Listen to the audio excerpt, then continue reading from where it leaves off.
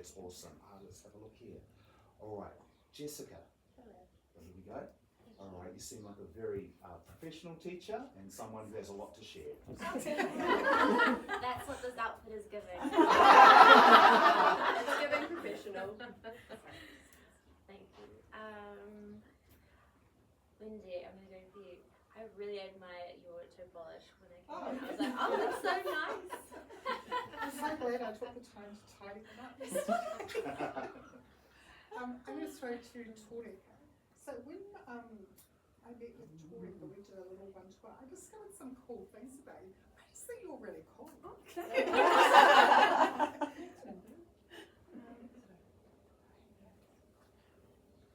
Latoya, I really like all the different strategies you share with your class because you're very cool and hip. Thanks.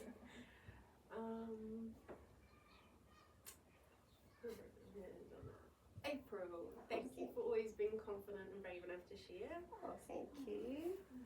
Oh, that's a good one. And I'm going to throw a one. Thank you, Anna. Nice to meet you again. The way you share with us. Thank you, April.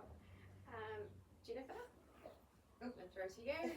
I really admire your smile and your sense of humour and things that I've learned from you as well, so thank you for sharing. Oh, thank you. Bridget, I always enjoy connecting with you and sharing ideas. Sorry, what was her name? Annette. I love how when we came in you had a big smile on your face. Thank you. Zara, I actually loved looking at your tattoos because I am so scared to get a tattoo and I think your braid is so awesome. Luana? I loved hearing about your trip that you had and what it's like where you're from.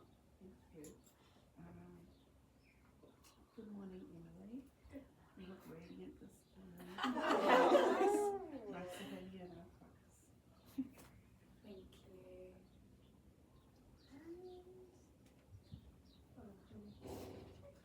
It's always lovely.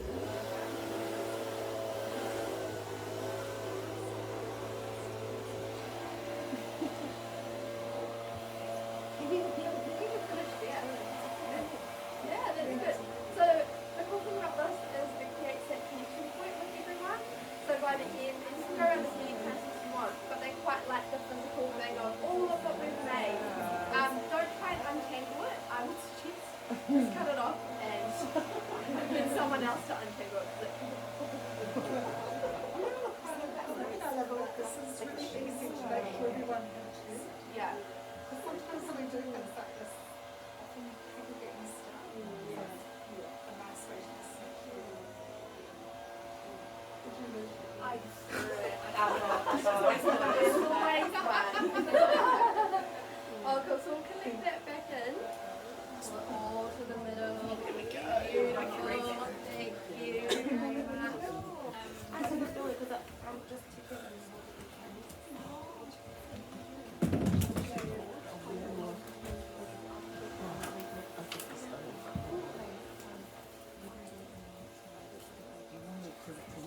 So I think a couple of people that came in late and missed our introductions to Regan and Annie.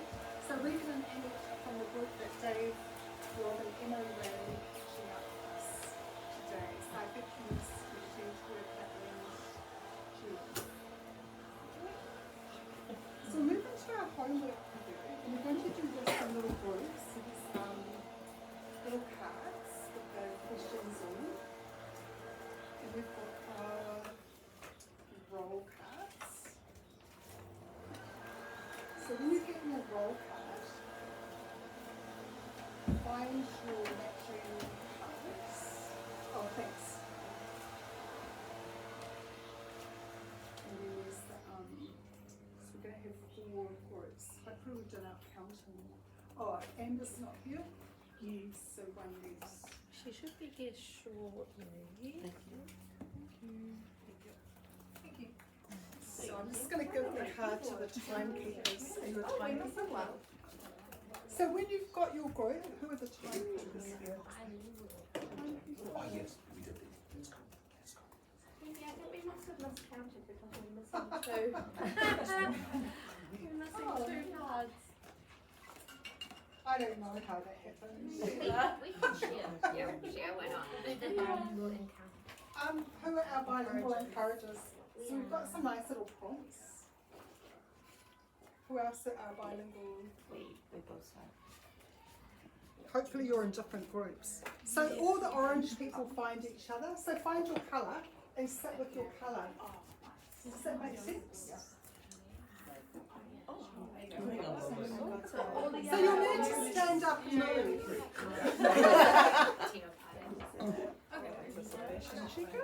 I might be on my own. I think good to meet you. We need to have Yeah. I'll just stand by. So just to let you- Yes. You two are the same colour. You're talking as well. We're not literally. Colours as well. Are we meant to be looking for colours or the same people? They're colours, yeah. Okay, colours. Okay. But then we're So they've got timekeepers. I don't know what happened. Jen and I don't match up with anyone. I've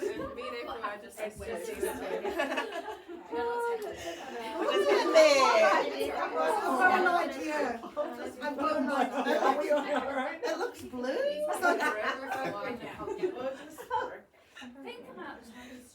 We love roll cards. They work really well when you've sorted out the groups. So in your group, you need a timekeeper, a turn taker, and a bilingual encourager. So if you could make a group of 3. And a participation checker? Is that the have got a plan? Okay. So make sure you've got 3 or 4 different roles in your group, and you can just choose any colour. Okay. All right. You guys must have time for that. Boom, done. All right. So Oh, you are.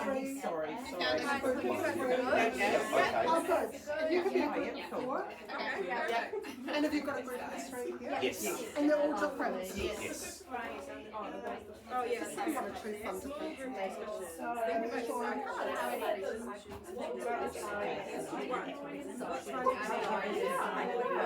What time are you playing? Are you Okay.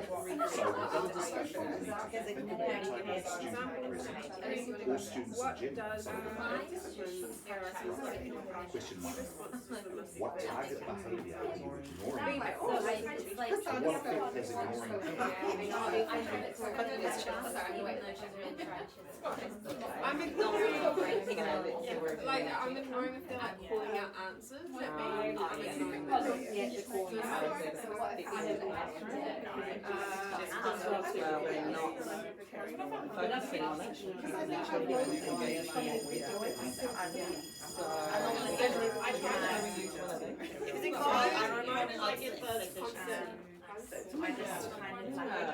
Choose one or dinner.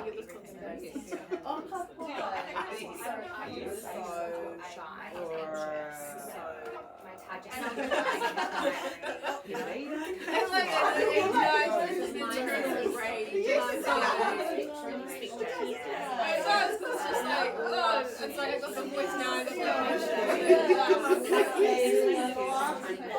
Oh, now you're just showing off. Now that's awesome. Are we using warnings or reminders and redirection now? Oh, this is helpful. Can you see what I've Used to got? use them in the classroom. Can you give an example? I'm going to take this one. And that is just ignore the behaviour and then look over the person that's got their hand up and you say, I like the way you put your hand up.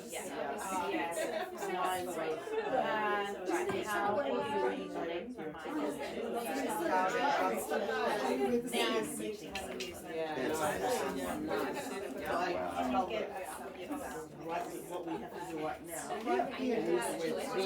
Yeah. So then. Beautiful. You didn't read that. Walk in the law. Awesome. Okay. You want to add one to that?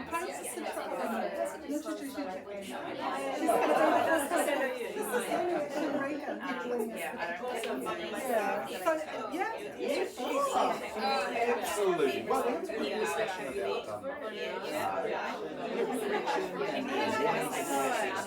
we're up to the question how we're using one sort of and or reflex now.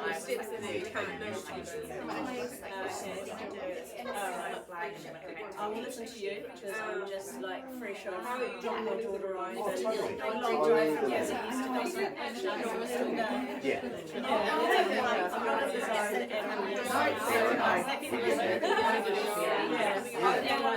I'm on a break as well, so I'm not full load. Ease yourself and it'll work out. So what did you have? I would have said something that's like this. I love their table and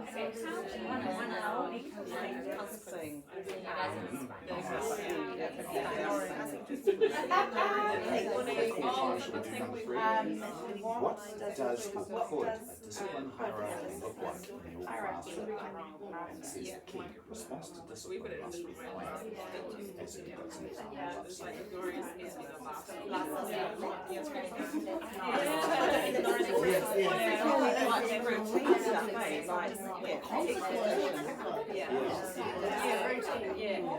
I'm totally along with that as well. I know, and schools also have like codes of conduct and stuff like that. We've got one up on our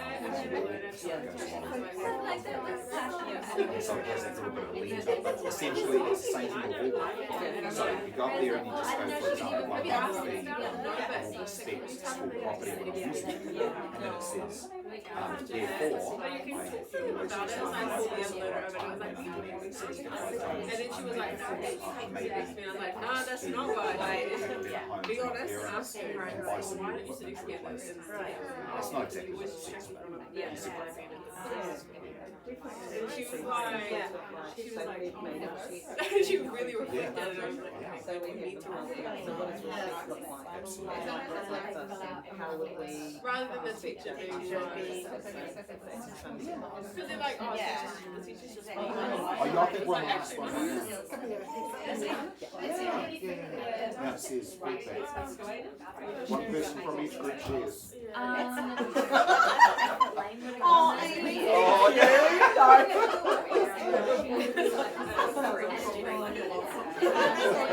I leave it up to my neighbour here. No, I must say, I may call out names. Yeah. We'll share. We'll share.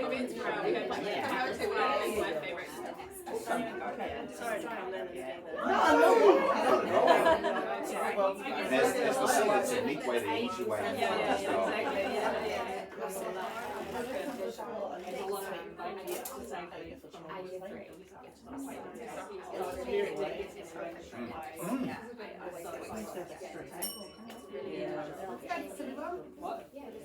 Should we do a standing? Do you want to do a standing feedback or do you want to sit down? We sit down. It worked out pretty good because we said, So in your group, in your coloured groups that we set up so well, first of all, I just apologise and thank you for being so accommodating and understanding that we made a little mistake when we set that up. I'll pass this round so you can put the cards back in. If you are the bilingual encourager, you're going to be the person that feeds back from your group. So where should we start? We have a bilingual encourager over here. Thanks, Jess. It was a little hard for Bridget and I because our children, mine's Estelle and she's very quiet, so I'm just trying to get her to contribute and talk. And hers is spectrum based as well. But it was great to hear from Zara because she teaches a higher level than we do, so but also what's happening in her class and the consequences is quite extreme to what would happen in ages 0 to 2. Yeah, but that was really cool to hear different strategies. I feel like you highlighted a gem there, and the gem is that we don't need to go up the pyramid. Like we don't always need to. So if you're doing those things at the bottom, we won't need to go up the top, but we still cover them. Yeah, because one day you might just need those strategies. You never know. It's going to be in class next year. Yeah. Thank you. So we'll keep going round. Who's the next bilingual encourager? Is that so? We spoke about using the positive, the compliments when we're talking to our children, to always ignore the negative behavior, but reinforce it with a positive, with a compliment. Then we went into talking. I'm just sharing. going to pause for 1 minute because that's such a beautiful gem, Aileen. So when you finish sharing back, who knows what the gem was there? So it's catch children being good. And reinforce the positive. Yeah, and Anne and I always say catch children being good as well. And so you can choose either of my toys or mine. So sorry, keep going. Okay. Oh, sorry. Oh, now I've just got to remember. We did. We also shared about strategies that we all use, and that was, as I said before, catching children being good, and complimenting their positive behaviors. We also spoke about, rather than taking an interest away, for example, if they're playing with a toy but they need to do their writing, rather than taking the toy away from them, you can say, if you finish your work, then you can. Oh my God! Because you're taking more learning away from the child than taking the learning away from the child. So that was one. And that gem is first there then. Then you did. And then the last one is Annette, thank you. It was redirecting. So nice. not actually singling them out, but redirecting positive behaviour so that they're like, oh, that's right, and get back in and work together. Yeah, so just kind of. And I have a little question for that group. So you know how you talked about changing the emphasis to catching the kids being good and reinforcing positive behaviour. What effect has that had on you as teachers using that approach? Oh, can I? Sorry. No, my target student that I've used for our behaviour plan, I've just been assessing him, and since I've been using all those positive, I did a JAMS assessment on him. He's actually listening. He scored higher than what I expected. I mean, really high. He almost scored he almost got everything correct. Yes. But no, I was just amazed. So you are listening. And so how did that make you feel? Well, it made me feel very, very proud, but also at the same time, I said to myself, now see, do not think they're not listening. Yes. Yeah. Can't always tell that. Mm. Can you make sure you get yourself treats when you've done your gems? So many gems. Who is our next bilingual? Me. Thank you. Yeah, we talked about like how being successful after we been using some strategies on our target students. I think of our target students may have some positive changes now, and we talked about from last session how we're gonna ignoring the students. Before we probably just giving them ignoring hands or talk to my hands straight away. Now we're gonna having some strategy before we giving that time or just ignoring those things. And Mateo just shared us a very good example, like how we gonna get the students who don't want to sit together as one. I think that's gonna be a really good example. Like I'm probably gonna try it in my class. So that's be one student. I can share if you want. Oh yeah, cool. Yeah. We have one of my target learners. She can be quite disruptive on the mat, but she's noticed other learners moving, and one learner in particular, she tends to be a little magnet towards, and that learner is always moving away from her. And she asked me at the end of the session and says, "Fi, I don't think it's fair, she's always moving away from me on the mat." And I said, "Oh, why do you think that?" She's like, "I don't know, but you need to tell her to sit next to me." And I said, "Oh, okay. Oh, I can't do that. Why don't you talk to her about it?" So I brought the other learner over. And she said, "Oh, Fi says you need to sit next to me on the mat." And I said, "No, that's not what I said." I said, "Be honest," and I said, "Be kind about it. Well, tell her what you're feeling. I'm feeling a bit sad to keep moving. Can you tell me why?" And I said, "Remember, ask the why." And the learner was very honest. She said, "Well, you always distract me on the mat." And so together they worked, and they were like, "Well, what if I sit next to you quietly, will you stop moving away?" And she said, "Yes." So we made some great progress.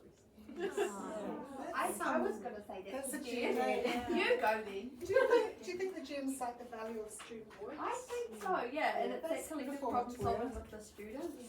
So important. If you do write a gem, there's some blue tabs somewhere, and we'll just get you to put them on the windows.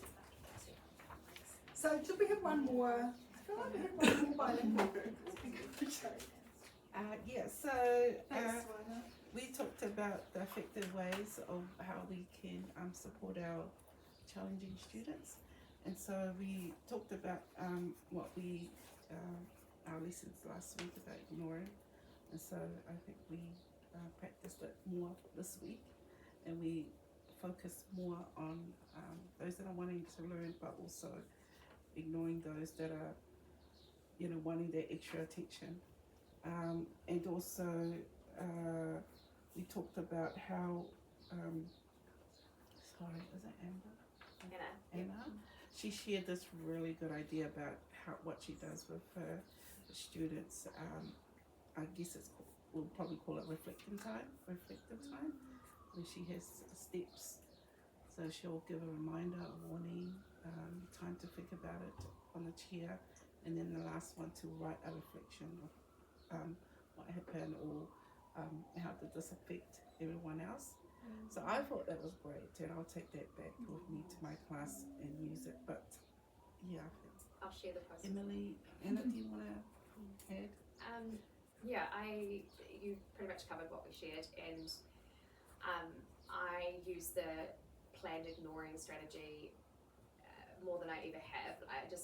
It wasn't even on my radar to do that with my target student, and it has been so effective. And also have been using turn and talk, so because my target student loves to share his thoughts, and he's very keen to do that, but it's often blurting out, without his hand up. So turn and talk, I've set my kids up with a buddy, and they turn and talk during writing or wherever it's needed, and they're able to get their thoughts out without having to get redirected for not putting your hand up. So I love I remember seeing a young teacher at Sylvia Park School, was her first term teaching, and that was her strategy on the mat. So there was no putting up your hand, waiting, listening to one child, like all their discussions were together. It was very cool. Yeah. And really can I ask you, don't have to answer this question, but when we talked about painting more, we also talked about the effect it can have on you as a person, and that it's not a strategy that suits all of us. So how do you and yourself, when you I said last session, I said I wasn't going to use it because I just didn't think I could do it with this certain student. But it's just necessary because it's quite constant. So ignoring is honestly, like, it's me using this energy as well, and he's definitely responding to it. So I think for me it's something I'm going to continue using where necessary, and yeah, I think that it's working, so I'm going to keep using it.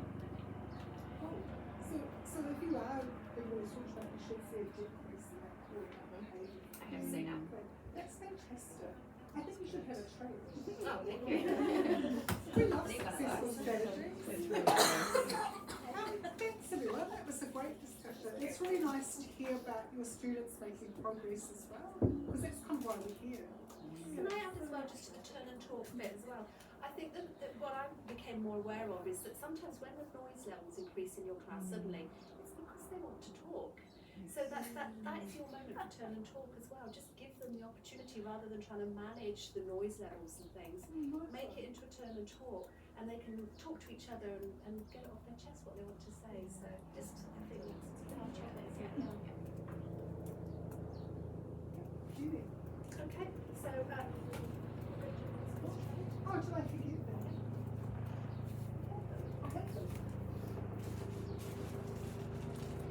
they should be alright. I did not say that should be fine. So you all know Christmas cake trade. Rob would have done this with you. Should we do Christmas trade? So Yes. it's the homework. So yeah, so. Yeah. Don't worry, it's how you what we do. That's Did you have a book? So find your partner when you've got your partner. I love it, hey? I used to do it all the time. Alright. So good.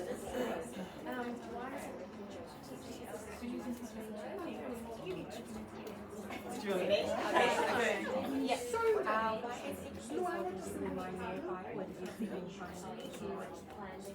you want to work with me? That's ideal. But That's what I was thinking, yeah, I was making it the same. so if you just go to us, that'd be great.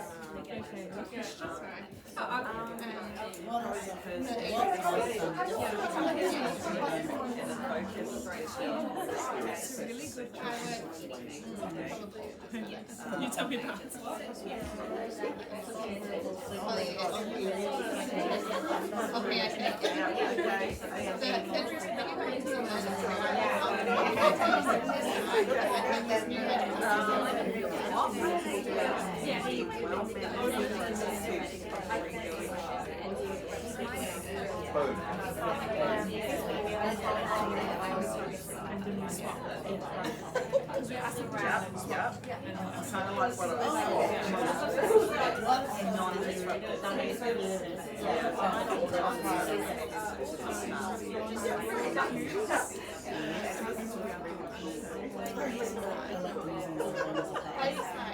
Oh, yeah.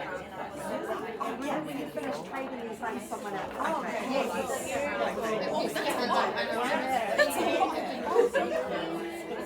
Okay. I'll come to you.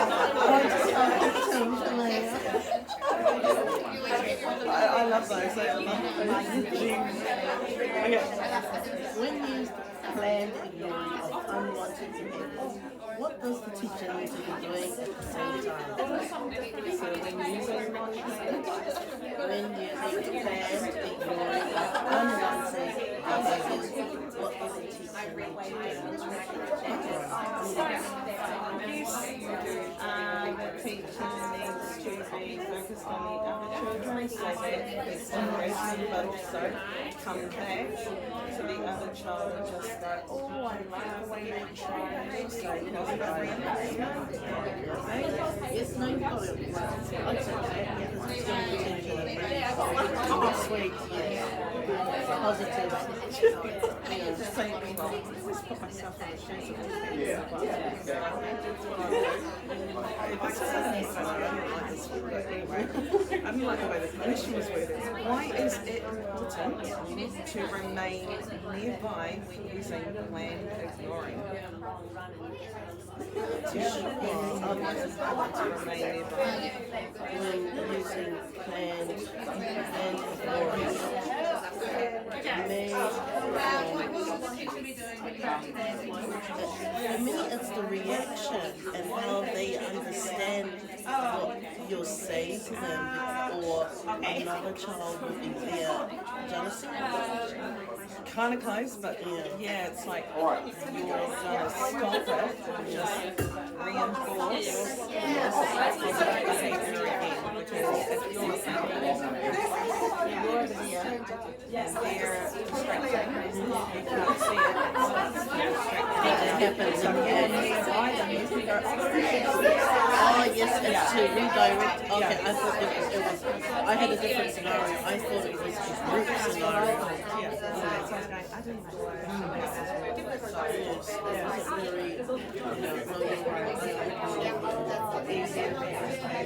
You just have this That's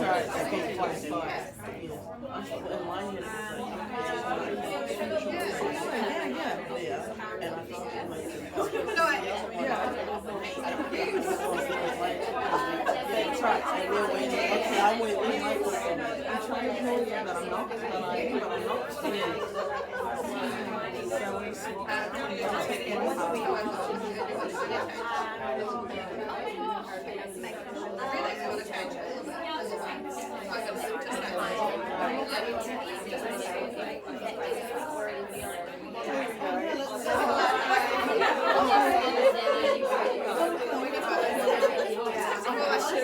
Why is it a good idea to identify one person's negative behaviours to focus on reducing panic behaviours? What are some different types of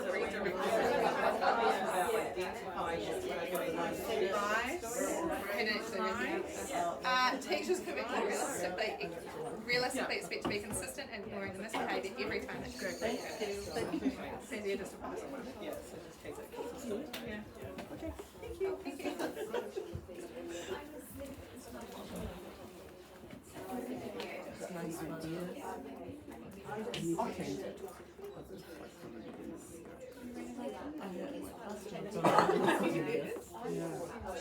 Just as a matter of interest, how many people did have a chance to do some reading of the textbooks that you saw you last? I read the summary. Does it count?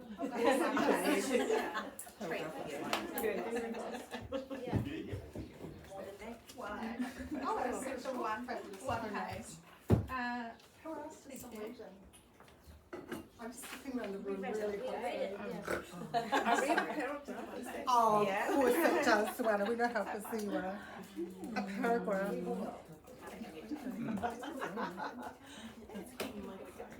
So what we're going to do now is just have a quick look at our last week's gems and have a very, very quick discussion about which gem resonates with you if we do this most week. So what I was going to do is break you just into groups. So we have a 3, and then from April a 4, then another 4 up to Bridget, and then another 3. Is that right? So we've got 3, 4, 4, 3. Okay. So what I'd like is if one of that group could just come and choose one of the gems, and just for a few minutes, if everybody in the group could have a little share about what that gem means to you, how it resonates with you.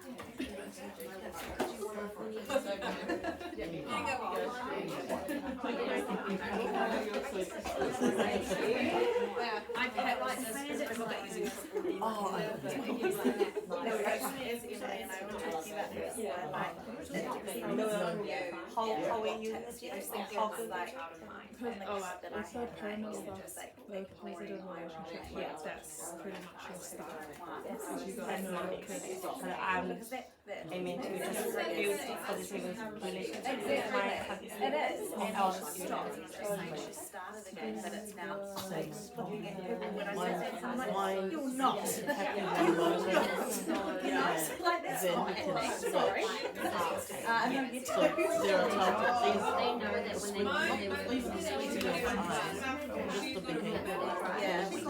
But yeah, Just going quiet. So I know he's at eyes. The eyes and how quiet they go. And the posture comes in. Body language flows.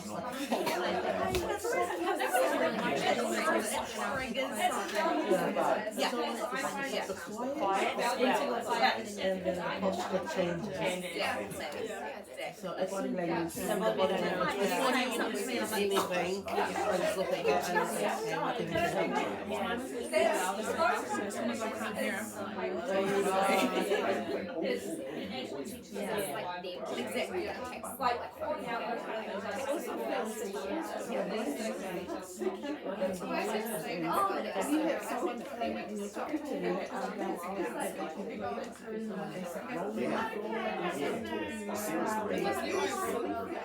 You do not. It's true. I'm on the phone with my class.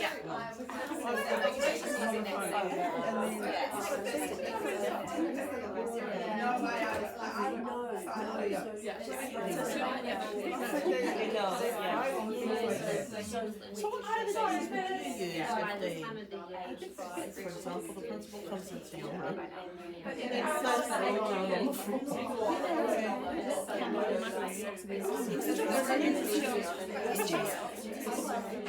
My kids really good at have someone who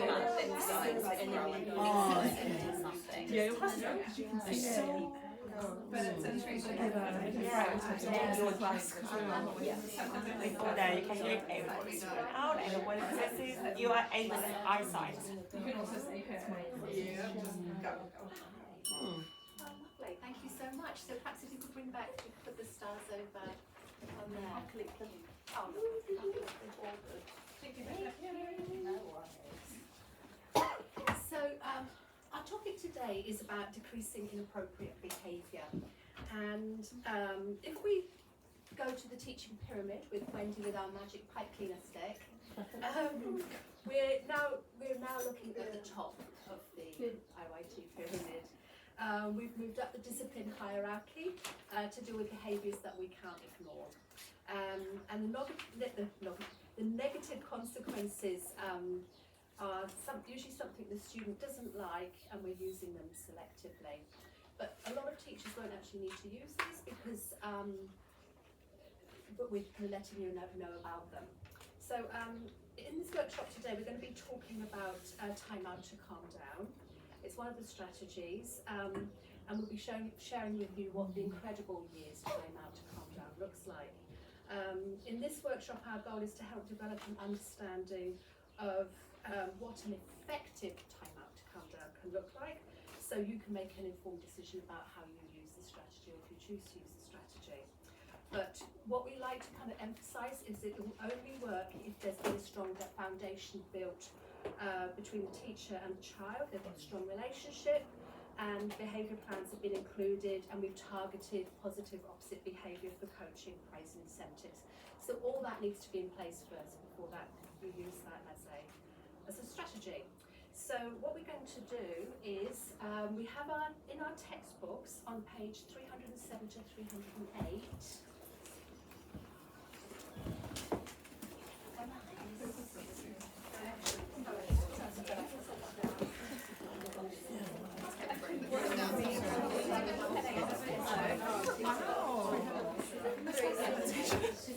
This is a reference for what we're talking about, and Kyla's going to give you a little post-it. We're also going to bring some notes on that. Yes. 370 to 308. This is a little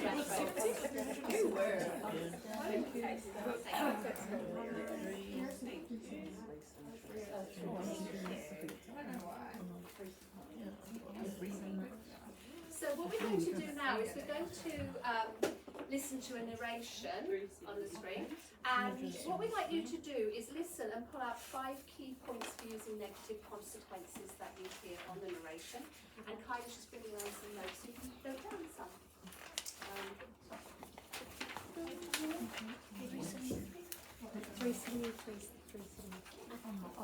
No matter how consistently you use ignoring, redirecting, and warnings or reminders as strategies for dealing with inappropriate classroom behavior, and no matter how consistently you reinforce appropriate behavior, there are still times when children will continue to misbehave. In these cases, their misbehavior needs to be dealt with by imposing a negative consequence. A negative consequence is something the child does not want, such as being last in line, losing recess, getting time out in a classroom, missing free time, loss of a privilege, and so on. Consequences do not have to be severe to be effective. The key is consistency, not severity. Consequences must be applied consistently rather than varying according to the situation. They must be applied uniformly. That is, they must be the same for everybody. And they must be applied promptly. That is, immediately after the misbehavior. For this reason, it is a good idea to avoid establishing consequences which are inconvenient to enforce. Consequences are a way of holding children accountable for their behavior. Students must be familiar with the discipline plan in advance so that they can see the negative consequences as the direct result of their behavior. Whenever possible, consequences should be presented as a choice the child has made. For example, you hit Carl.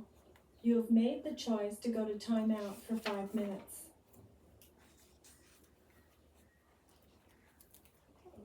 So, can we just perhaps share kind of a note on the board, some of the key points that you've noted from the video for using negative consequences? It has to be something the kids don't want. So, Yeah.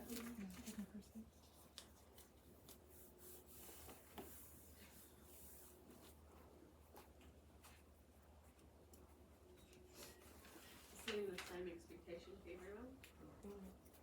Yeah. You were kind of totally right. So it's the same for everyone, but also setting the expectation. So I love that. That's great. It has to be enforced straight away, so very prompt about when you notice the behaviour. being consistent.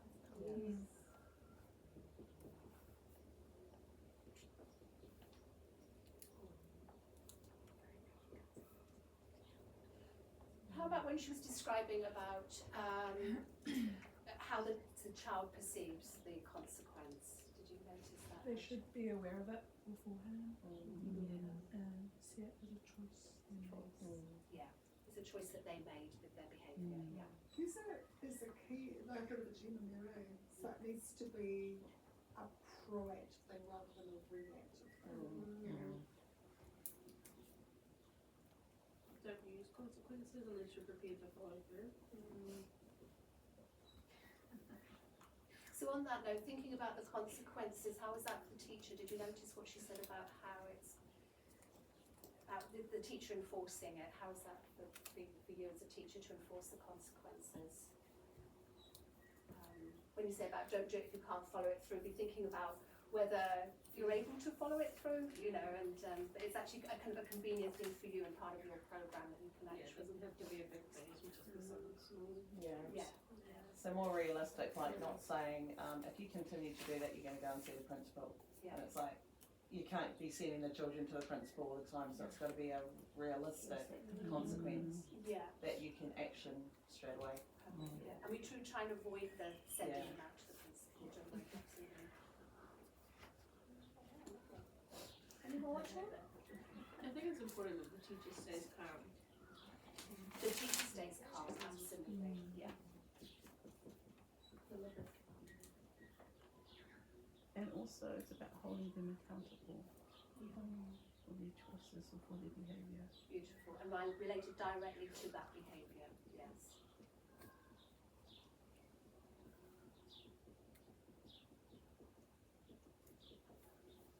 What about with different ages?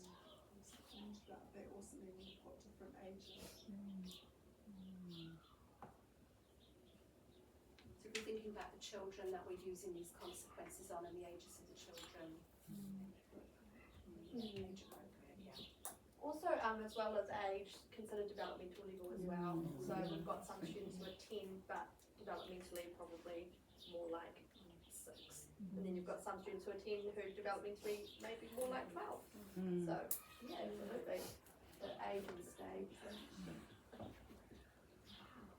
there's a lot of considerations we have here, don't we, about the You know, my negative favourite one is the non-punitive. Because often we think that consequences have to be punitive, and I don't know what it is in human beings that, I don't know, there's something kind of vengeful So I love that philosophy here is that it's non-punitive. And I think that's linked to the keeping calm, because then you don't have, if you can keep yourself calm, you don't feel that need to be punitive. Cool, so what we're going to look at now is the distinction between natural consequences and logical consequences. So we're going to watch a little vignette, and there's a narration that it sort of explains it, and then we have some activities to do to try and get our heads around it. Sometimes there's a You're alright, way to go, I was done. naturally out of the situation and minimizes classroom disruption. A natural consequence is some negative outcome that would result from the child's misbehavior without any intervention on your part. A logical consequence, on the other hand, is a negative outcome that results from the child's behavior because you set it up that way. Consequences work best when there is an inherent connection between the misbehavior and the consequence. Watch how the teachers in the next scenes use both types of consequences. You can have some water to drink. Well, you know what, Bruce? Your hands were not to your own body with the milk.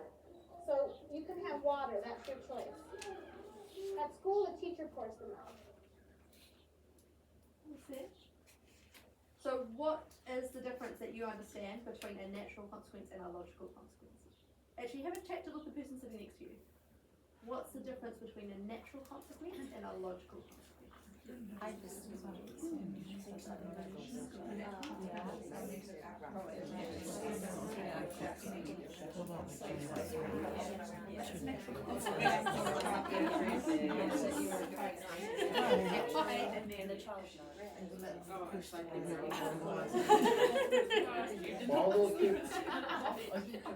In the next scene,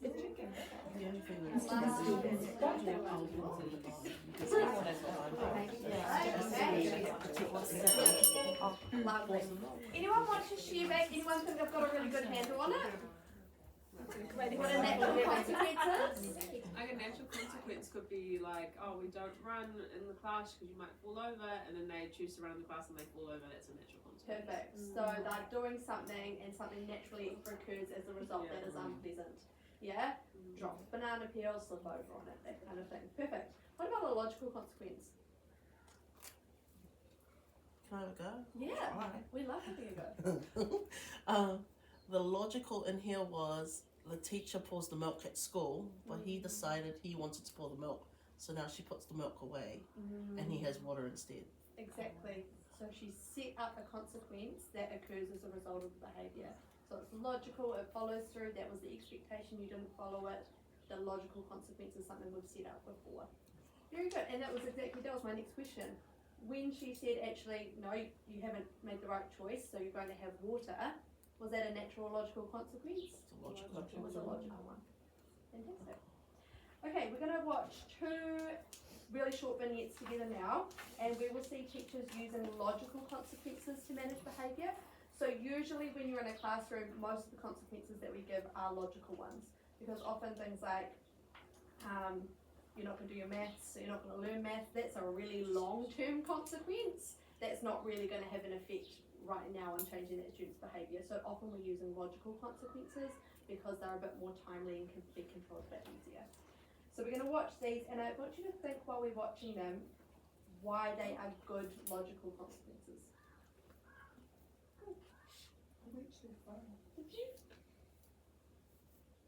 In the next scene, in the next scene, in the next scene, in the next,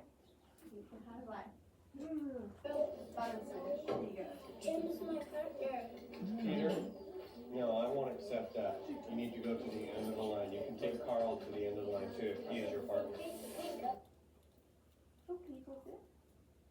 So why do you think that was a good logical consequence for that child who pushed in?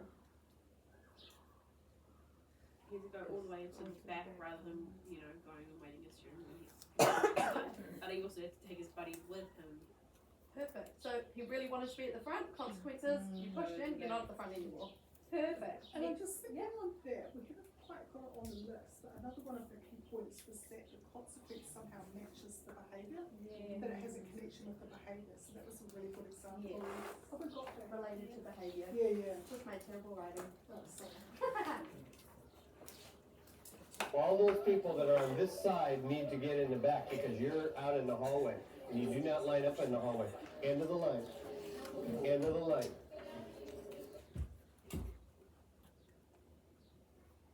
Beautiful, and that was the same again. Cool.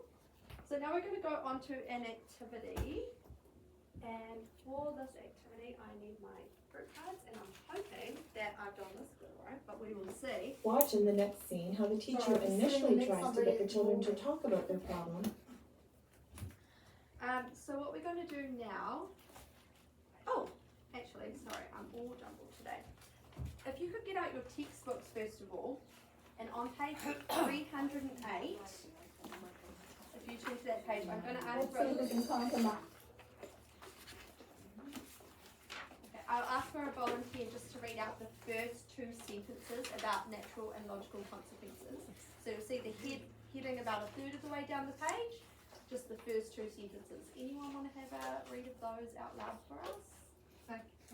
Thank you. A natural consequence is a negative outcome that will result from the child's misbehaviour without any intervention on the teacher's part. When these kinds of consequences occur, they can be a good learning experience for the student with minimal classroom disruption or teacher effort. Beautiful. And then on page 309, you'll see a little list. There's 4 examples there of natural consequences. So what we'll do is we'll just get one person to read, there's 2 on one page, 2 on the next page, to read each of the examples.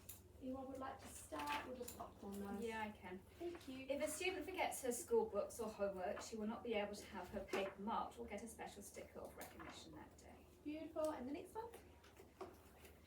If the student misuses her glue by pouring it all on one art project, there won't be any left for another project.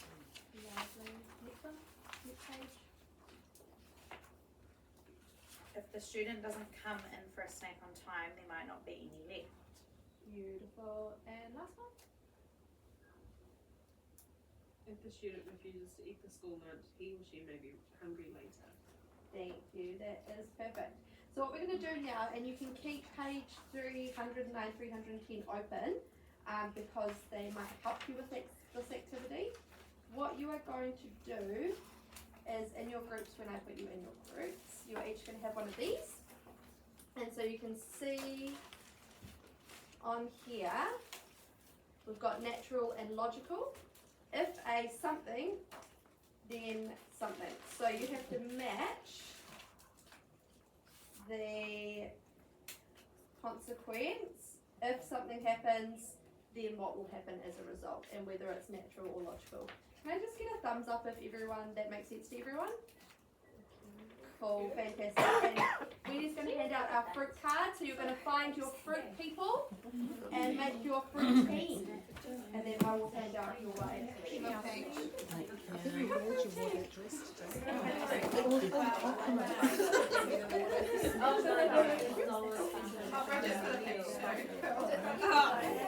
Alright, apples.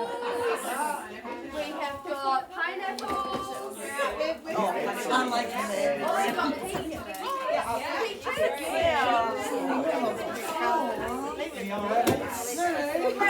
Beautiful.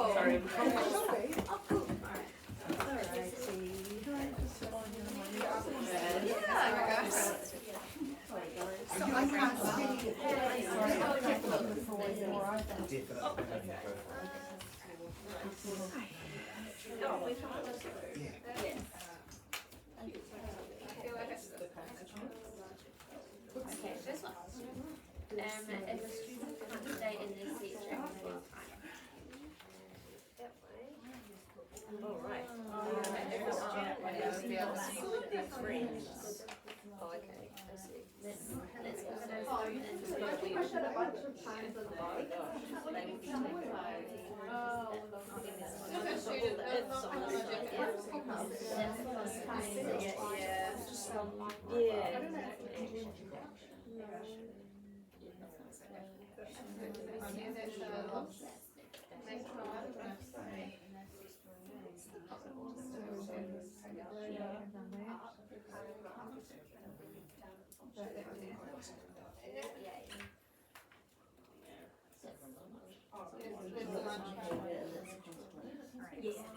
Yes.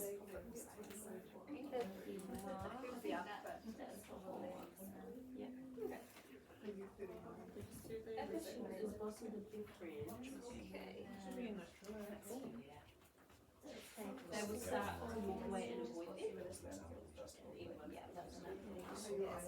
That would be So do we think that's Yeah. I feel like it depends though on the trial, because some it comes naturally, but then some it's more motivated. Like I would assume that Natural? Oh, okay. Yeah. As a student. So maybe it's the library one. Natural. Follows probably. So close to the boys eating their full school to remove food school.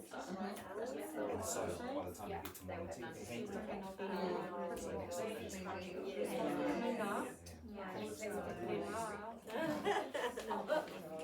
worst. If it gets there, okay, yeah. It won't be marked. Well, if water is it's natural, right? No, still they'll clean it up. Yep.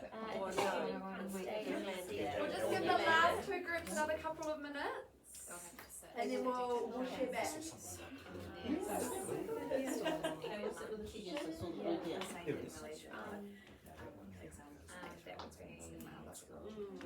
Yeah.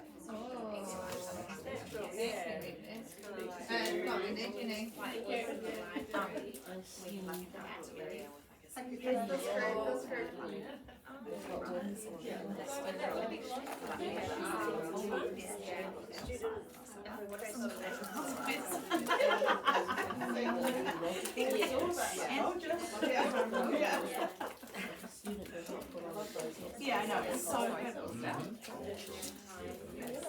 Didn't have to say anything. Okay.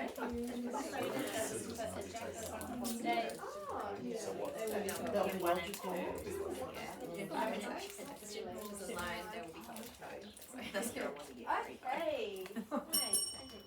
So we might do a little share back. So what we'll do is we'll just stay where we are, but we'll go around the groups and maybe each group can have a go at reading one and we'll see how we all feel about that. Okay, do you guys want to start with the first one? Sure. So natural consequence is the first lot. If a student misuses their glue and uses it up all on one art project, they will have none left for the next project. We all agree with that? Yeah. Nice. Next group. If a student does not put on a jacket on a cold day, they will be cold. Yeah. Can I just make a little thing about that? So what would be the exception to allow that to happen? They don't have one. Oh, okay, they might not have one. If it's really cold, they're going to get sick. And I'm also thinking developmental. So sometimes with those little kids who need to be told, so if you've got 5-year-olds, for example, or children who are developing into preschool, then of course you wouldn't allow that to happen. So. Lovely. Next group. If a student is bossy with their friends, they will start to walk away and avoid them. We're happy with that? And last group for our natural consequence. What's the last one that we have? I think we might be missing. No, we're not. Oh, okay. Second one. If a student, that's upside down. The student misuses the glue and uses it. A student doesn't eat their lunch, they'll be hungry. Beautiful. And then we'll come back to this group for a logical consequence. If the students can't use a quiet voice in the library, they will have to leave. Beautiful. Happy? Next group. If water is spilled over the floor, the student will be responsible for cleaning it up. Perfect. Down the bottom. You guys? If a student pushes a line, he or she will be directed to the back. Gorgeous. At the back. If a student can't stay in their seat during learning time, they'll have to sit with the teacher. Lovely. Any more? If a student doesn't do their work in class, they'll have to do it on time. Cool. If a student can use scissors safely. They can't. Yeah. Yeah. Can't use scissors safely, they will be taken away. Perfect. And do we have one? Was there one left?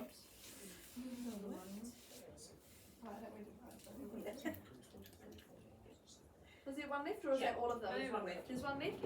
Any group first? If a student procrastinates and does not do work in class time, he or she will have to do it in their own time. Fantastic. You guys are amazing. All of you on the same page. How beautiful. All right, chuck those back in the bags, please, and then sit back at your tables. We're tuning to 208 in your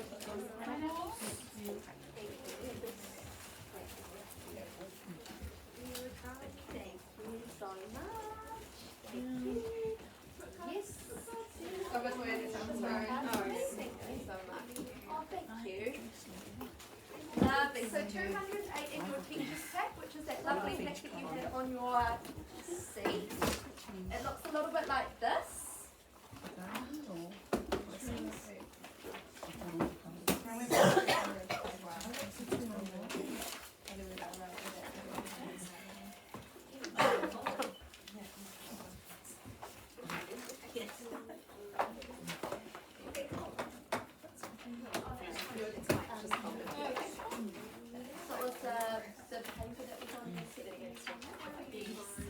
I know it's confusing. I know so many things.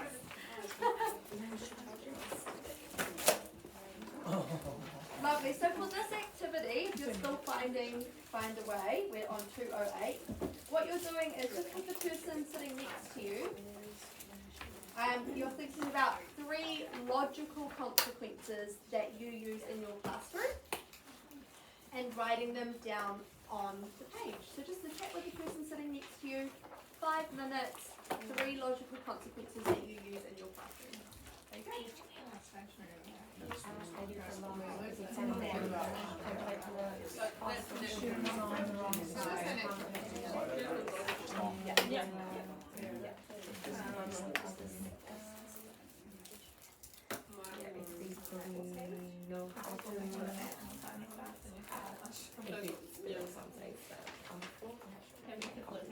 If I have to wait, or talk to him and don't work, it's too late.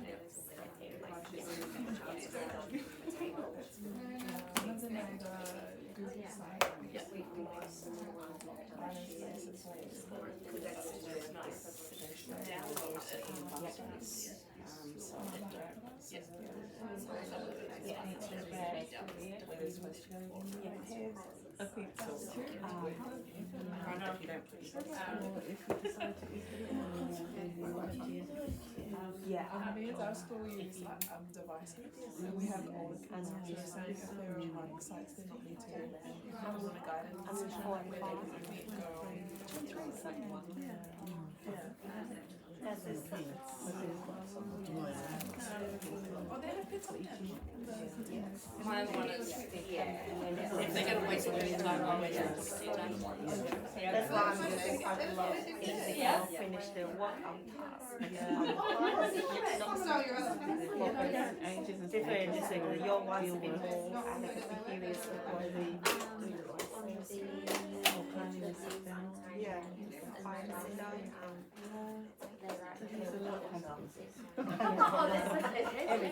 Everything. Sometimes we run out of things. I know.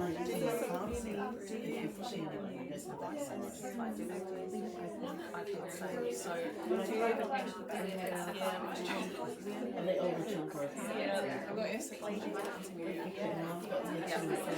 do you use it as a post-it in the book?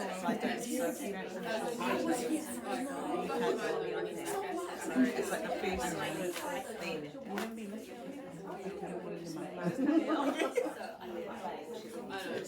Some of them Which is like when you've got a good relationship with the parents. Yeah.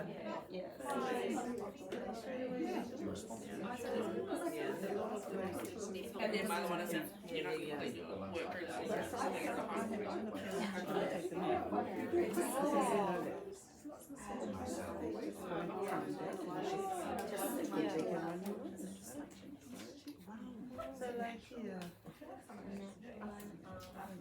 Just go one more minute.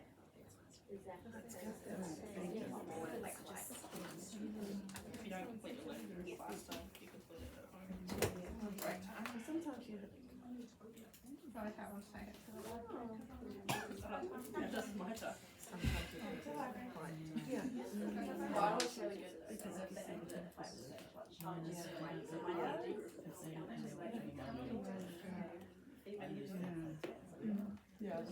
Do you know what I did the other day?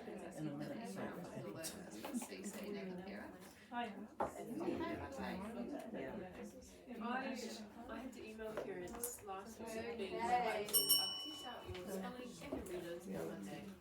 Really cool. Really cool hearing people go, oh yeah, I do that too. Because I think so many of these behaviours are so common wherever you are and whoever you teach, and often those consequences just make sense, right? So that's really cool. What I want you to do now is just on your own, choose one of the ones that you've written down, and I want you to write it in a sentence framing it as a choice that the child has made.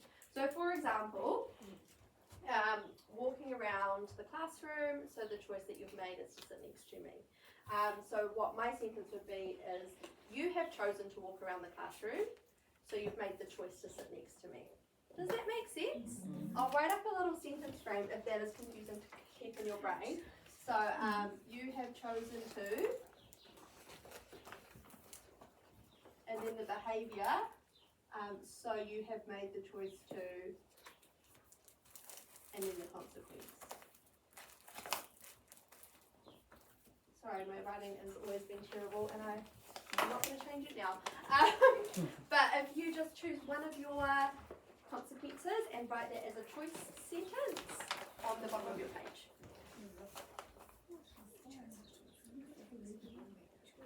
Oh my gosh, every class I've ever taught, is that an O or an A or an E? And I'm like, that's an O.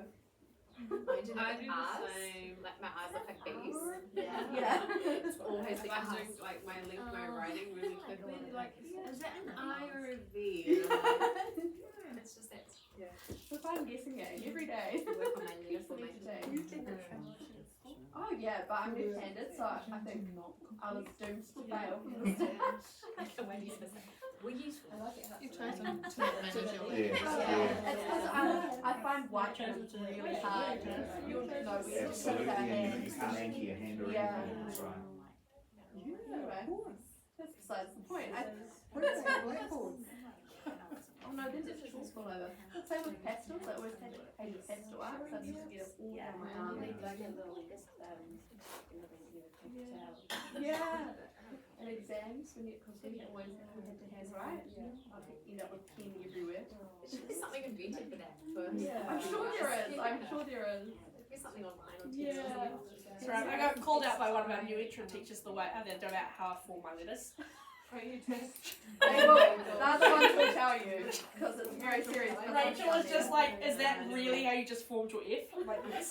It's in front of the entire PLD. Yeah. Sorry, distracting everyone with my conversations about troubles with my hand. But it's fine.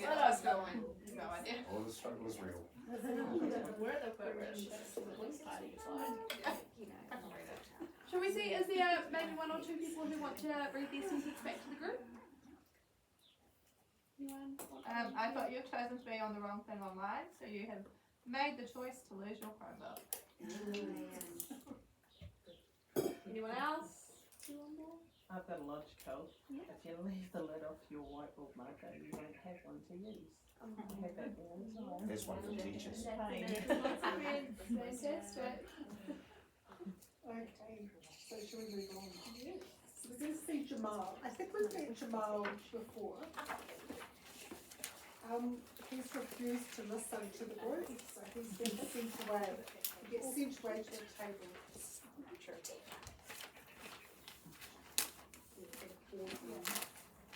Another effective response to misbehavior is to take the child away from the situation he or she is disrupting or the situation that is stimulating or reinforcing the misbehavior.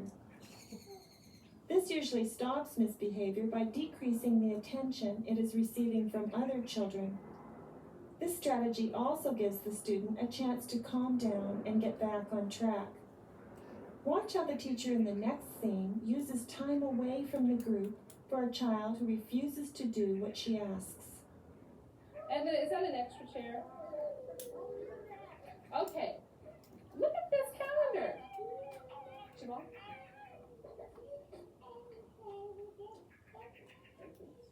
Come and learn with me. Okay, let's see. Jamal, you need to sit down. 1, 2, and put the book away. 3, 4, 5. This is the second one. So I have to give you a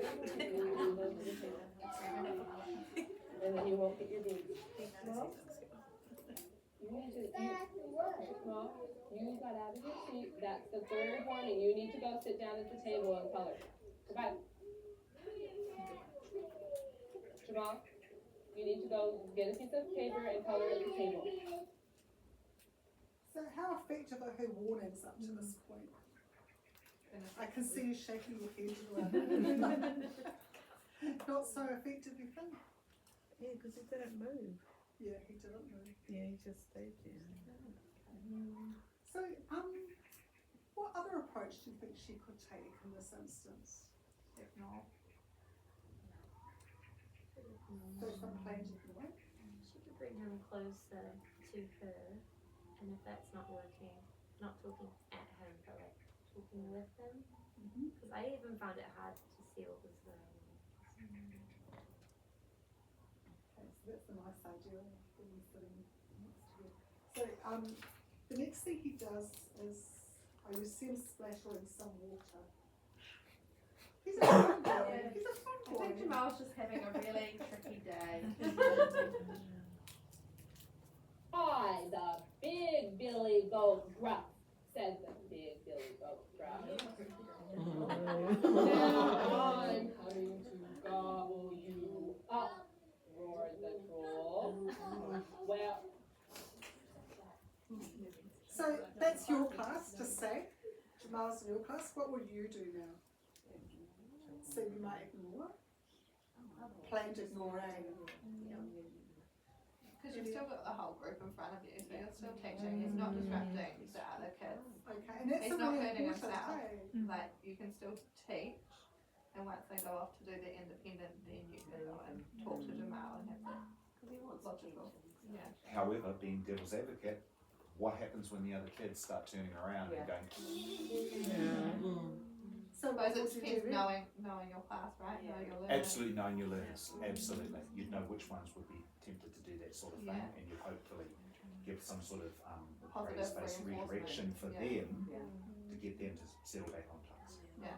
And I guess you could use that peer, like in pairs, why don't you talk about, because you know something's going to escalate, get them to do pairing, and then while you're doing that, or while they're doing that, quickly get up, remove it, maybe give them something else to play with. Yeah, nice. That's not going to actually impact on the whole class. Yeah. What did you think of the placement, like where Jamal was placed? He was sent to the back of the class, Yeah. which is like kind of out of eyesight a little bit more. Okay, so a bit far away. A bit far away, I think. Yeah. Any other thoughts? But also she had other adult teachers Yeah. there that could assist him, Yeah. especially if he was splashing water. That could be a safety hazard if any child was to walk and So slip. maybe get the teacher. So it's about age. thinking more, yeah. Yeah. But then you'd have thought that the teacher aide might have had that initiative. Yeah. Yeah. So you Just never not know, be done. Just don't know. you never know what the teacher aide was doing. so Yeah, yes, as well. Okay, so this is kind of fun, so let's watch a little bit more. Next scene, we see the teacher enforcing the natural consequences of this action. Namely, the teacher asks him to clean up the water when the other children are going outside for recess. The natural consequence holds the child accountable for his actions. okay, now let's go check. We need to go check the housekeeping area and see if it's all cleaned up. still pretty wet. I think you need to stomp around on that towel over here.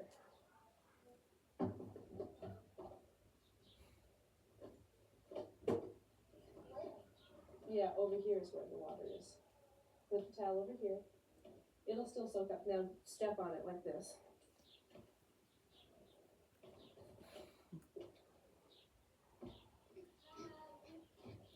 Okay. Then we need to wipe off the top of the stove too. We'll get most of it with this, and then if it's still wet, we can use a paper towel.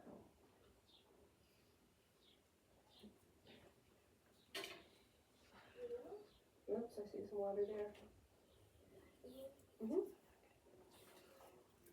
Okay, now these boxes, they need to get put where they belong. I'm going to hang this someplace to dry.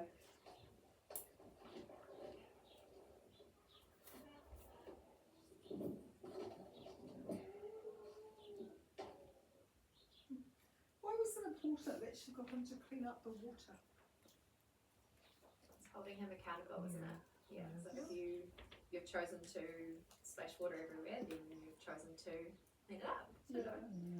Just with that one, they said it was a natural consequence, but isn't it illogical?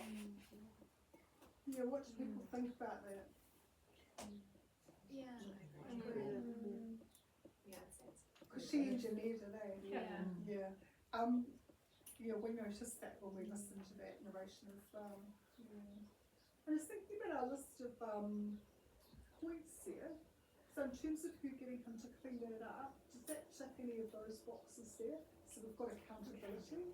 Any other things we could tick off there in terms of the planning? Yeah. Non-punitive. Yeah, non-punitive. Age and stage considered? Yeah. Set the expectation. Yeah. If you do that, that's a choice, but then the expectation is enough after you. So. The other thing that's happening is that he's getting the attention from the teacher in that moment and the cleaning up, so he's starting to build. So he's got that one-on-one time with the teacher, even if it's a consequence for his actions, but it's almost like he's helping the teacher with something, so he's that reconnection after a bit of a rough day. That's so important. Yeah, and she's also helping him out too. She's just not standing there and Over him. expecting him to do it all himself. Yeah. You know, by picking up the boxes, by, you know, she's role Yeah. modeling. Yeah. So, yeah.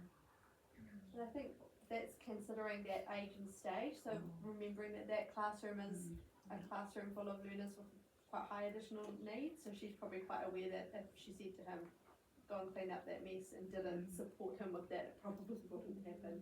Nice. Well, it's like that, you know, you get some bystanders or some maybe less experienced teachers who watch something like that with kids going on, and they'll, I've heard it, I've witnessed it myself, where it's like, oh, that's an attention-seeking child. No, often they're just seeking a connection, not the attention, it's a connection. That's a lovely point. Okay, we're going to look at another vignette now, and this time we're talking about loss of privilege as a type of consequence.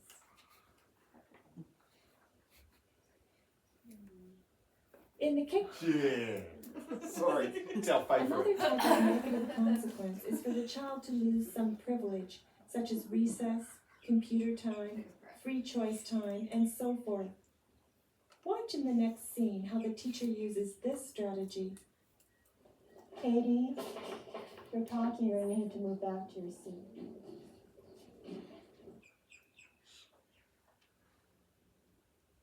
Let's see if we can compromise here. Just a minute. I'd like you to go out this recess to get the teams picked. And can you stay in last recess? All right. Because he owes me a recess. So we made a compromise here, because I think the teams need to be checked and chosen. And he cannot play last recess, all right? So what was the loss of privilege there? Recess. Yes, yeah. It was quite nicely negotiated, wasn't it? And it sounds like the children are aware of that as a consequence.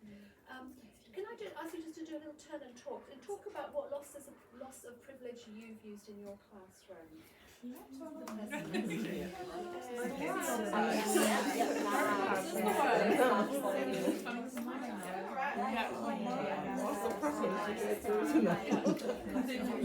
know, they're not even like argue it, they're like, and then the questions they give each other, like, we're gonna get back.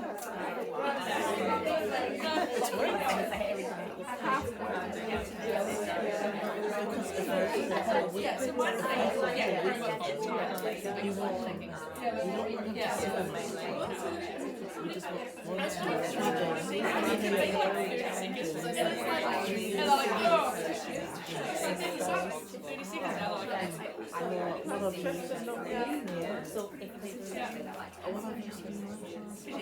loss of reaching out. They know to do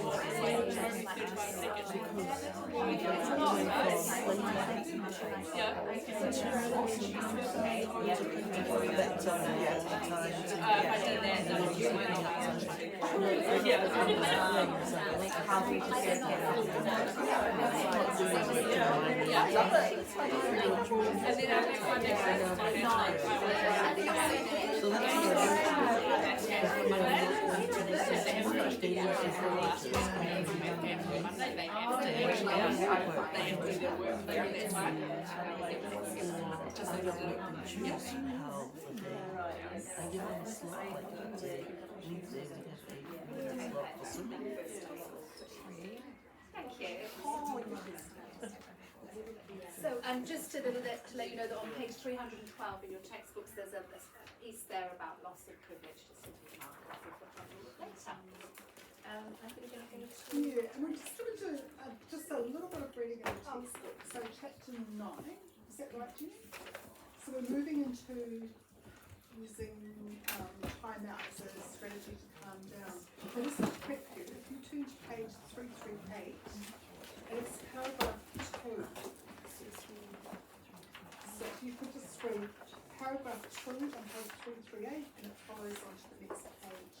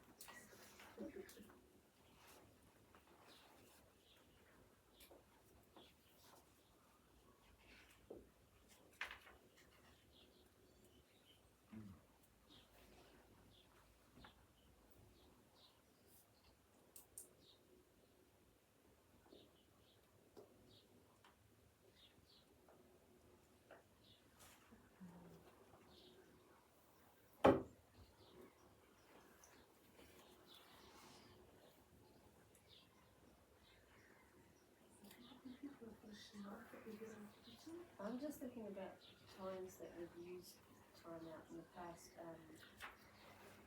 with a child won't stay in the time out space, they'll just So we're do going a to cover run that. Yeah. We'll cover that today. Yeah. We're also really aware that time out has become controversial. Yeah. And that I'm sure if we went around the room and asked each person what they thought time out was, we'd probably look at a different response. So what we're looking at here today is time out to calm down. So I just want to be really clear about that. It's time out to calm down, and it's done in a particular way in terms of incredible years. I've actually done a little piece about it on our website, so you can also have a look at that. So remember, where does it sit in IY? Where does time out to calm down sit? At the top. It's at the top. So maybe that it's a strategy that you won't even use. In fact, lots of you probably shouldn't be using time out as a strategy for some of the behaviours that you're dealing with your kids. You know your kids, you know the behaviour. But we will go through the teaching of it today because it's a handy strategy to use, and I have to say as a parent, I think we used it a couple of times when Willie was really little. And when it's used properly and with warmth and love, which it should always be in a loving context that you use it as a strategy, it can be really effective. Also jump in here, Wendy. What I've noticed a lot of in classes I'm working in is uses of like a calm down corner or a calming space. And I kind of see these in a similar light. Because you have to, it's about the teaching of it, right? You can't just put it there and expect it to be used. So there's a bit of a process that's quite nice about this that can sort of fit with those as well. Okay. So just as a matter of interest, who's used some form of time out to calm down in their classrooms? So some people are using it as a form to calm down. So yeah, sitting up there with things like natural and logical consequences, loss of privilege, those sorts of things. So if we think about benefits and barriers, so we're used to benefits and barriers now, what are some benefits that you found to use in time out to calm down as a strategy in your space? It should also be for me to calm down as well. Okay, so sometimes for the adult to calm down.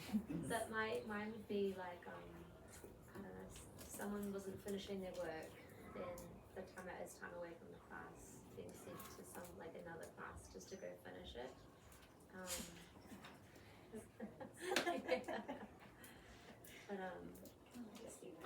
So we probably wouldn't use time out to calm down as a strategy for not finishing work.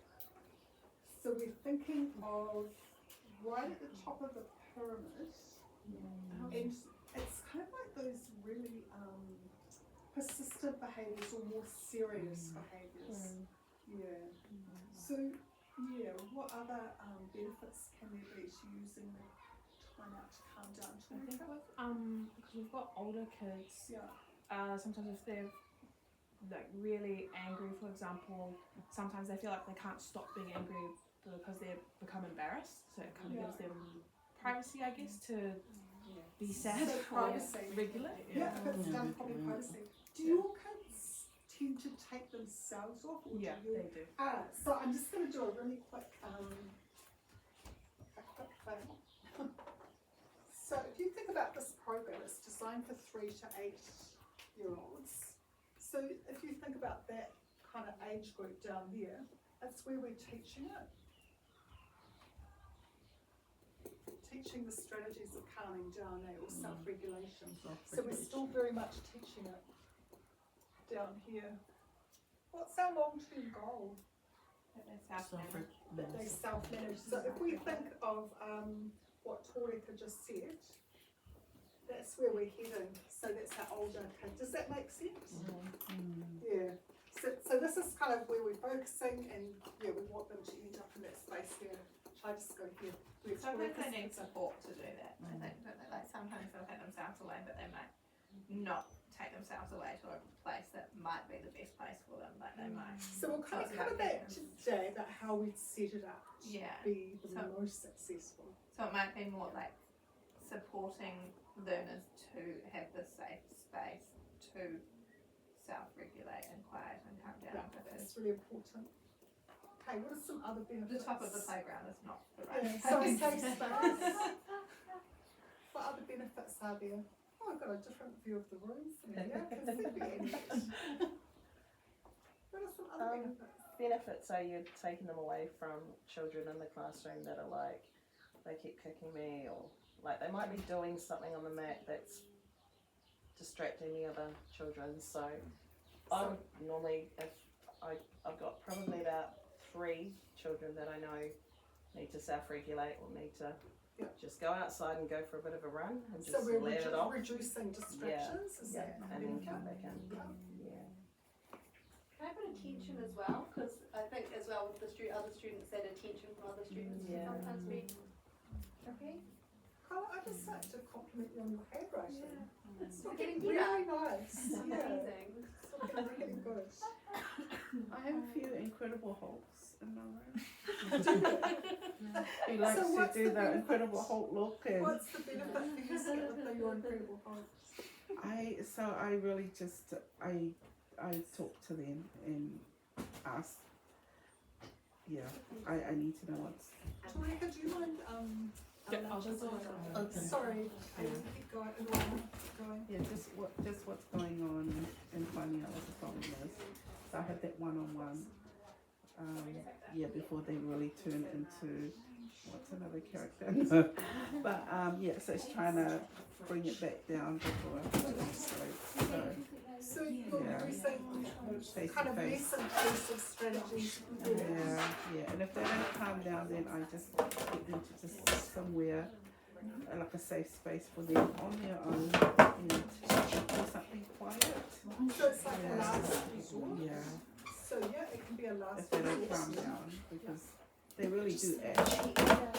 And if you give that attention, they'll act more, but you want to bring that down. Yeah, that's just the same there, Luan. Concept of mana, with especially with boys. Yeah. I have a lot of Making boys that connection. exactly the same. Yeah. We're exactly the same in this situation. And for a lot of those boys, the reason that they're keen on looking themselves up is because they've just given up on rationalising things. I do exactly the same thing as what you do. I've done it for years. Is start of the year working out for some of these boys how they're going to get out there and distract themselves. What are they going to do? Yeah. This year it was with the kids running laps. And I thought, man, everyone's going to be thinking that I'm just sending you guys out and boot camp with you guys. But no, they love it. They absolutely love it. So what's the benefit? So we're thinking about It benefits. stops that rampant escalation. Right, so it can Breaks it. diminishing the escalation. And it's away from everyone, right? So you're not causing that disruption in the And by them taking themselves to it's a choice rather than a punishment. Yeah. I like a reset as well in a different environment. Yeah. What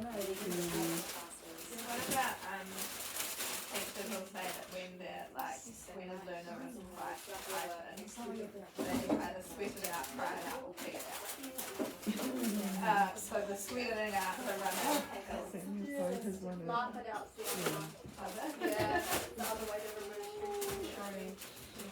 Yeah. That one's harder to do when Again, depends on the student, right? So we've got there gives the adult time to calm down, but what about the student? So that's the big goal, eh? The big benefit gives the student time to calm down. Yeah. So for people who've used time out to calm down as a strategy, have you noticed any barriers? Sometimes the student wants to stay, Oh. which is great, but you sometimes Getting them back into sometimes they don't want, like you might need the time to calm down, and the other learners in the hub might need the time to calm down. But that student really wants to stay. What's they telling you?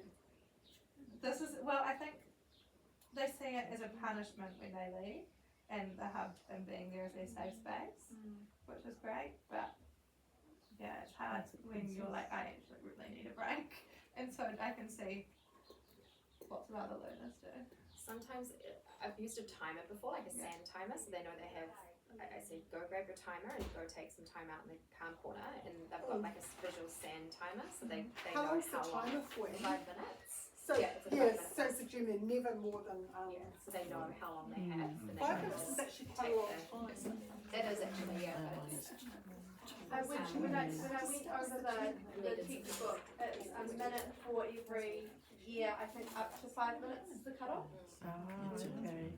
That's when I'm busy. 3 minutes or 2 minutes.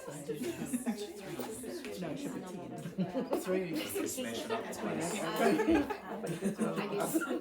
You'll find out over there. Oh, so it was a gym. I'm just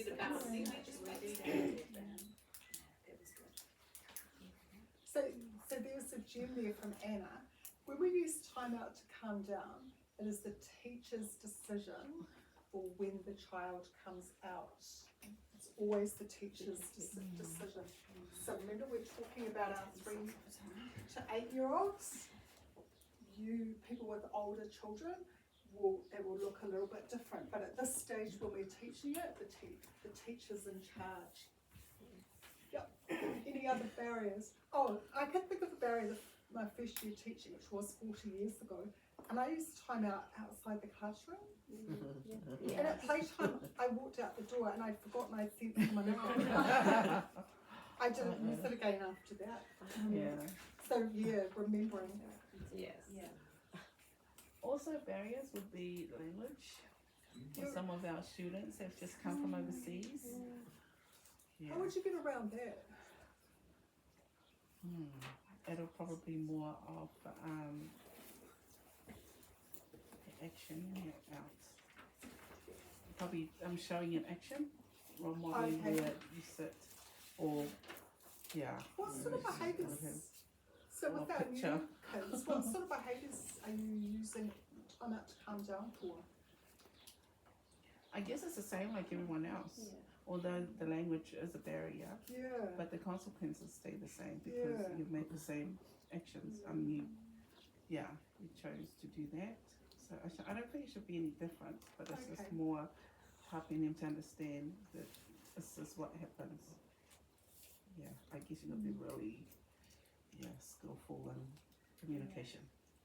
That's where the time is good, because then, it's something to concentrate, because you can't reason through, well, you did this, so you're here, unless you act it out or show pictures. But the time is good, because when this is finished, you can come back. Right. I think going back to what was said about privacy and saving face, I think a barrier would be losing face, because especially if you don't share the language, you can't, you can't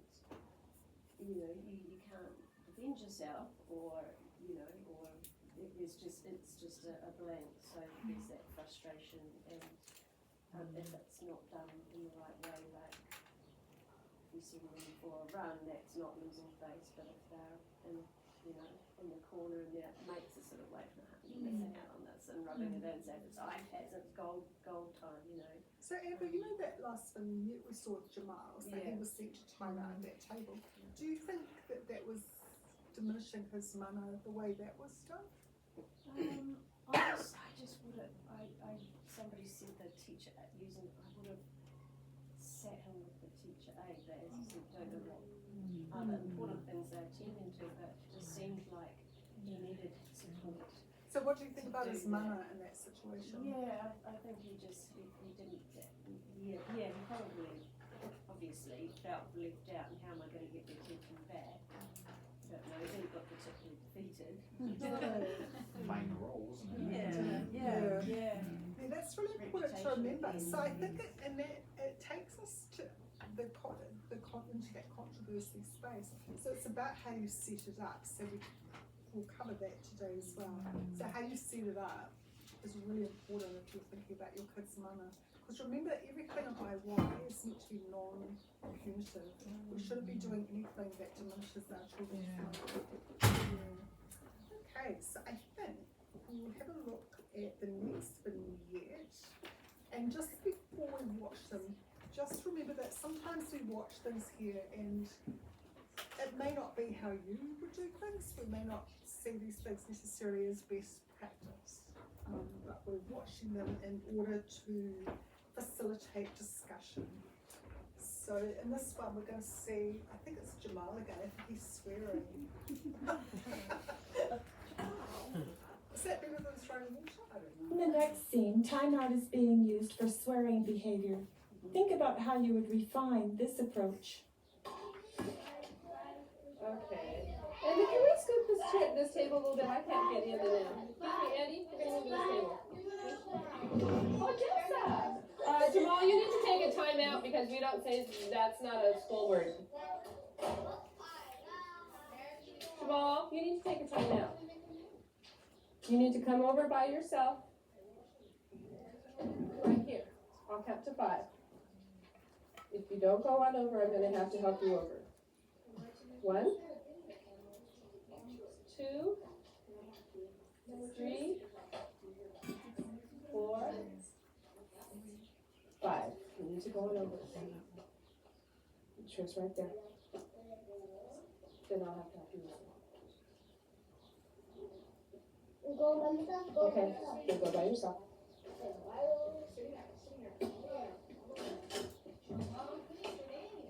Excuse me. Excuse me. Jamal, you can sit right here.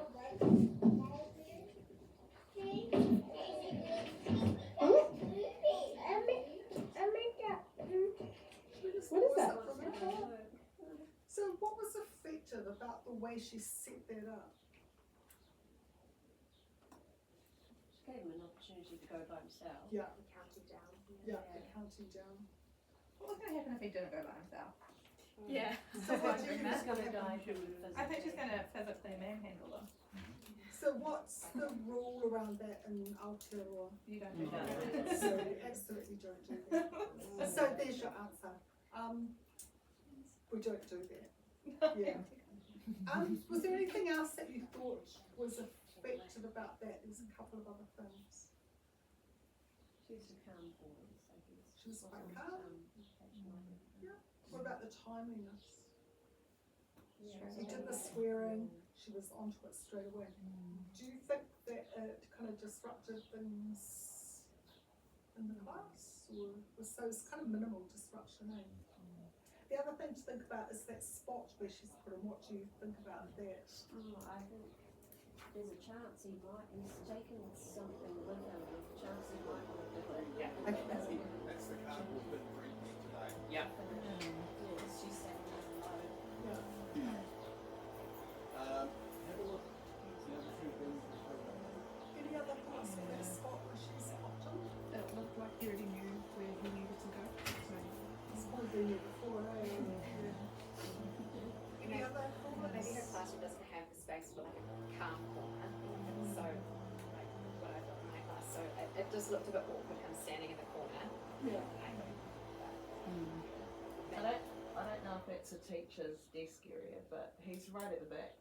I don't know, but with me, I've got a table right by my teacher's desk, so if I'm going to go back to my teacher's desk, I've got like visual of all the room, but they're right by me, so I can just just keep the contact going.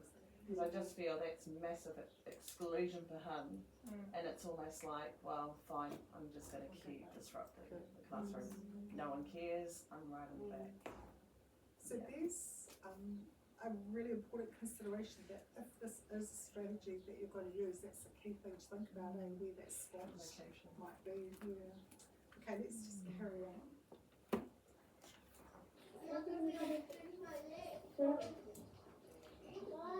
A boy? Eating breakfast? Okay. Who made what? Robert did that. This is Dustin's name. Okay, that's Dustin. And you did it all by yourself. Good job. Okay, now what's this one? Where should we put it? Here? Or here? Where should I draw it? Right here? A yellow school bus. What about? Thank you. Good job. Oh, Robert, you are working really hard.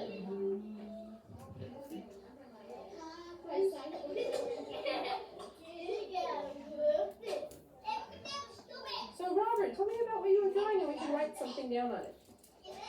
I didn't get a chance to write on that before.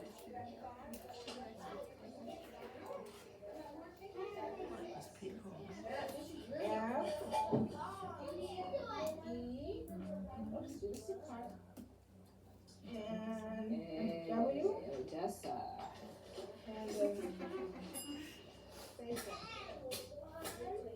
Are you ready to read that too? What's it say?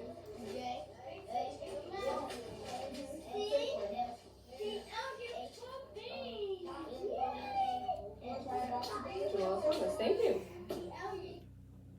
Okay, so do you think he should have been allowed to come out of timeout when he just throw in the pen?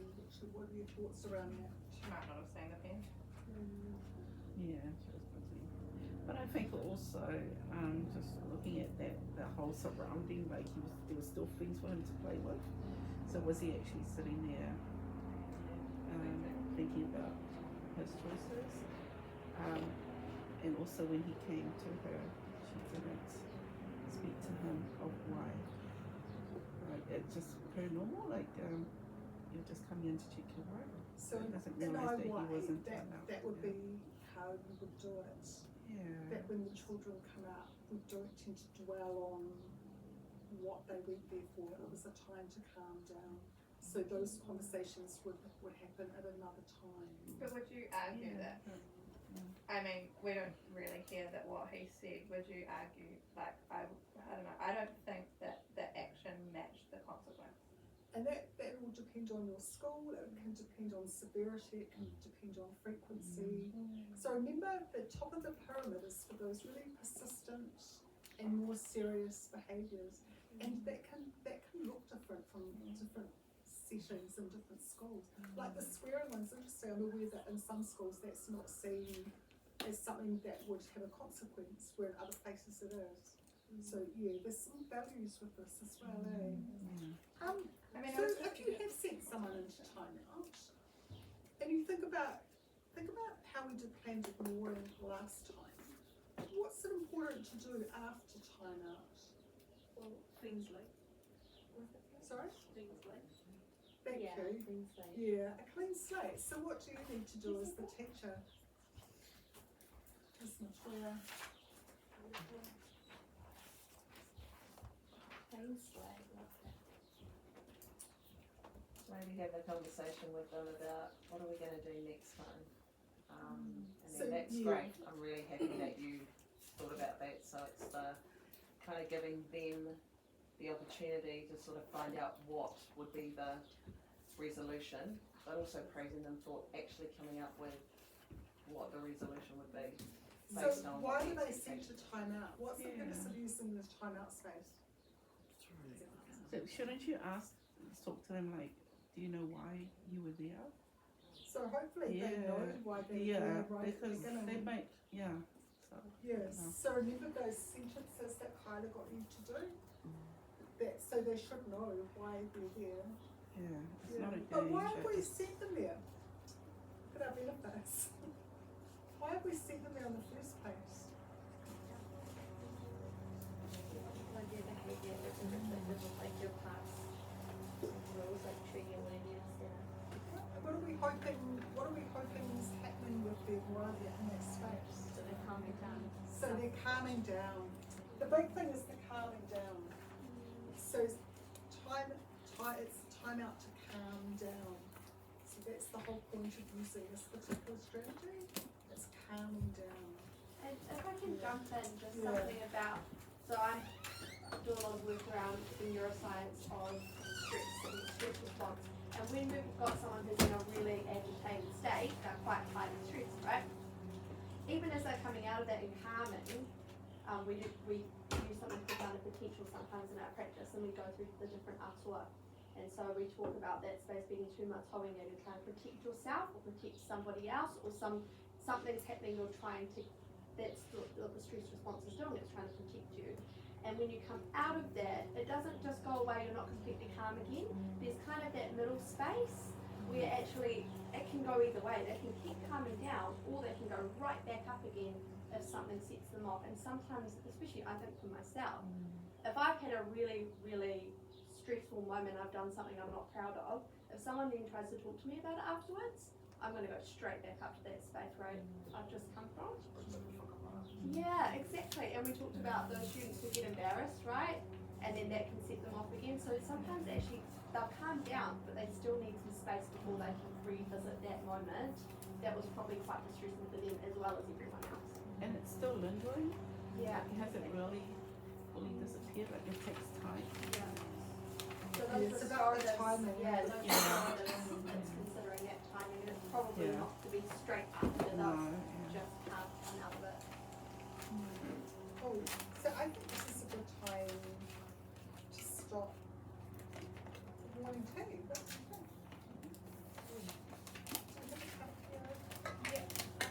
Well, I haven't personally posted it before, but I've got it to put up on the screen if everyone would like to. I emailed it to you. You did, but I'm not sure that I can. And I hope you don't mind we started I've got my laptop as well. this morning. I know you Yeah, need that's to okay. open us, but we started Oh, thank you. Oh, so you Do received the. we have a connection point for the TV? Is the cord?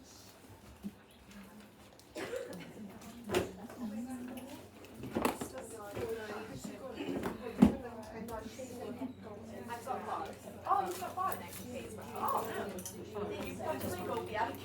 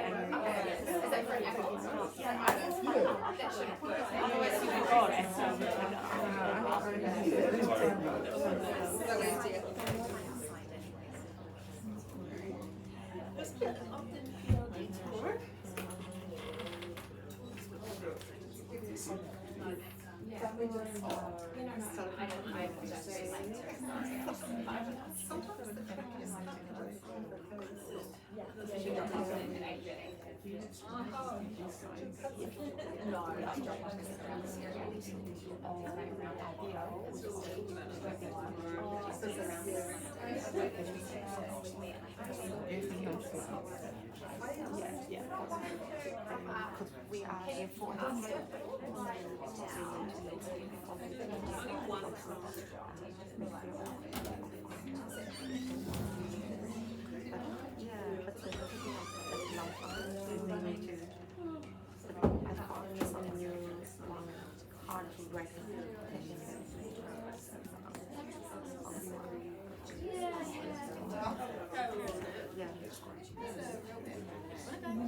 just waiting to see her come up.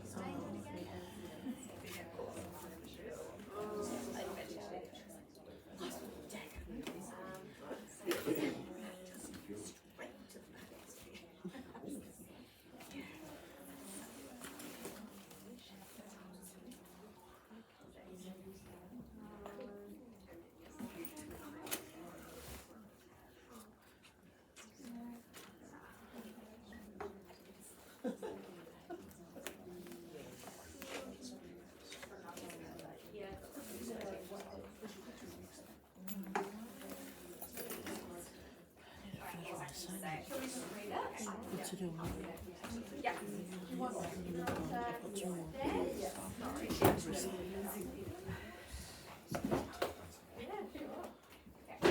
No mai e ngā hua o Papatua Nuku o Ranginui ki te kai. Ritiki kia ora haumie huie taikie. Thank you. Yeah, you can do that. That's the end of it, Yeah, lovely. Thank you. So should we say back by 11? Yep. I'm just going to shoot you to the corner, Lou.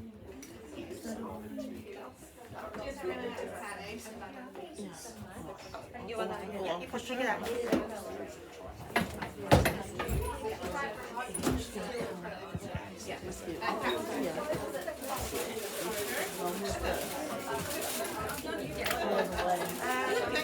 Chair, I'm going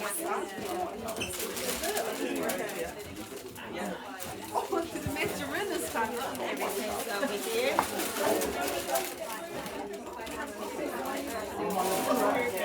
I was just trying to move this out of the way. Oh, yeah, I'll send you. Yeah,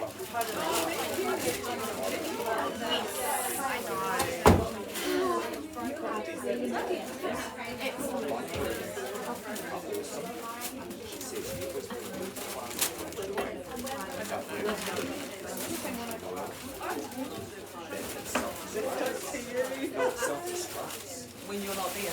No, it's just when you're in. Oh, but that could be. And it's not her. But actually,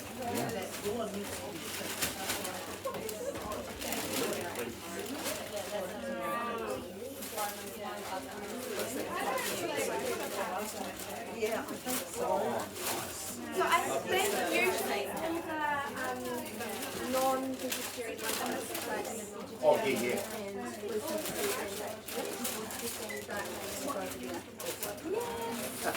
Thank you.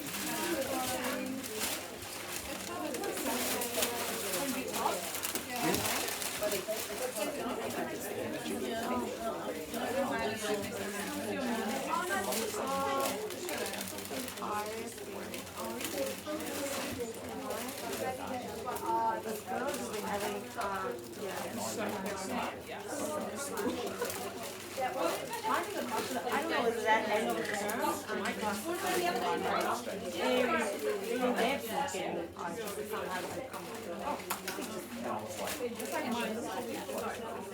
yeah. I'm not sure because I had one day living in yesterday was a school May.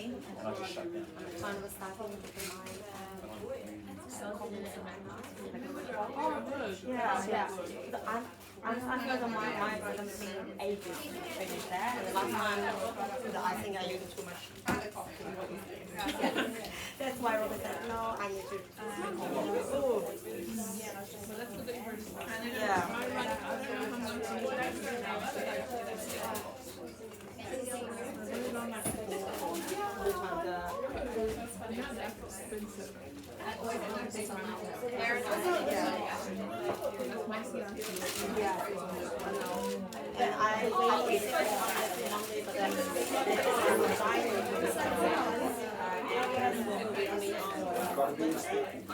I'm not sure still. You're gonna go to the regulation. Yeah. But I think she's still gonna have also change the alternative. Yeah. I'm not sure what's happening going on, and then I just need to spend my time to do my testing.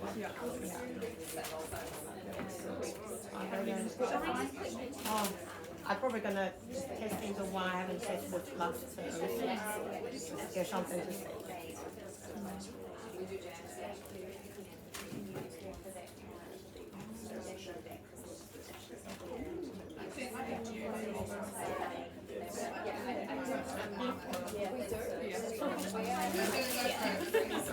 Actually, I've marked down all my very lower ones. Like the 1 to 6% one, I just marked all the easy, just give the 1 to 2. Some the higher one, I'm trying to yeah, but I'm for new, but I have my own.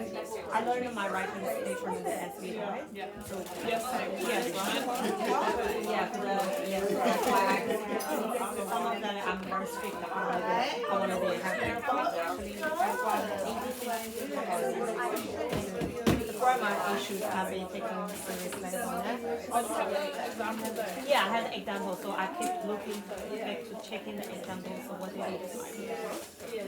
Hopefully I'm not much in the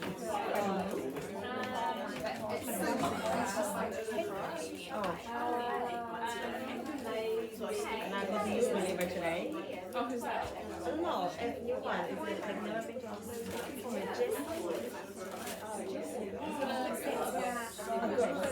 yeah, I think it's a lady, yeah.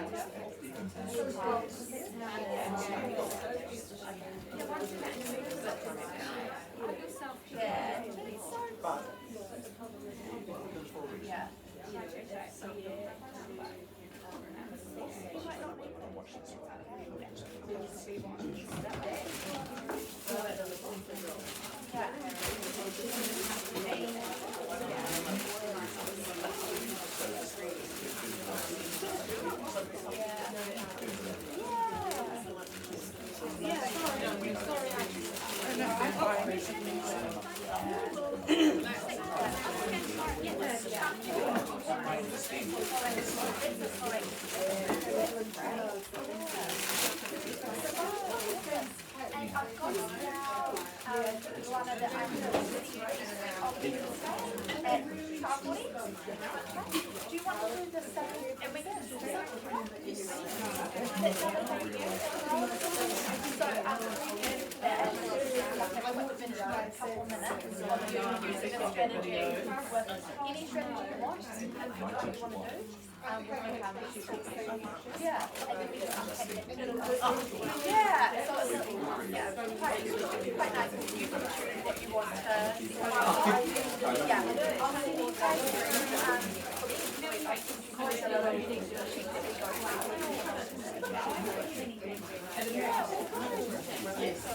Okay, I'll look you know on my calendar. That's just 12:40.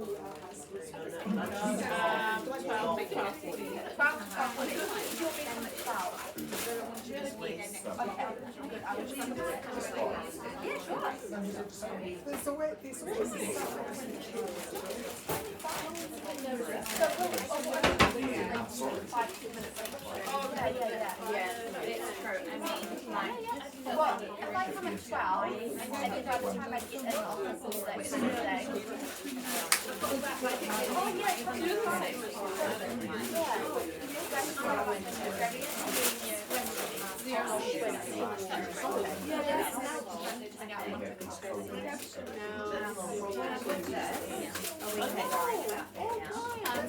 But yeah, so good to hear that he's making great progress. No, Good for you. That's what we're talking about. Let's do that cute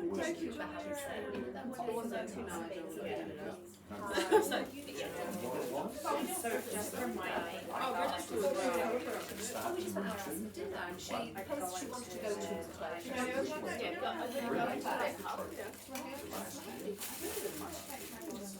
Because I'm doing getting these back.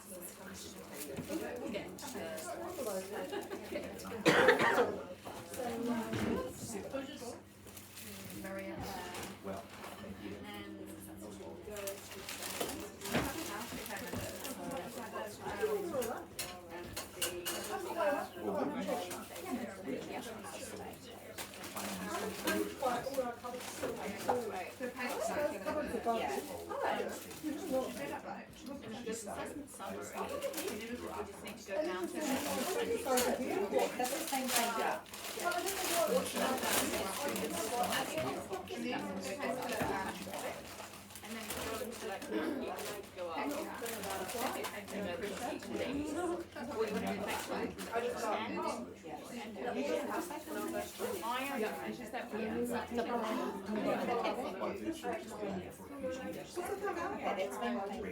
Yes, it's a little bit easier to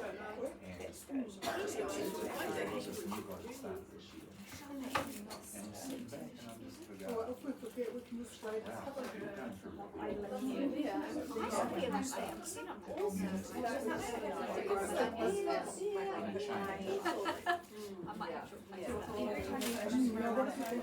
Where are your kids? So what it would be good with She just shows. So what do you, sorry.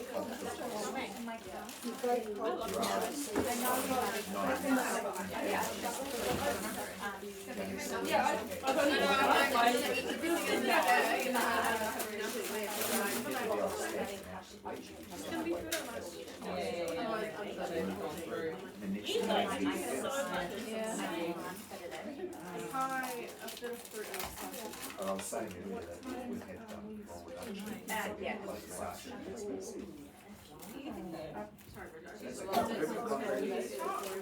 Oh my God. Mrs. Clayton, Mrs. Tony. This is good for me. I know somebody who was good. This is good. I think really? Is that okay? Yeah?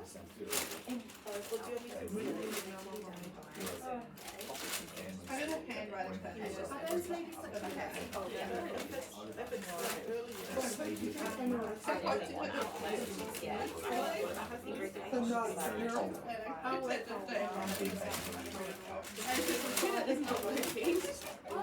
So someone was there. my people got some ladies. Oh, and another one.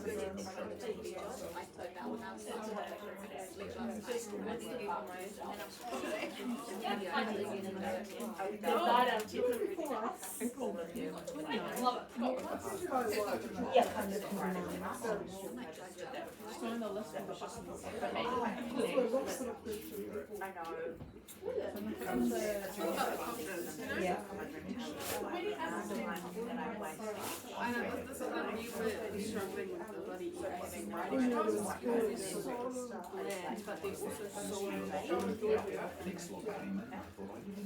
I stayed for a week. We did one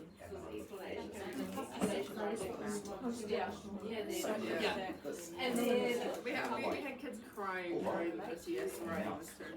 I do like it. It was a because they just couldn't come up with ideas. And then we had special time with family. Oh, we can't do that. We did a time we did something well, and they came up to me. They were like, I don't know when I was special, and I was like, We did the facility before, but so we all popped it. We popped out for what facility. we were asked not to. I saw it too, and I was like, oh my eyes. I said they just told us yes, so the week before we discussed things in the community, what kind of facilities. I did that with her how it's hard. Yeah. Did I still get fair enough? I've not had it. That's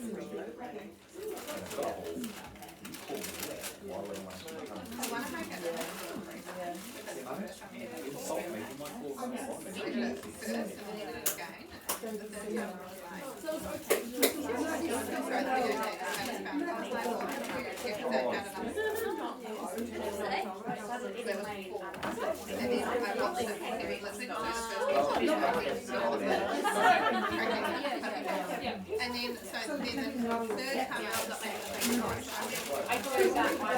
We have the version to like. and then we did the new one. I do have that. And it was like, It healthy and snack. Yeah. Maybe they do have some like that. So you don't get to hang around. I was just laughing. He's just so much.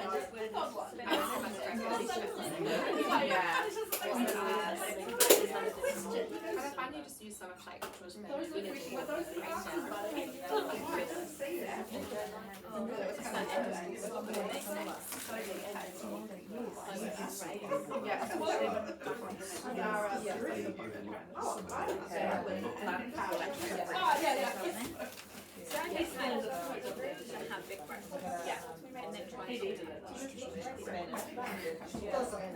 Really does. There's somebody making more money what he is. He's very terrific as a person. And it's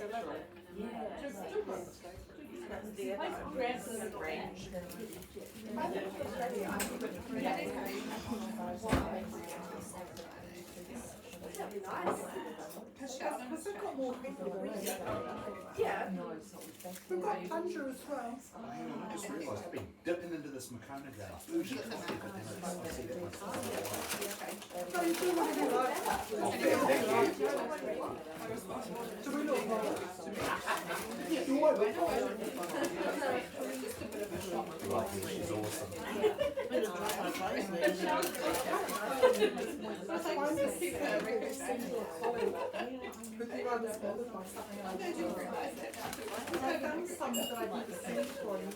There are so many that she's done. Oh. Yes, he was. I need to look at that. I thought you were referring to as Dr. Mister because there was one. There's one part of Dr. Mister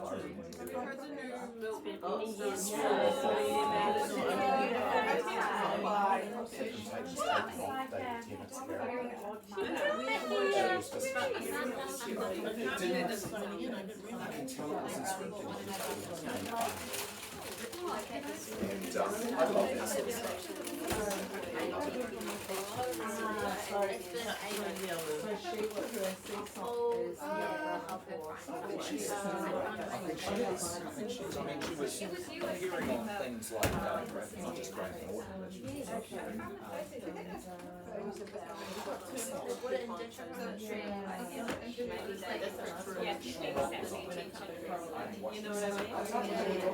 also passed away. I just kind of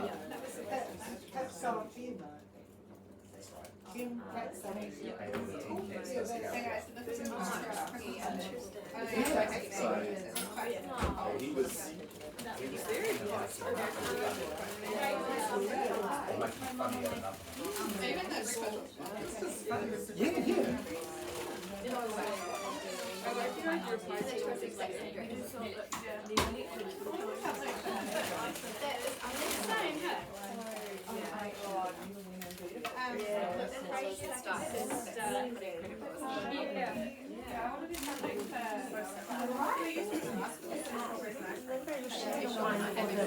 Messed up that analyze the one time last week for the cat in I've done that. I'm pretty sure they never did that big yeah, but I saw one that you guys shared it with me in term one, but I think the PET one, Yeah. the It's the ideal one. yeah. We definitely don't do Right. So when she brought it up, I was like, yeah, I haven't done it. I wouldn't worry about That's why, yeah, because when you, and I said I have a little template and you shared it Yeah. with me and oh, we need to, just want to be sure, I didn't. No, I have no idea. Yeah, but I asked Lindo how we can do the same thing and Lindo just said, it is, she said, Because I don't even have our, I don't know how much results are anyway. yeah, because that's one of the things, yeah. Yeah, don't worry Oh, do about I that. need to do term 1 and the term 4? So I just,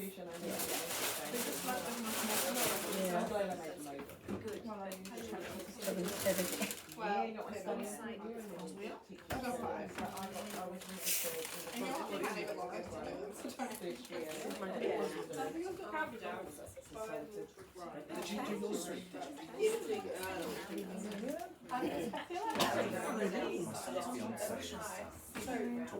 So if you have hybrids, she said she can always buy, she said to look and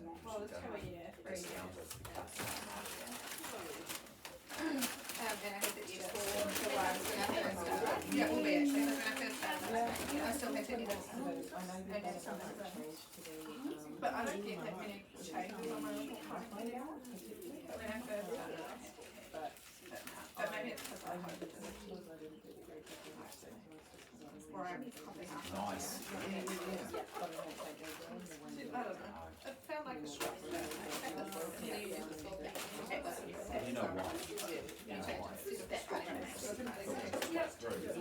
Not just that, but also progression. There's actually 3 areas we've got. Guess who has to do DSLA?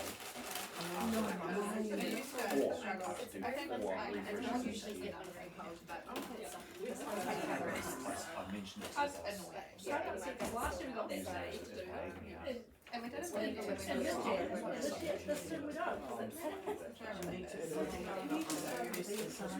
No, next year. They're doing it year by year. And so, and I opened up. Have they? Oh, yeah, I got it. Okay,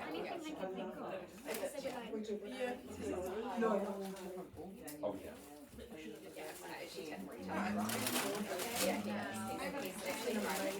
Yeah, and you have 60 times Time consuming. Yeah, what did you think of it? Is this, did you do it this year or previous year? We've already rolled it out and I've seen. Yeah. How's it going?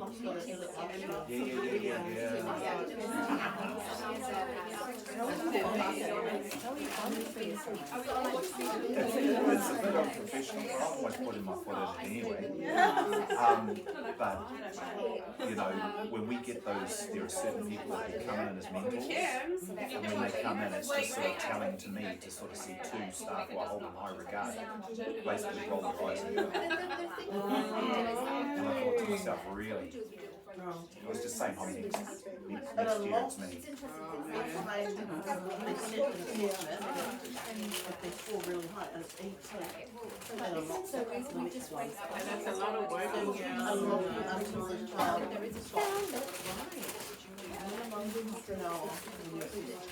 the minimum. If they are really high, they are knocking and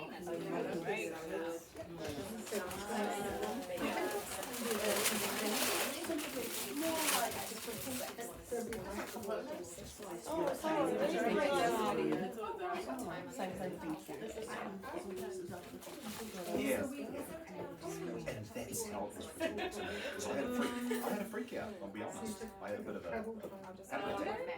After a staff meeting, I turned around, I just realised something like next year it's my turn. And there's an RE religious application. And the two. And I'm like, whoa, I'm freaking out here. So I the two that have already done If we can do it because we're it's just I probably can't do any time today. we've seen it go. Yeah, my next week was pretty. That's what they said. That's just something already. So I sort of started reading a bit easier and I said, no, you've got this. I was like, oh, thank you. It's important to be part of a good team rather than. And I started my career in school. You know what they said when they signed me off? Here's a good one. When they signed me off, this is So that again, Monday the 18th. signing off from being a PRT. Perfect. Yeah, I And know. the teachers there as well. You made it. Many people at the school that didn't think you would.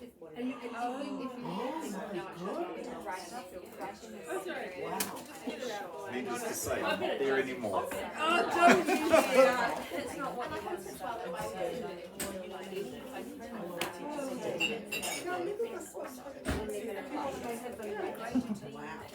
And I've done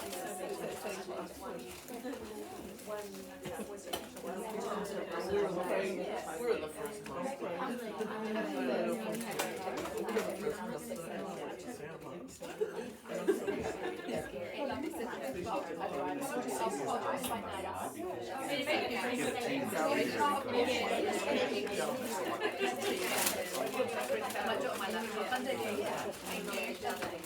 Or it could be.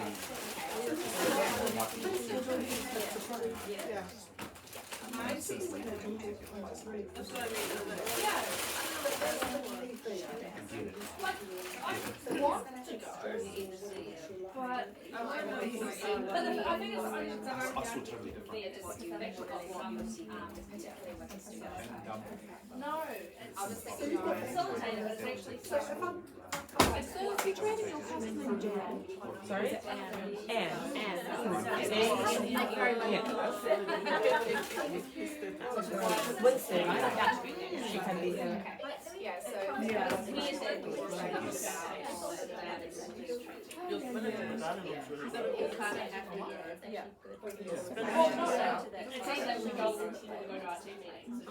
really well.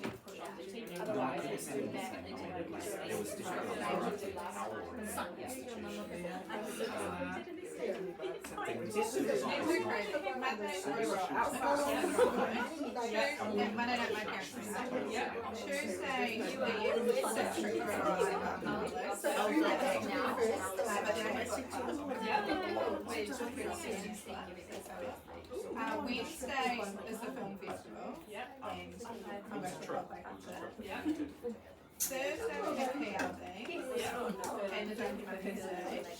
And then I've got two hot calls. And I said I need a whole stuff. That's what everybody was saying. Except for the last one I could put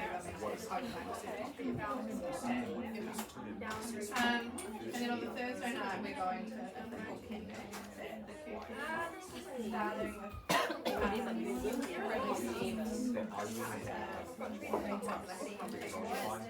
Friday is free. And then Saturday we do other we're going up to America.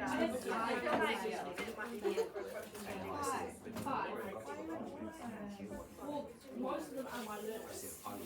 And then I'm just about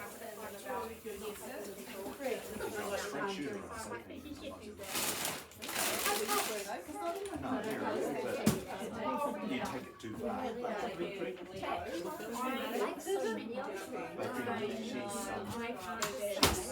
She shared with me the following year. She works in 2 days a week. Yeah.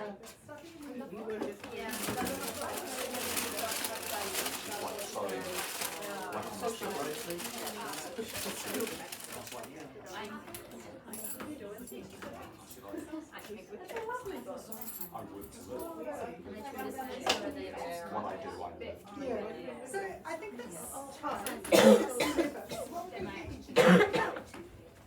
Is just pop into your behaviour plan groups and just have a quick discussion about what behaviours you think you can use time out to calm down for.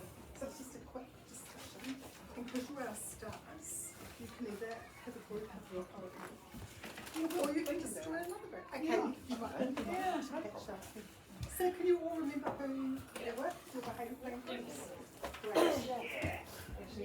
Oh. Oh. Yeah. Thank you for remembering. Yeah. Yes.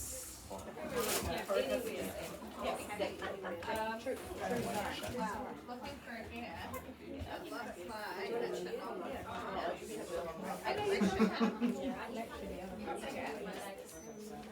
types of behavior.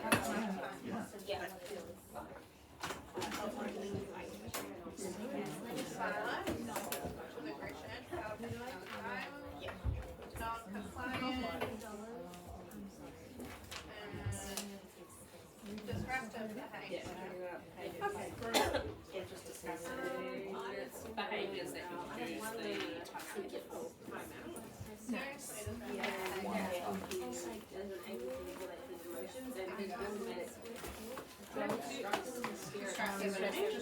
Destructive, and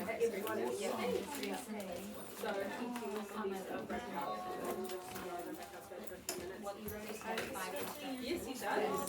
However, he classes himself as success. So he needs a teacher in there.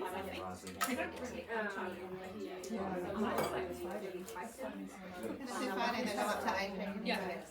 I asked her.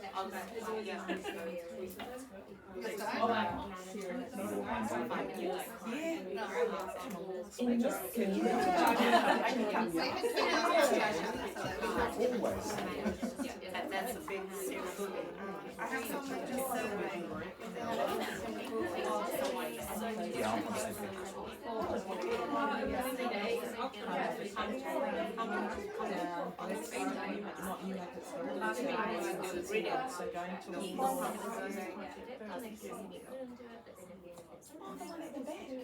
I feel it's the hardest thing. Yes, it's complicated. It's the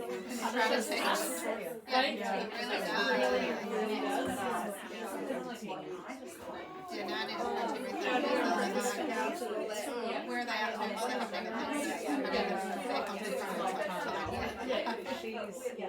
She's like mentally. Oh, and then She works there, so anyway. it's always coming and going, oh my god, I should have my head on.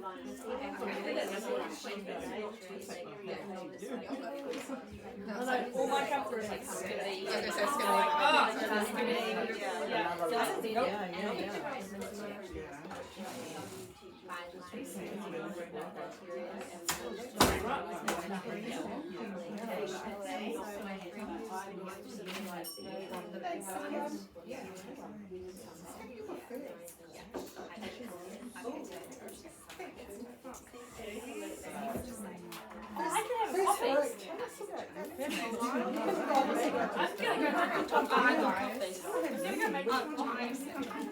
You tell us the one. I think I do. Thank you to the group that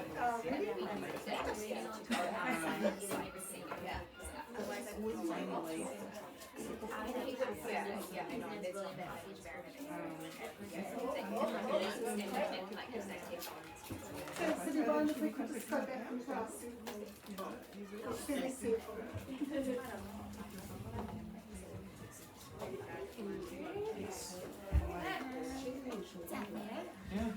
I used to drink the red sauce with some caffeine in it.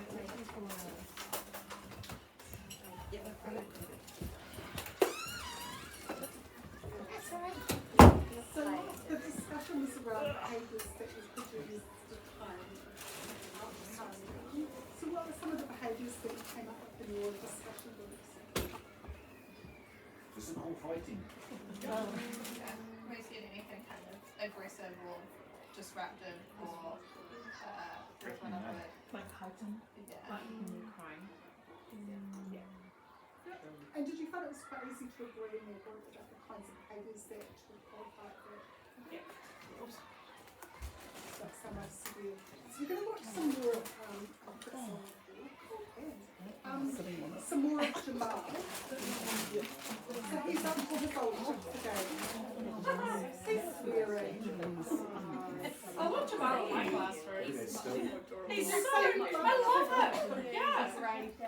Yeah. Got one of those already. Might be able to teach you some new words.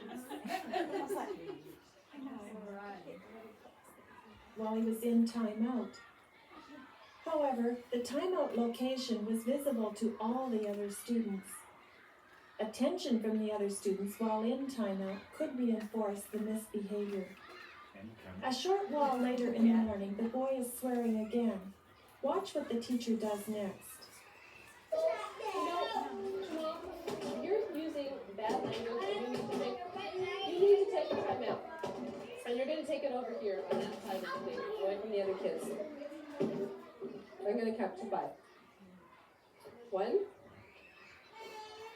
2, 3, 4, 5.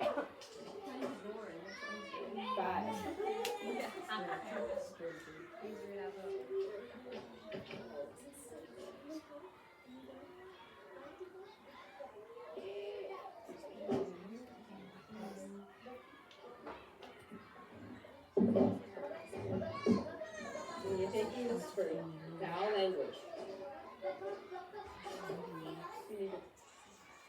I wonder if he would have gone there if she'd walked him over straight. Sorry.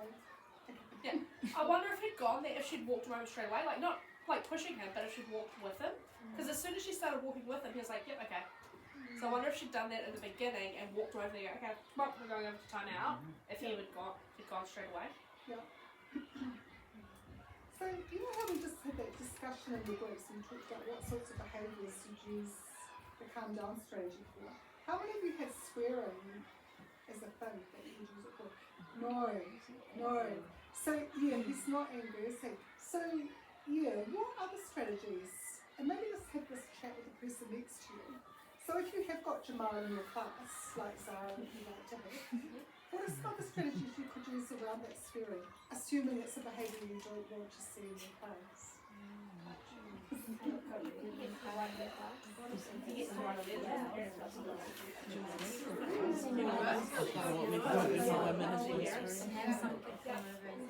I might try that one. Try that one. I've got some kids that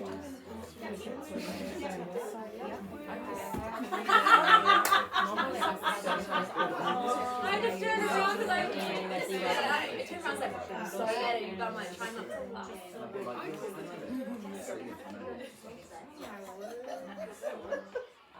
Thanks everyone. I want to hear your one.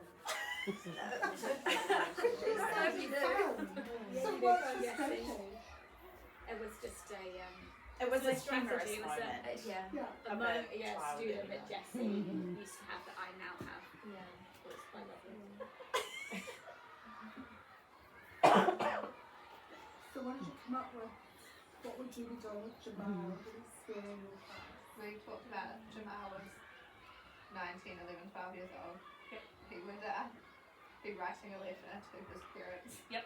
To say the words that he We use that quite a bit in writing to their parents to explain what they've done. So it's like you have to take ownership of the mistake you've made.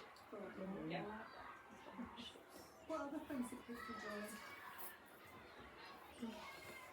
You might not know. I don't know. That's the English they do know. That is the first thing, yeah, that we often learn and listen to. So yeah, we think like really lovely, innocent little Burmese girl sitting there, hasn't said a word of English, and she'll come out with the F-bomb and you're like, there it is. So you're not gonna be like, you just ignore or And you're not being thoughtful.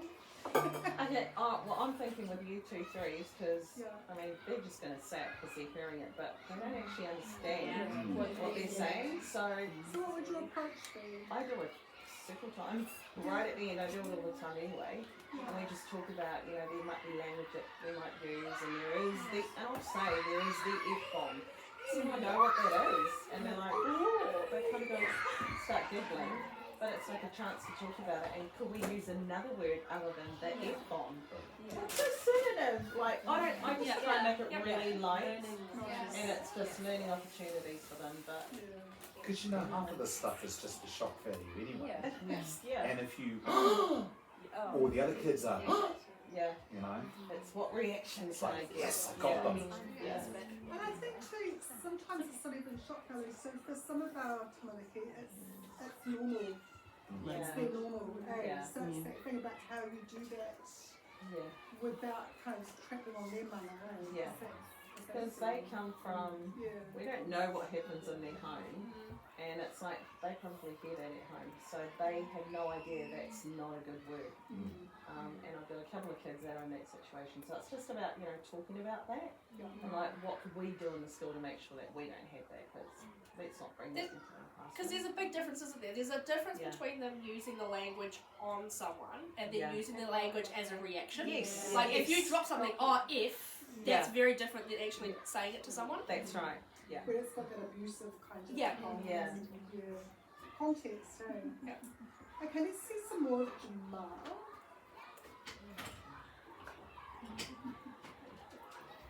I like to bring in the camera. Here we go. See? He knows the camera's on.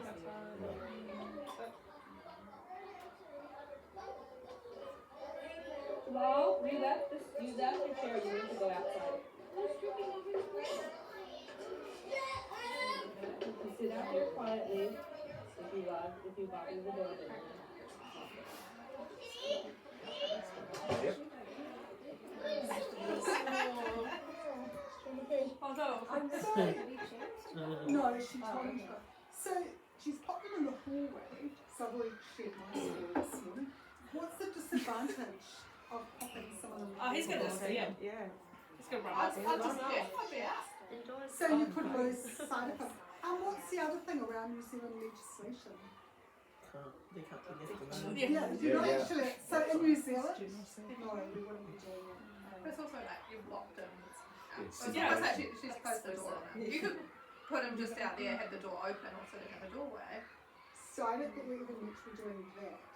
That's my understanding. I suppose 10-year-olds are different because they kind of like being just outside where nobody can see them. Yeah, check on your school policy around that, but really, my understanding is that in our context would be unlawful. Okay, so now we're going to watch the teacher interview.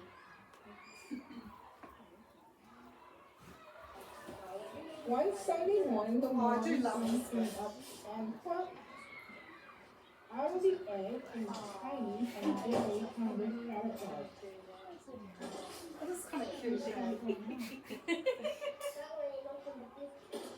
Well, I've been looking for you to be sitting quietly, and every time when the timer goes off, you're not sitting quietly. I'm going to set the timer for 2 minutes. If you're sitting quietly, then you can come back in.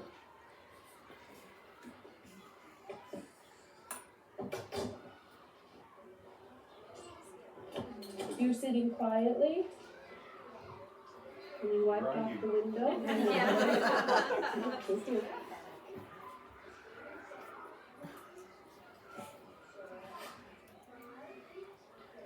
Did you finish your paper, Jamal?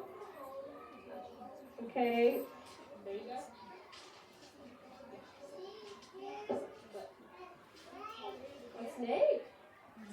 snake? That is a boa constrictor. Where did you see the boa constrictor?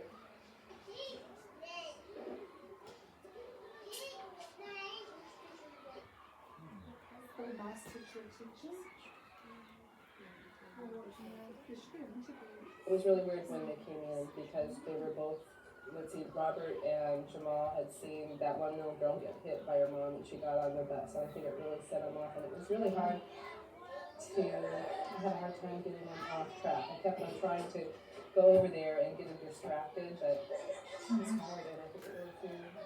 Yeah, I think that kind of set the tone. Yeah, and it went off, it went from there. Robert just kept on it. I know. On it. And Mercedes usually picks up on it and goes, Yeah. and then, Jamal gets in there. And it's like, I was trying to think about whether to use time out or not. I didn't know if it was appropriate use of time out, but I finally ended up, I ended up timing out Jamal because of foul language. So she obviously had a plan, like she was thinking about why she would use that. Okay, what we're going to do now is, this thing I'll get you to do is to turn to page 204 in your teacher's hat.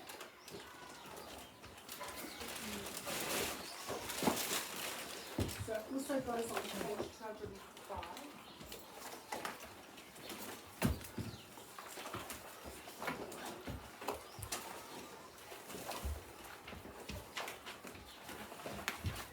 So can I get you to do the first chapter?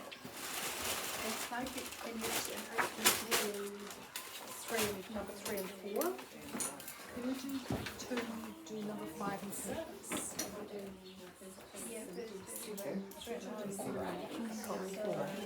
Oh, yes, no, it's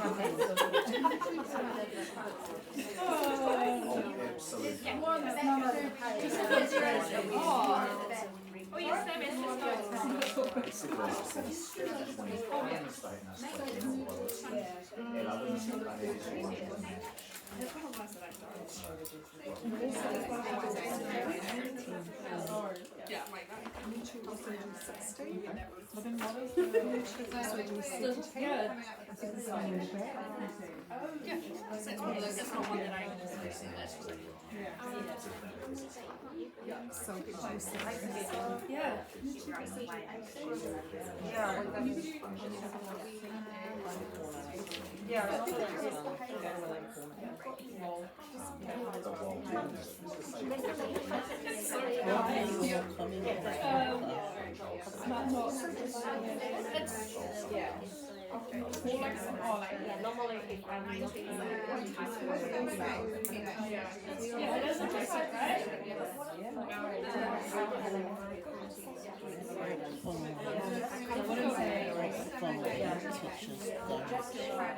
My usual one is usually is that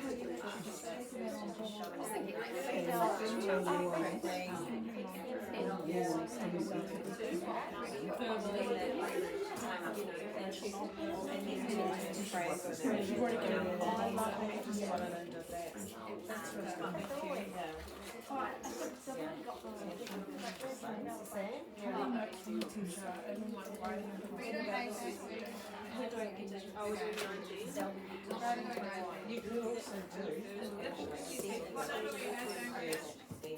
That's what I like. Yeah.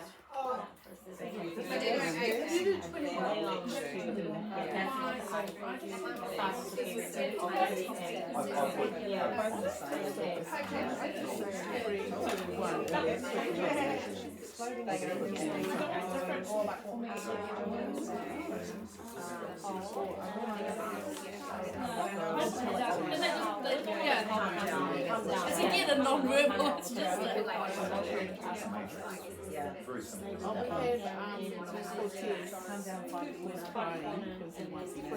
have what I would say that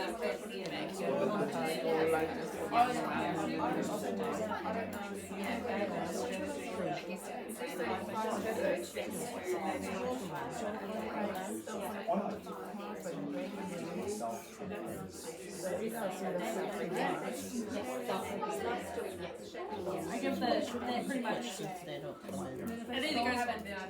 Yeah. It goes with bag and then 5, 6, 7, 8. One out.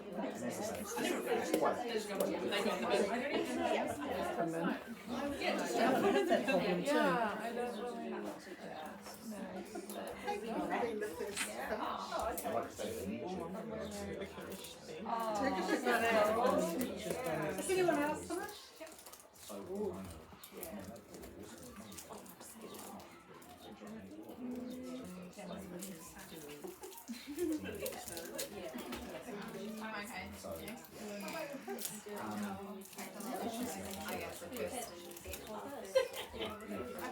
I started building up a collection of Okay, don't worry if you don't do them all, we'll just pause there. And I was thinking, in your peers, would it be alright if the youngest person in the peer fed back? Or is that too personal?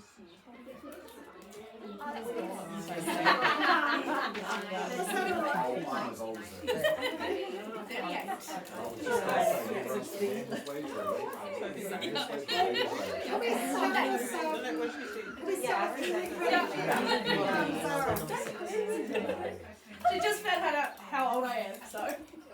She looks really good. Sorry, was it one or all of them? I'll just choose one that you'd like to share.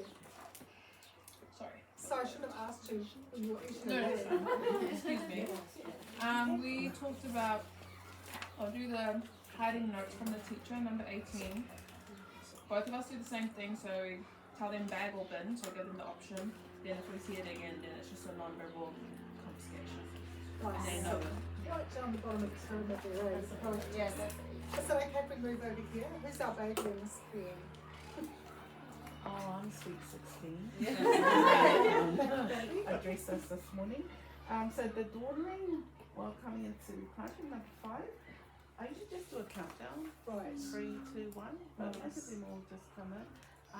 Unless there's a child that's really sensitive, that's being off manner, like I had one. So I just go up to them quietly and then just give them a hug and just put my arm around them and then say you can come and sit with me until they feel confident or comfortable enough to be with the class. That's really nice. And so that's right at the bottom of the pyramid as well. Yeah. Cool. April and We go to stream 4, winding in the tantrum. We're using ignoring and giving them option like the first exam, and then we're giving like a prize for oh well done, you can do that one. Say how good you are, being stay focused on we can do that one. So you've gone on 3 levels of the pyramid. Yeah, yeah. Cool. Keeping your options open. Yes. Very nice. Our next parent. So for hitting and shoving peers number 1, we thought depends on the context if if the kids have been with you for a long time or not. But I think in your case You said Asian stage, didn't you? yeah, Yes. yeah. So could be referring to the code of conduct or friendship rules. Saying sorry, or if it's recurring, I guess it's a letter home or principal's office. So you started right at workshop 1, those proactives and relationships. That's beautiful, thank you. Our next pair. I'm not sharing toys with friends, for example. At a circle time and model for one of them. Set them up for success somewhere else. Nice, that modelling, yeah. Beautiful. Thank you. For the difficulty taking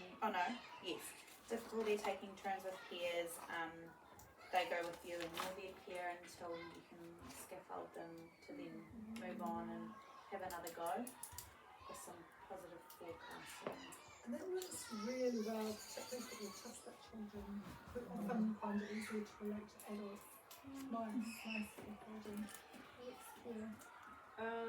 Summons and headaches. We seem to talk about that relationship building and knowing your learner and if it's avoided, and making sure that you're being clear with them about their day and making sure that they have the expectation that you're there to support them.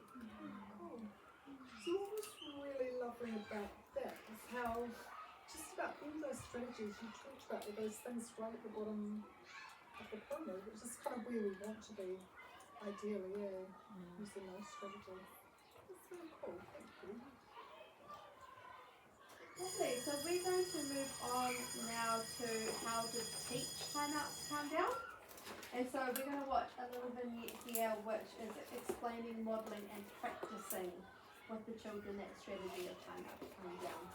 So the group leaders are talking to the children about it, and as you're watching I want you to think about what the children are learning about the meaning of timeout to calm down.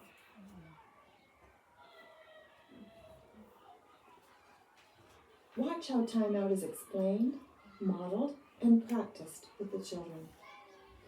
Yeah, you mean, are we gonna talk about what happens if kids forget the rules? And one of the really important rules in here is to keep your hands to yourself. And if kids forget, hurt somebody else. Luke knows where you have to go sit if you forget and hurt somebody in the classroom. He's waiting to know. Simone! So we wanted to show you where timeout was in this classroom. We'll get you ready to go to class, okay? So can you guys all turn your bodies around in your chairs? Do you see back there over there that chair with the thermometer? It's this classroom. That's where the timeout chair is. And it's a big chair. It's a big chair. And I thought maybe Wally could help us practice seeing what it looks like to go sit in timeout. And then maybe some of you guys can practice too. Okay. As long as it's just pretend. Yeah, it's just pretend. Right. So what we're gonna do is we're gonna pretend that Wally forgot and he pushed something. Hey, Jeremiah. Wally hasn't got any chips. Right, you know what? I'm gonna give him a chip right now for helping to practice. And Brianna, thank you. You are such a good friend. Simone. Let me ask you two questions. You kind of forgot that your Wally is shaking under a hug. You know what? I waved to Wally, but you are right. I am forgetting Wally a lot today, and I am so sorry, Wally. Oh, it's okay, Dada. I forgive you. Oh, thank you very much. All right, I know. I'm glad we have our friend Simone to help remember. Okay. Now, Jeremiah, come on up front. Would you act with Wally? We're going to pretend that Wally, because he got mad, he kind of pushed you and bumped you, but this is just pretend. Just know this is pretend because I would never do I'm going to tell him he has to You're so pretend. friendly, man. So I'm just gonna pretend. All right, so we can show this. Let's see if Jeremiah can stay. Hey, Jeremiah. Give me that. Give me that. Oh. Jeremiah, nice job walking away. You stayed so calm. Wally, it's not okay to hit. You need to use your feet and walk back to timeout. Let's watch, see if he walks back to timeout. See if he uses his walking feet. Let me see it.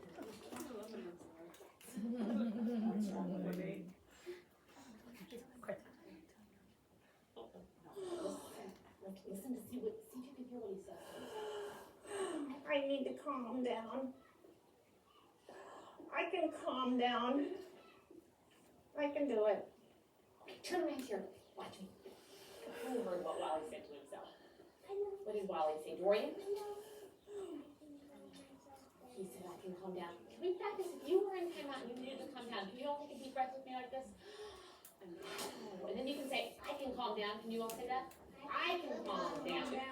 Now, who knows what we can do to help Wally? When he's in timeout, what should we do? Hey, Brianna? She can go over there and say,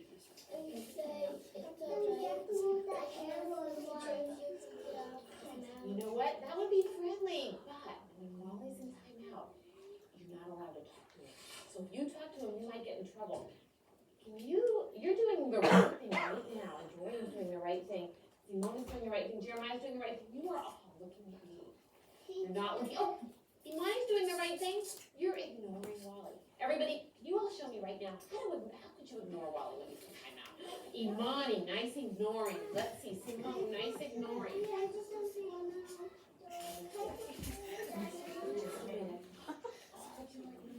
That will help Wally stay calm. Now, you know what? I'm going to call Wally back. Wally, would you come back? Timeout's over. Okay, walking back. He's using his walking feet. Oh, yeah. Oh, I'm so glad to be. Oh, Wally, you did a good job while you were in timeout. Sad, Adriana, can you ask him why he's sad? My hair is working back. I felt my desk. Oh, I'm sorry. Okay. I feel bad because I made a mistake and had to go to timeout, and I'm wondering if you'll still be my friend. Will you be my friend? Oh, let me feel better. Next time, remember.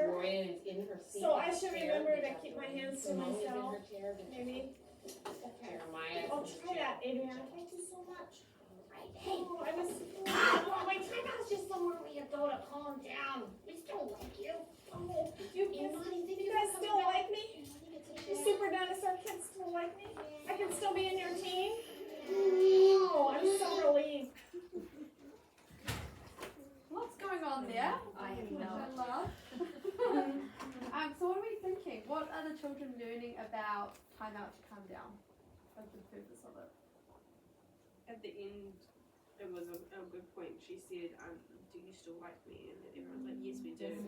So it's acknowledging that they're not going to dislike you for the behaviour that you had, but rather than the person that you are. Yeah. That welcoming back is so important. Yeah. Beautiful. And what was the reason behind it that they were getting from that? What that timeout space is for? What was the Calming down. Yeah, perfect.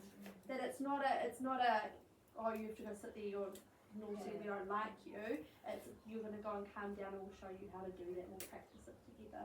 Lovely. And I'm just thinking it covers one of those barriers up there where we talked about losing face. But actually, when you set it up in that kind of way, you're kind of addressing that right before you've ever used it.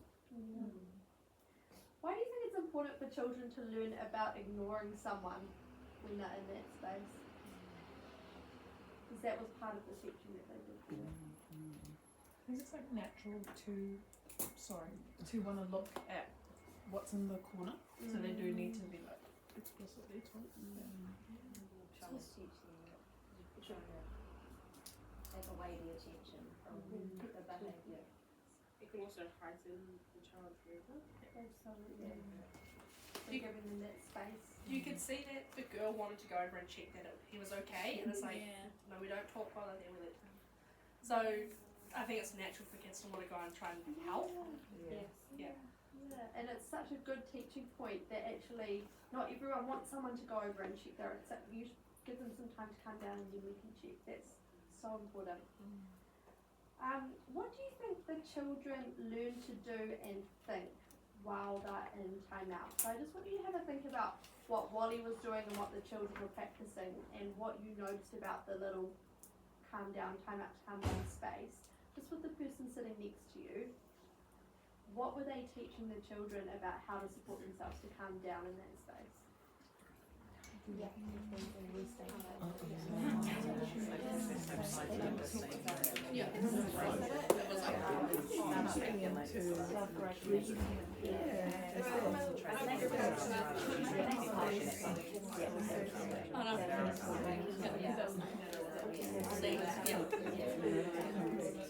And then I guess in that situation you teach them like the breathing strategy.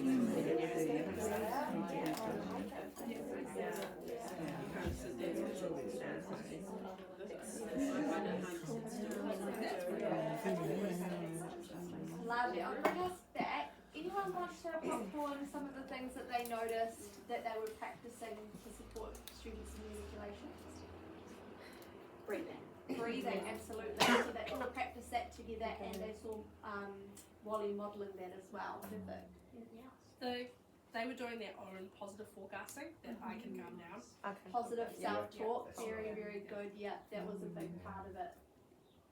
Anything else that you notice maybe on the wall of that calm down space? That thermometer, Yeah. which is like it read right down to Yeah. the calming stage. Beautiful. So that visual, and we know especially with our neurodiverse learners, sometimes having that visual can be really, really supportive of, okay, here, I'm up here, but I'm gonna, every time I take a breath and I feel a bit calmer, I'll move it, and then once I'm at the bottom, I know I'm ready to go back. So it's a really nice visual support, and there's some really beautiful, so these are picnic for our ones, but they've got them in English and Te Reo Māori, which is really, really nice. So I think, still get those? I don't know if you can still get those, but they're awesome. And if you want to take a photo or something, I'm sure that will be fine.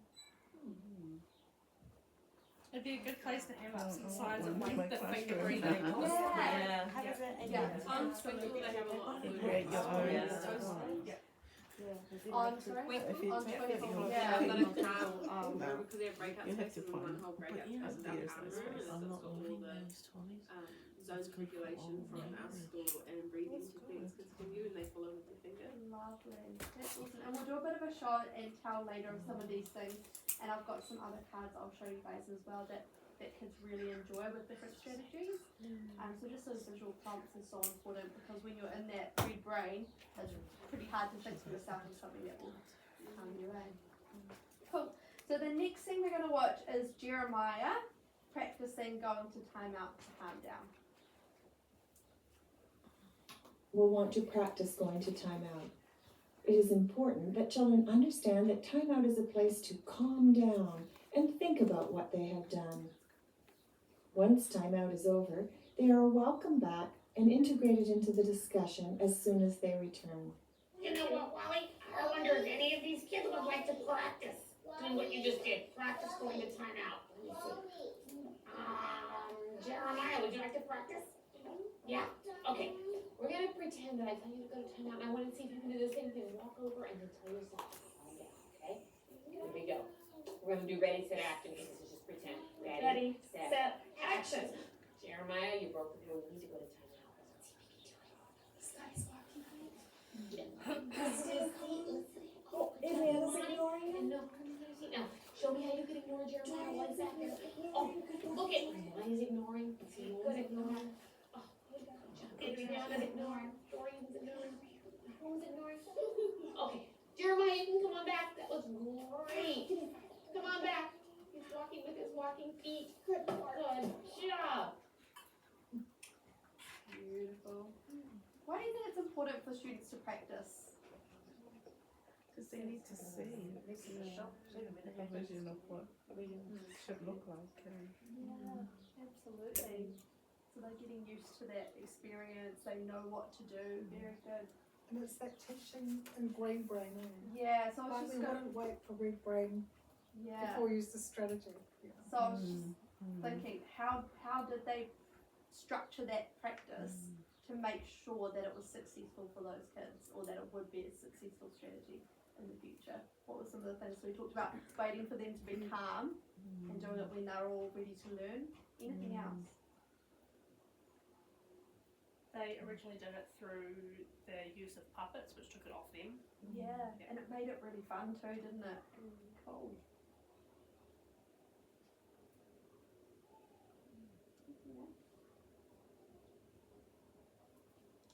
Lots of modelling and scaffolding with the puppets as well, and lots of positive reinforcement of all the good things they were seeing. Nice. It's interesting they were teaching the kids how to plan, like almost planned ignoring. I just found that really interesting. Yeah.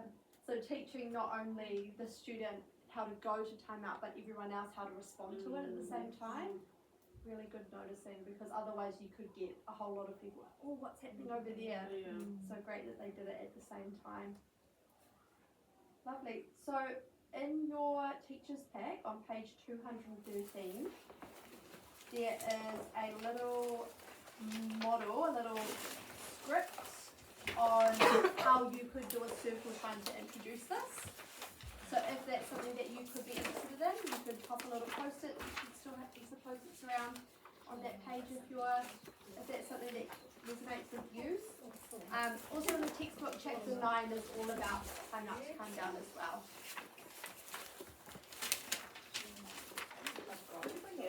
No ice. I've got a full school with them. Just gonna wanna post it to mark your page. What? Yeah, I can see it. Yeah, we could. Yeah. I'll try it tomorrow. You can film yourself. Oh, I'll do it. I want to know if I can teach trigonometry with puppets. Just so I can use puppets. Just gonna mouse on a post-it. I think you can do it. Up to mark your page. We've got, yeah, we've got I can borrow some. We've got lots of puppets if you want them. I'm sure my best grip at the same time. Hey, your best grip is Yeah, I appreciate it. No? 3, 4. I could have slept in and now a sick leave. You're 4, you're 5. Yeah, I'm fine. Why is Send them Zara up. teaching trigonometry? The kids would be so engaged. They would be. They'd be really engaged. They would be.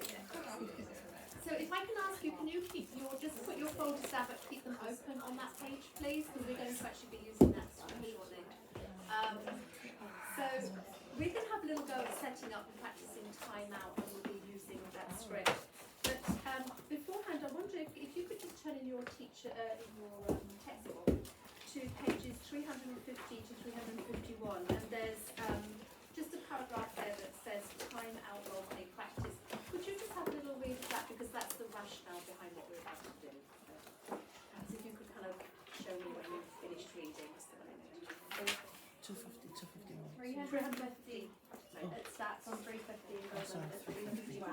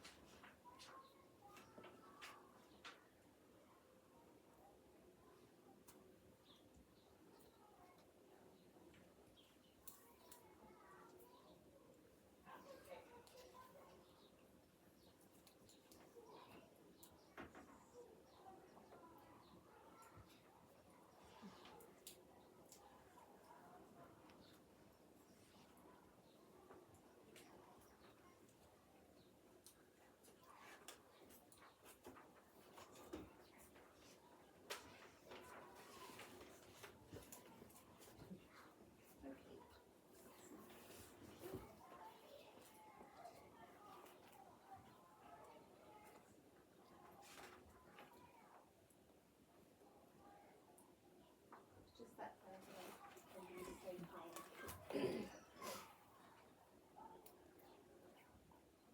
And when you've read that, perhaps if you just for the moment turn to page 355, because just as that be a reference for us to the process.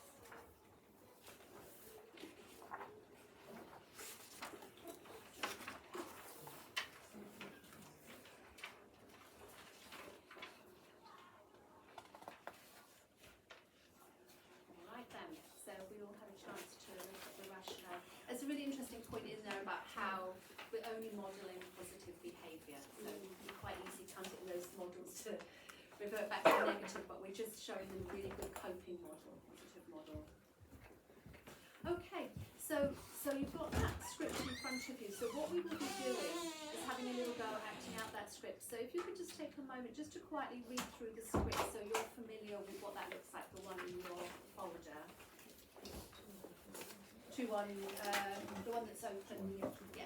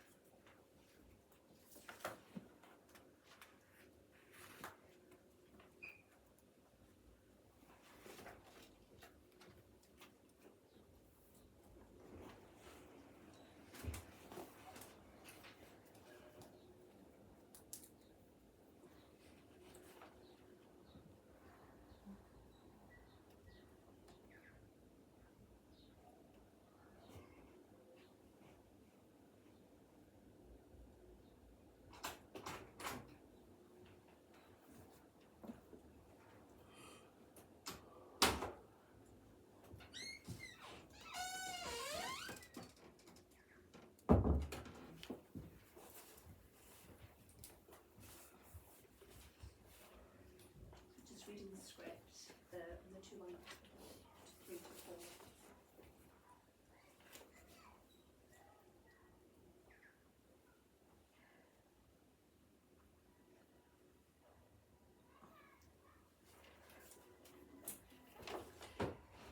So just to think through for when you actually practice, what would you say are the steps of the process that you need to cover? What would be, you think, the first thing the child needs to know before you start going through the... Yeah, you can.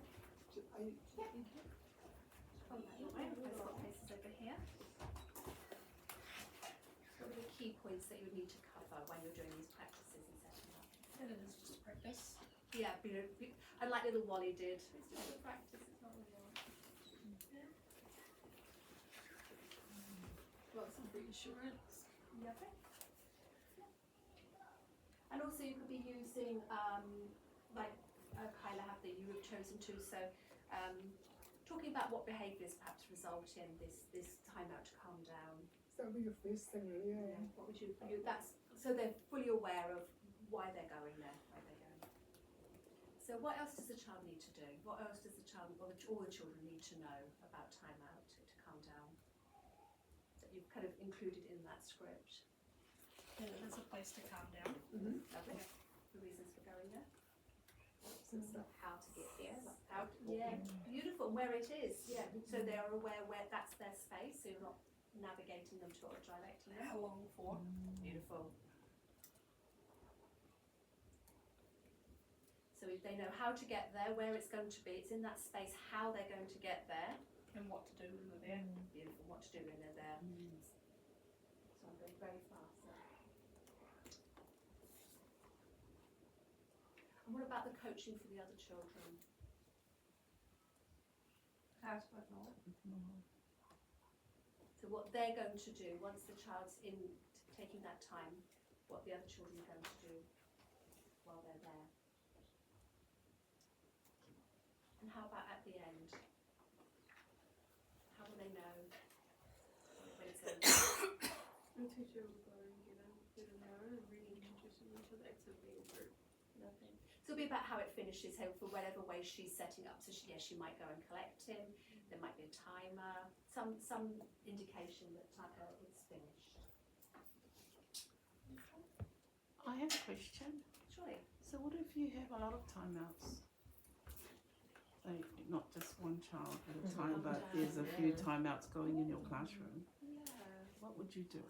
That would be really unusual. Yeah. Given that we're looking at the top of the pyramid and that it's a strategy that you would use really sparingly. But if we said that it was happening for aggression and 3 children are punching each other. So would you use the same strategy for all of them? What isn't it? What's the classroom one as for timeout? So you'll probably have to have different spaces. So is that what you do? Yeah, you would have to have different spaces, not put That them could be one together. way, yeah. So what do you do, Jen, when you have got more than one? Associate principals will deal with it if they're aggressive. Right. If they're punching someone or hitting somebody else, it goes straight to management. Or senior leadership. Yeah, we have quite a lengthy expectations of behaviour management in our behaviour plan for 7 kids, or all kids the expectation. And if it's repeated behaviour or continuous, and what level do we start sending them up for higher to our leaders? But you're right, there may be a time, I guess, when you've got maybe 2 children who are fighting or something, so you may have to have a sort of second place in mind. But imagine if you've got that all the rest of the process already planned, so they know what they need to do and how the process is going to work, then it will make the whole system a lot calmer, won't it, and much more positive and reinforcing for them. So what we're going to do is going to have a little practice of a circle time scenario, and we're going to pretend that Wally, and we've got some Wallys down here, that Wally has broken the rules and hurt another child. So that's going to be our scenario. And we're going to role play in small groups using the script on your folder, and we'll just run through it once, so we don't need to repeat it. So what I thought we would do is to actually set up the groups. I'm going to do a little strategy. I've planned this one. Oh. So, and we do it at school. Now, I'm one of the people that when the teacher does it, I have to sit there and go, my numbers. So if I give you a number, what we're going to do is you'll get a number 1, 2 or 3, and then we'll have all the 1s together, all the 2s together, and all the 3s together. And the 3s will be a slightly smaller group, okay? And then when you're together as your number 1s, if you could come and collect a Wally, and you will need to determine who is the teacher, who is Wally, who is an observer, and you could have a child in there as well. Well, a child, or we've got groups of 5, so it will be teacher, Wally, an observer, and maybe 2 children. And in the groups of 4, there'll be teacher, Wally, observer, and just 1 child. Okay, so you can decide between yourselves who wants to be that. We're very aware that in a single cell, you might be, if you're doing this with your children, you might be teacher and Wally at the same time, like the model. But if we're thinking it in an MLE, maybe it's something that you could do together and do it all separately. Okay, so if I go, your numbers 1, 2, 3, 1, 2, 3, 1, 2, 3, 1, 2, 3. 1, 2. So perhaps if all the 1s would like to get perhaps over here, the 2s and the 3s, and somebody is coming to get yourself a Wally puppet. Time to stand.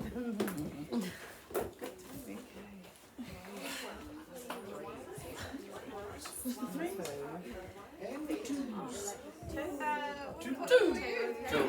I'm gonna have Wally. Oh. And the sit down. Nah, we got plenty of room. Yeah, so with chairs as well. Right. Because you're practicing with a puppet. Alright, so there's.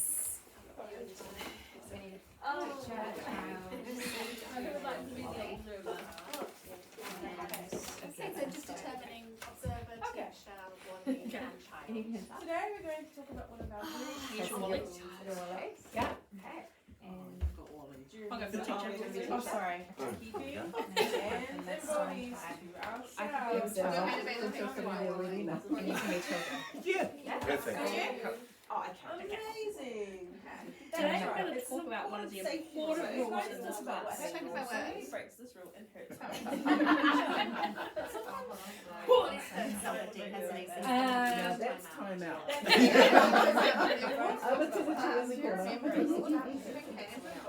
Do you remember the rule about keeping hands and bodies to ourselves? Does anyone know why this rule is important? In this scene, That's right. This is an important safety rule. We're going to talk about what happens when someone breaks this rule and hurts or hits someone else. You are all doing such a good job of being safe and gentle with each other, but sometimes children forget to get angry and hit someone else. When that happens, you'll need to go to the calm down space until your body is calm and safe again. I'm going to use my puppet friend here to help show you what it looks like. His name is Wally.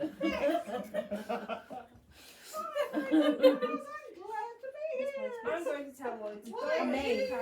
Help the children by showing them how to go calmly to calm down. Oh, here we go. There we go. Sorry, my mistake. Hi, boys and girls. I'm glad to be here. I'm going to tell Wally to Sure. go to the calm down space. Sorry, Wally, you're going to help the children by showing them how to go calmly to the calm down space. Sure, but this is just pretend because I really didn't hit anyone. That's right. This is just pretend. I'm going to tell Wally to go to the calm down space and we'll see what he does. Wally, you hit someone. You need to go to the calm down space. They say the same thing. Do you see how calmly he is walking? Now his job is to calm down in the calm down chair for 3 minutes. Let's see if he says anything to himself while he's in the calm down space. I can do it. I can calm down. Let's say the same thing that Wally is saying, and let's take some deep breaths. Take some deep breaths. And when calm down time is over, These things can help you calm down if you're in the calm down space. Now, there's one more thing to know. When a friend is taking time in the calm down space, we can help them by ignoring. That means that we don't look at or talk to them. This will give the friend the privacy to calm down. Then when the calm down time is over, we can pay attention to our friend again. Wally, you look calm. You can come back now. I was so embarrassed I had to go to the calm down space. I'm embarrassed that I had to go to the calm down space. I'm afraid that no one will like me now. Oh, Wally, you just made a mistake. We still like you, don't we, boys and girls? And then blah, blah, blah, blah. Yeah. Yeah. Nice. Would anyone else want to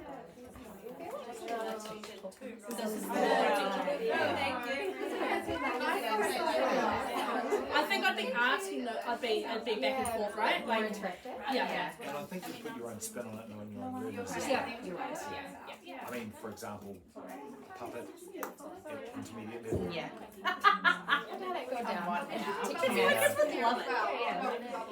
Anything to make things different. That'll depend on how you time, of course. Yeah. If you're one of those ones, a bit of a goof, then the kids are. Yeah, exactly. If it's not a natural fit, so you know. Yeah, and the clicker. There's like some years you have like a group that's just not. That's very cool for it. Yeah. And other times they love a little bit of silly play, right? Stuff as a crocodile yesterday, so I booked it and I read into the crocodile and I came in like during Bobbles.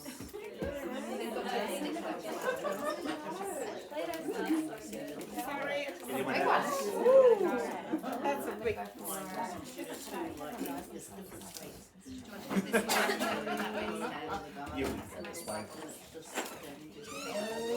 Yeah, this way. Thanks, super bouncing ball. Thank you very much. use it as a fidget. This all happens emotional. Yeah. Reason They will walk the wall or they're not gonna walk like sensibly to the car. I don't know. They might do it just to like they'll strut there. They will. or one you would move to the So did you want to stay where you're sitting and just do a little bit of feedback? I thought if the observers would like to just feedback from their groups, if you want, you could stay there and hold on to Wally during your feedback.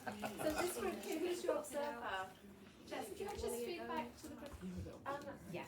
I think my group did a really good job, especially when it came to actively ignoring Wally. Like, you know how you have whole body listening. I mean, it was like whole body ignoring, but like in a nice way.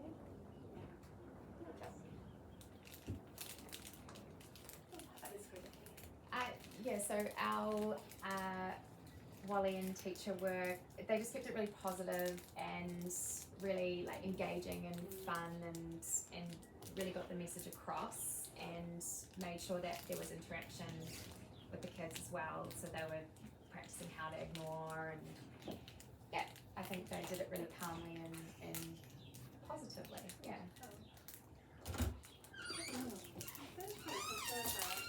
Okay, so bravo to our wonderful actresses. Yes, the tone of voice, it was very positive, and also the role modeling, how to walk to the chair quietly, how to breathe. So thank you. Lovely. And I've actually had this with a class of mine in RTLB came in and brought me puppets. And what I loved is every child then said, can I be Wally this time? And they each had their turn with it again and again. Just they all had the feel of what it felt like to walk across and everyone being supportive. So it can be framed in such a positive way. Yeah. Lovely. Okay, should we pop the Wallies back and go back to your seats? Thank you. Was that annoying? Yeah. Oh, yes. And then Victoria was teacher as well, and I got ahead of you, and I caught up with Victoria. All of our I'd slowed down voices stuff. were too loud. I keep listening into Zara being like, no. We've got to get used to projecting to 75 kids. That's why. It's like when you're talking on the phone on a radio and it like So my final question for this, can I just bring in the older students, teachers? How would you adapt this to older children? Do you think they'd still love it, yeah? I don't know if mine. Some of them would be like, what are you doing? I think you've got the hard age because once they get to year 7 and 8, they kind of go back into that. They don't want to be adults yet, so they like to go back into the goofy type of stuff. Whereas the 5, 6s want to be the elders. Yeah. feel good mature. Yeah. So any thoughts about how you might adapt it, or if indeed you'd need to adapt it, or would you just go with it? And I think if I was to do it, I would actually grab Bridget or someone and do it as that's true. humans. Yeah. We definitely had this conversation in our group earlier on, because we had very different dynamics where it just wouldn't work using a puppet. I mean, depending on the dynamic and the culture of the classroom, it's like they would just look at it and go, what are you trying to do? So we were really much about, we need to know what would work in our classroom in order to actually bring something like that in. And if you can't use that, then it would be another way to just kind of get down with your students and actually use maybe reality or real life types of things where they would relate to that. So it's really depending on the context of your classroom. So yeah, it was a good discussion that we were all like, oh yeah, okay, that's really good banter, because for us, a lot of our group was like, we wouldn't use it. So give us some ideas as to how we would utilise a strategy like that, but in terms of the culture of our classroom. I think that's one of the challenges we've kind of set up really, because this program really is for children 3 to 8. But because we feel like lots of the principles apply to older kids, we encourage teachers of older kids to come and be part of it. But that's the challenge, eh? So not all the things we cover are for you. And the dynamics as well, like the dynamics of the children that you've got, like you've got low decile, you've got different cultures, so you've really got to try and figure out, and that's the whole part about creating culture in your classroom, what's going to work for your classroom. So yeah. But it's also, if you're if you're working solid as an educator and you know your own learners, surely you can find a way of differentiating it to suit your clientele. And we had that discussion, right? Yeah. Okay, we're going to do some more on China, and I think it was June. Did you ask the question right at the beginning of the day about those kids that refused to go? I feel like it was you that mentioned that. Someone did. The runners. So it was those kids that refused. That they Well, I refused see to them go. to just go have a drink of water. That's kind of So like, it I was wouldn't you that use raised time it, out, right? I would be using like, I think we just need some space, like time to go have a drink of water or run around the court. Yeah, go around the silly grounds. Yeah, like, and they're like, no, I don't want to go have a drink of water, and you're like, I think you really need to go have a drink of water. Mrs. Snow needs a drink of water. Okay, so we're talking about resisting China. Sorry, I think there's something that you mentioned. So Jeremiah this time. So Jeremiah's hit someone and he's refusing to go to China. So as you watch this, in your folder on pages 191 and 192, there's some little flow charts. So as you watch this, refer to the flow chart and hopefully you'll see what the flow chart looks like in action. Does that make sense? No worries. So it's page 191, 192. Yeah, these sort of flow charts and things. Okay.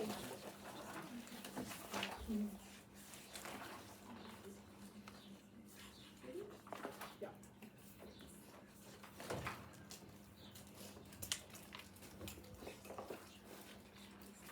The therapist tells Jeremiah he has to go to timeout for hitting.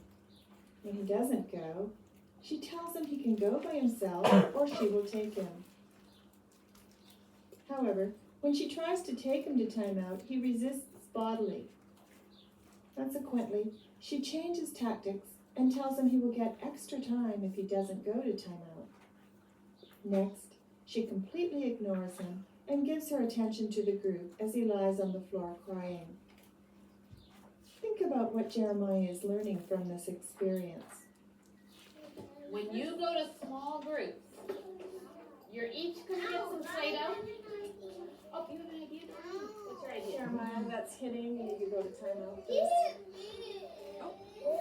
You can go by yourself, or I'll need to take you. What a good idea. They can take turns. Madison, nice job using your words, and Monty, nice job staying calm. All right, you guys go to small groups. You're each gonna get a piece of Play-Doh, and gonna get. You can make your own story. So when you see your people arguing, let's try it, Money, would you hold my stop sign? These people are arguing and they're saying, I want the car. And he says, no, you can't have it. I want the car. No, you can't have it. Imani, would you come in and you could say, stop. Stop. You need to stop. Then you can put them under the turtle shell, and they can even go under together. And then what are they gonna do with the turtle shell? They're gonna take 3 deep breaths. Can you show me how to do that, Imani? All right, and then they're gonna come out and you can help them solve their problems. You can play with 6 minutes now, Jeremiah.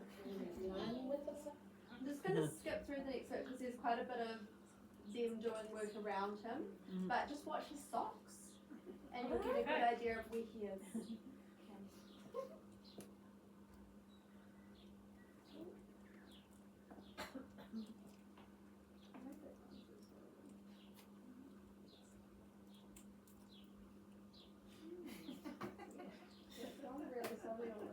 Looks like she's sitting on him. Yeah. Oh no. What about the ankle? There he is. Oh, Make it over. calm down. I can do it. And then we skip a little bit more. If you know, you know. You wanna go to the car?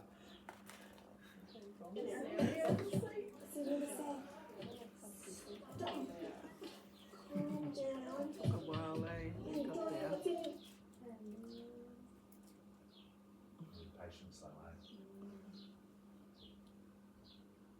So doing a little activity where they're practicing with some Lego people in a Come on over. shells. Join our group.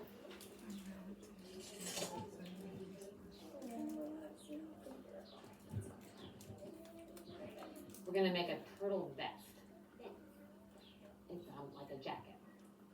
Let's see, we have a seat right here. Okay? Jeremiah, come on, sit down.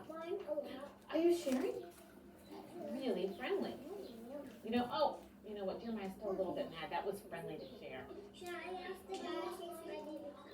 Oh, yes, that's a good idea. I think he's ready to come out. Okay. Is he feeling relaxed now? Does he look relaxed? Oh, I'm feeling so much more relaxed now. Thank you. I'm calm now. You know what we're doing, Jeremiah? You're pretending that our little guys are mad. So these guys are mad. And then we'll stop this. Stop. And then we put them in the turtle shell that you just made. Put them in. Oh no. Sounds like you're scared. Make them go in the turtle shell. Good job. When they're calm, you can have them come out.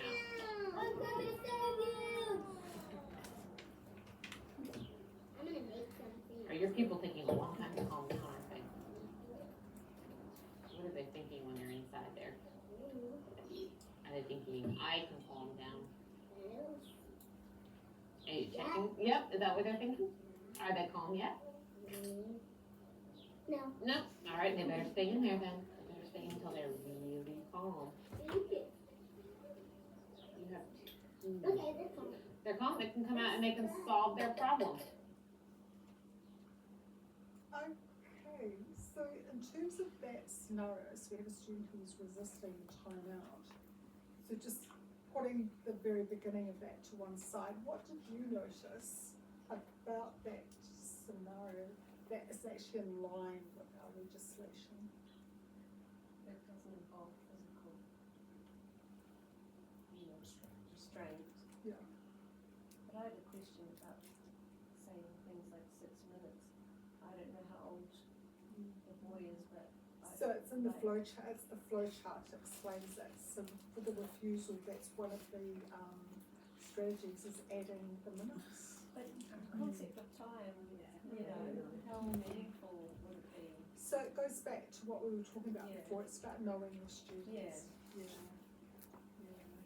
So how does that fit in terms of our legislation? how that scenario played out.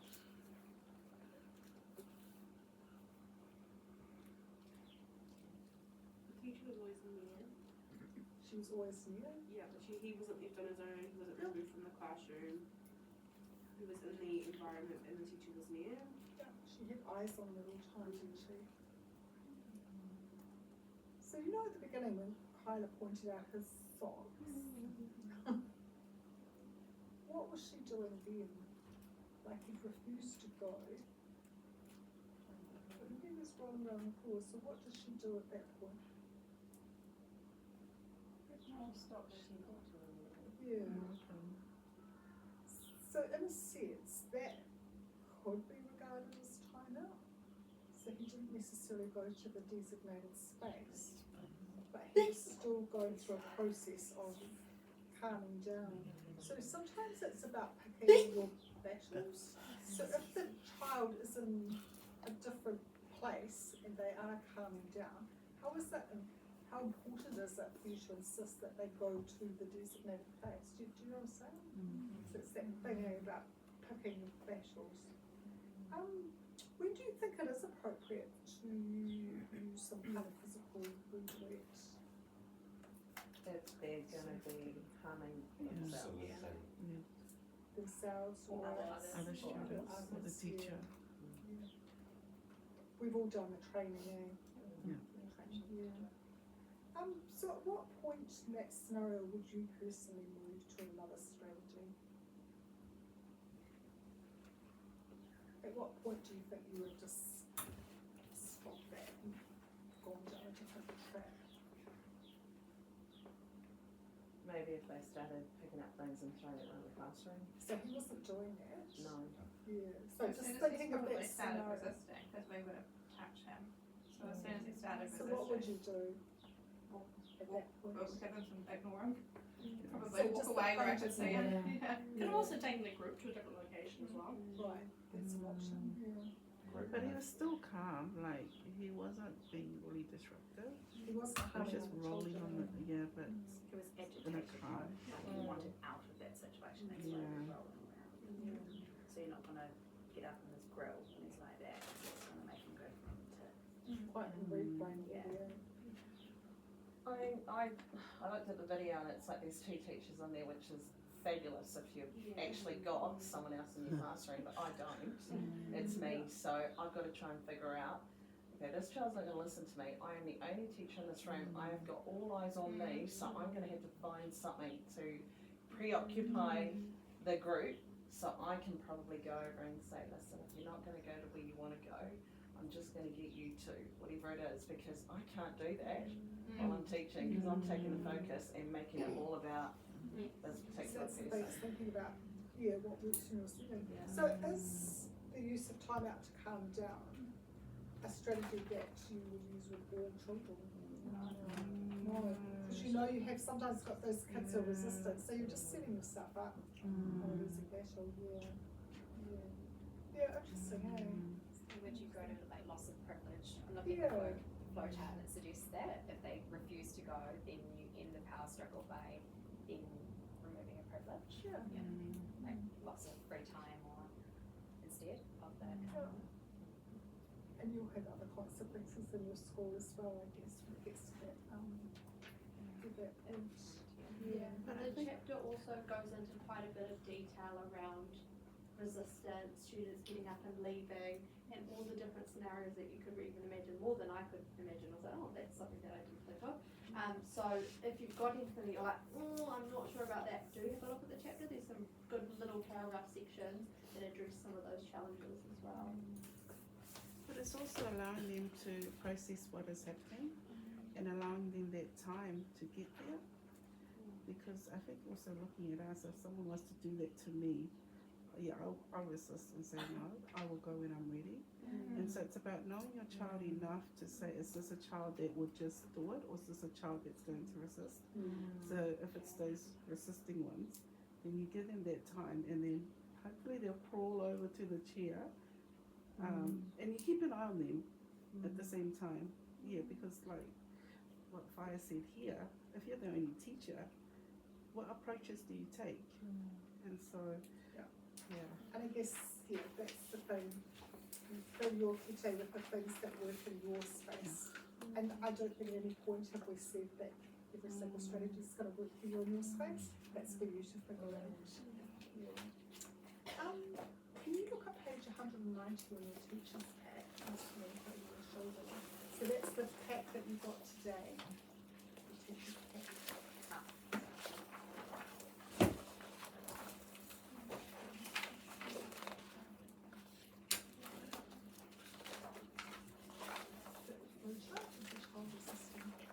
Yeah, so just scan there. So we're thinking about 3 to 6 year olds.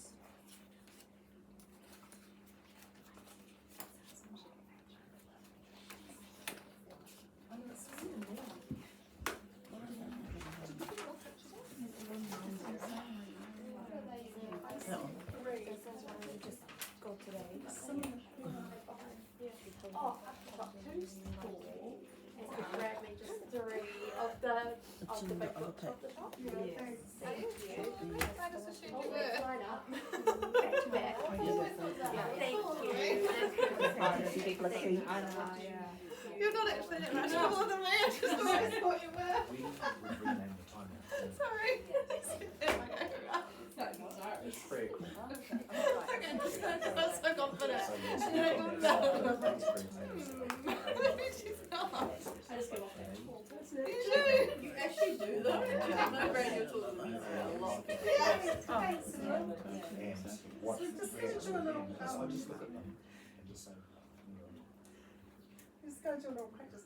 And you just said something very cool that I overheard you, and I'm going to get you to go back to that when we finish this about the name within that space. Yeah. In fact, should we just quickly do that now? We'll digress very quickly. Is that okay? Sorry, I couldn't help it. It's okay. Yeah. In my classroom, in all of our classrooms at my school, being Catholic character, we have a prayer corner. Just a little single table that kids can go over there if they need a little bit of time out for themselves. And so Because we didn't really talk about that today, the name we give to that Yes. space. So not everyone calls it the time out or whatever.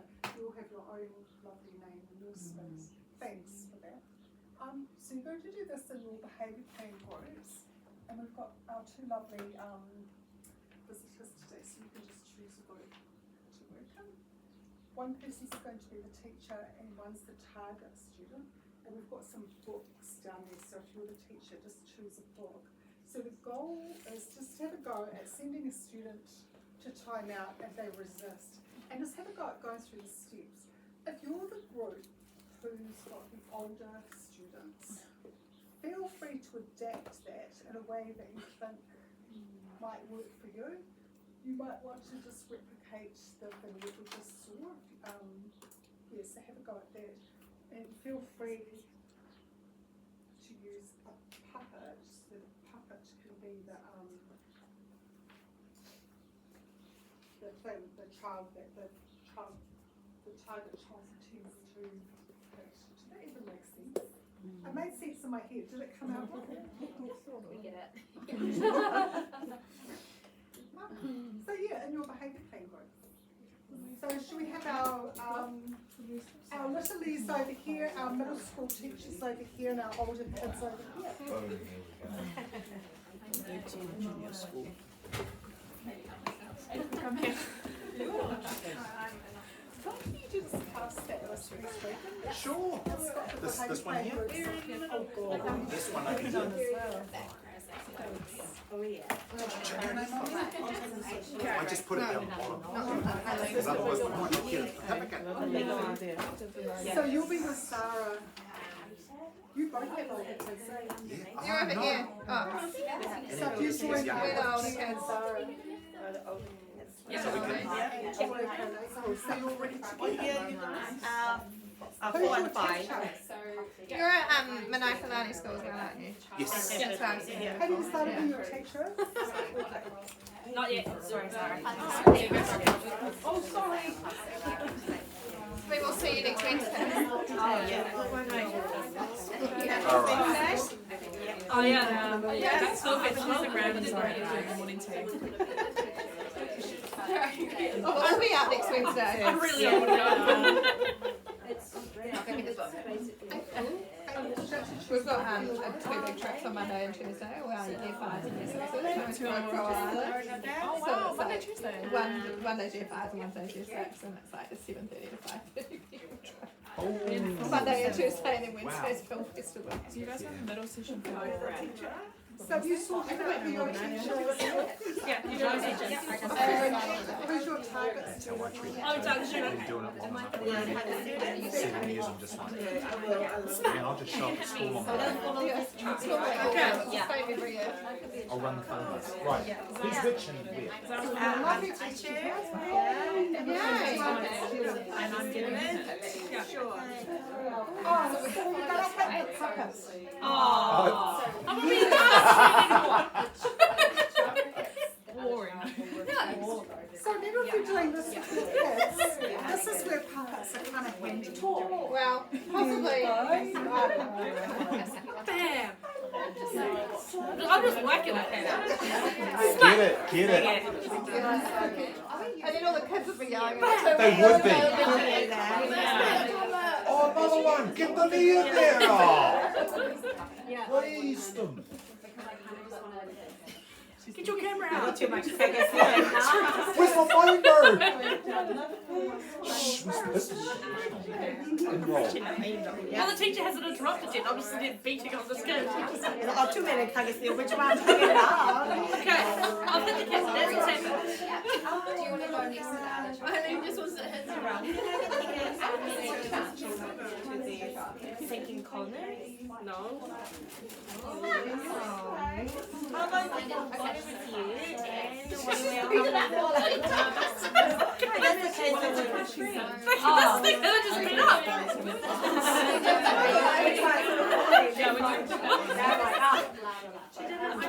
Let's go. See, it'd be better if you hit me. I'm really sitting in the corner with this kid. Being like, you got me in trouble. You're dead. Okay, so I'm not, we're doing this one, aren't we? Yeah. So hit. You gave me a command. I'm not going. So, and then the warnings, I'm gonna give you another You're gonna take Sarah's Chromebook up there? Yeah. Oh. If you're not in the second corner, you will have your Chromebook for the next 5 minutes. You wanna go now, or you gonna lose your Chromebook? Yeah, I'll go. Then I'll walk off. How Zara come to walk into the second corner. Yeah, and everyone, we come back to our lovely book, and we're just gonna give Zara some time by sitting on there. We ignore Zara, and come to have a look at our beautiful spot. Should we just cut there? Yeah. That's great. That's what we need to do. Can you just say that to people? One thing I noticed you do really well.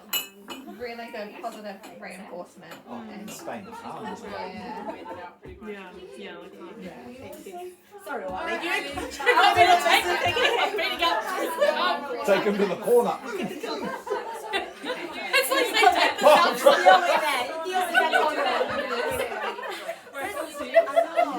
that's someone might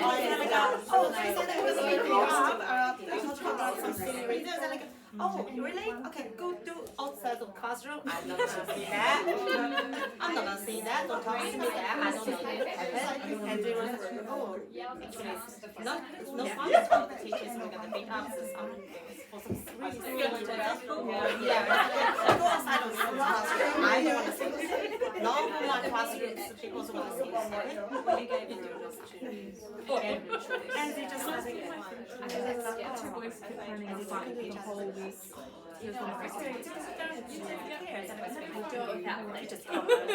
because it's a really silly reason they're gonna beat up each other. Well, then let's drop it. That's where you just go, I take the winner. I was just embodying my thinking corner. Yeah, I don't call this thinking corner. I chair, because I don't know how to put this chair. How about you go on a thinking corner? Have we asked and comes up one of the wheels? I'll tell you later. And term 4, I find out what happened with that. Can our students who went to time out please pretend their books and puppets?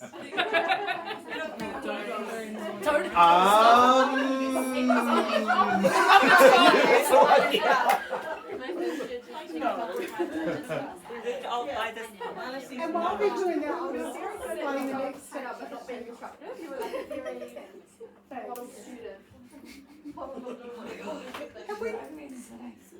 Have we done a line-up in the school before? Yeah. So we can so you know how that works. So I might just ask my little colleagues to stuff out of the way. So we'll do a line-up. You've got a line-up facing me. And how about lining up in height? See if you can do that. Sarah? Do you want me to go outside? Tallest. Oh.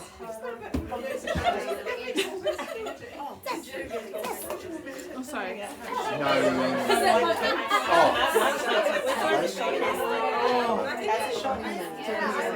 Tallest is over here. Good on you. Better you than me.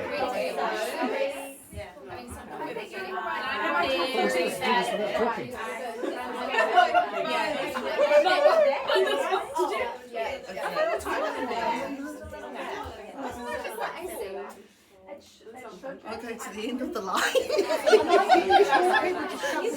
Yeah. Out the door? Okay. I feel you're taller than me. I feel you're taller than me.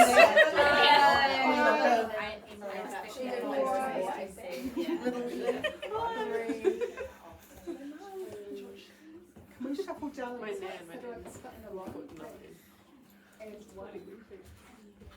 And I think it's really funny because adults do just what kids do. Like it was really important to you that you got it right. So well done for taking care of your lineup. So if you just follow Regan, and Regan will end up kind of Anna, you'll have a partner. So you just this is called folding up. Okay. So we line up, then we fold up. So each person will have a partner to talk to.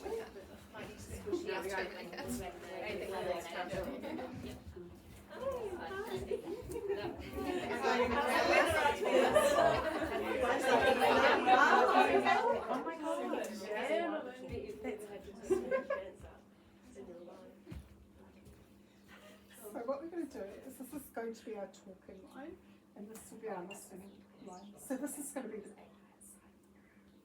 and don't worry, you'll have a tune. So all you're going to do in the talking line is just tell your partner something that you do to keep calm. So it might be in the classroom where you've got Jamal or one of those kids swearing their head off, someone's doing your head in. What's the thing you do to keep calm? So just tell your partner one thing. I don't know.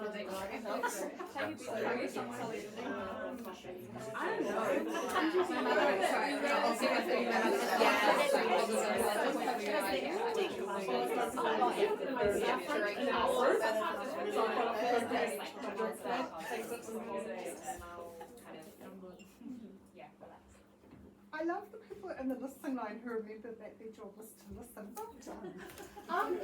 So what we're going to do now is you two are going to move around here. We're going to shuffle down here, and then you two people will end up over here, so you have a new partner. And it's the same deal. We've got a listening line and a talking line. So just telling your partner one thing you do, just to keep calm.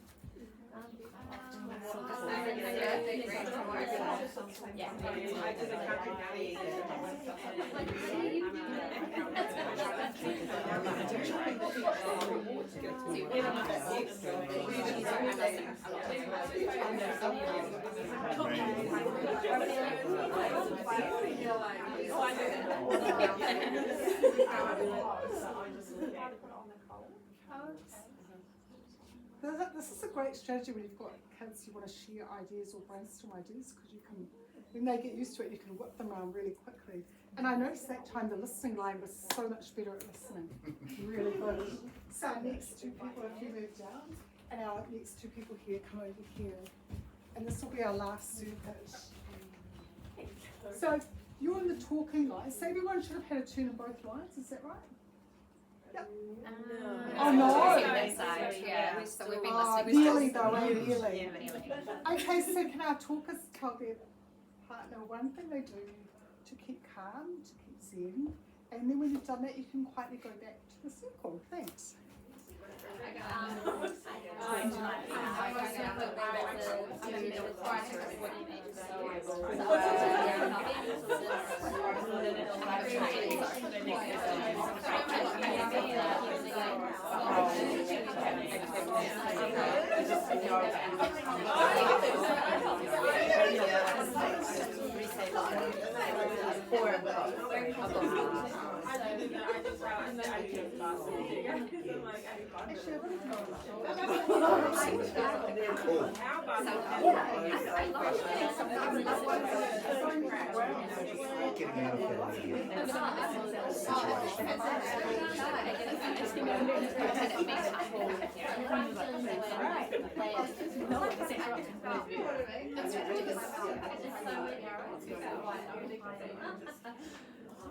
I should have recorded it. So you just so quiet.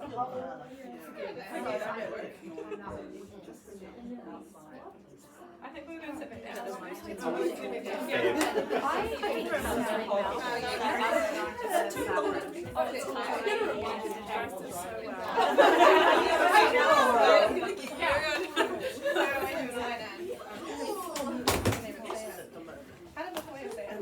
Oh, Jimmy gave it to me. Yeah, Jenny gave it to me.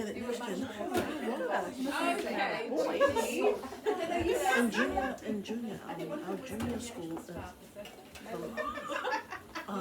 one of us is doing something the other wasn't. I wonder who it was. Well, as of the data that we've just So we just chatted about things that we do for ourselves to keep calm. So we just thought we'd put out some, obviously when you're doing time out to calm down, you need to teach the calming down. It's not just a given that they know how to do that themselves. A lot of adults don't know how to do that themselves, right? So we thought what we'd do is we'd put out some different techniques that you can use for self-regulation, just a little bit of a show and tell. But before we do that, just have a chat with the person sitting next to you. What are some things that you do in your class to teach those regulation skills?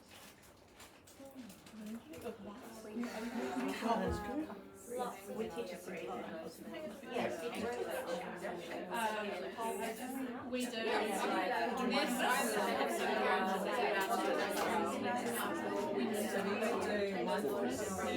We do my tea. I mean, so sweet. I don't. Do you have class photos? Yes. Close your eyes. Visualize. Just like to make me go on my headspace. And I go back to what you said earlier about the dynamics, because when I did the visual, I had yes, it just because they do not know what it is, and it just picks up, it takes them out of it, and then you said earlier on, remember that when you said it takes them out for that explanation. Like he's throwing full on tantrum and should be where they go out and take them Something you take.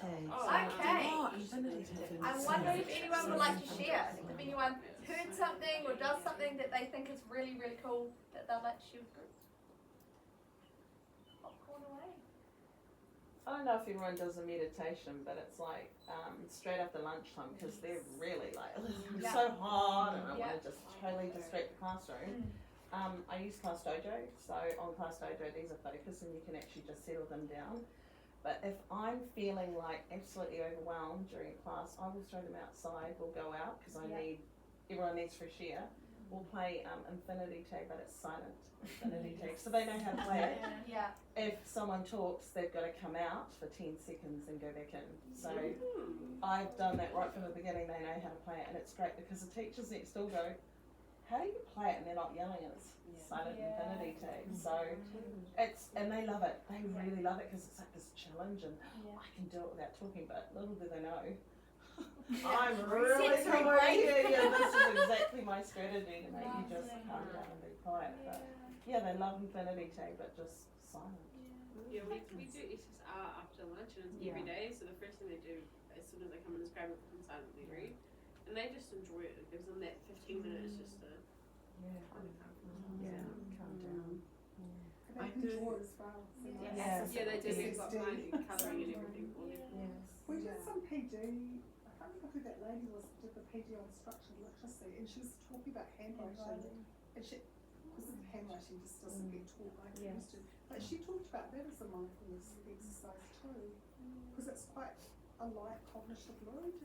For some kids, just copying or just writing letters is really soothing and calm. Yeah, so the other thing I've put out here is obviously some different visuals for breathing.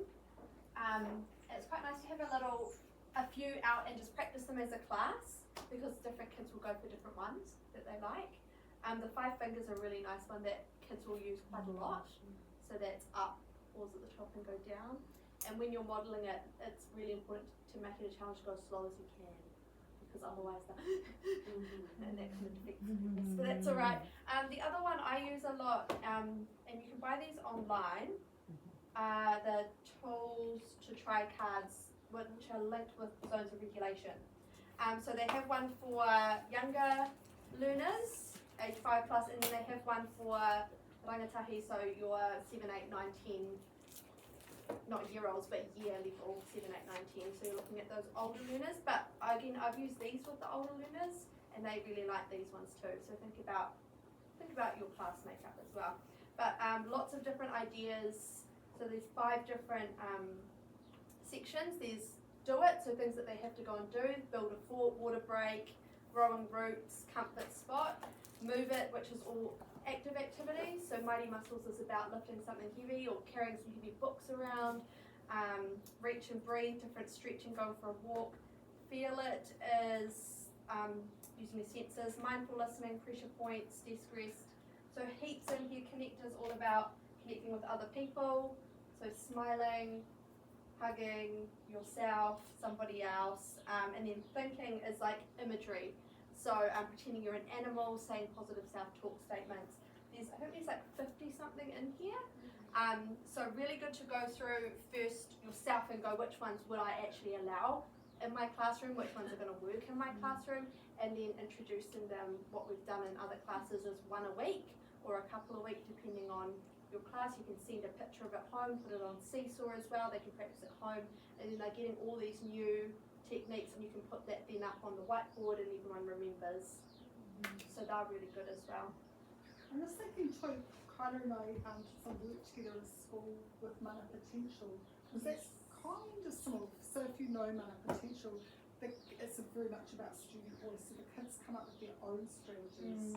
So each child develops what is important to them or what's doable for them.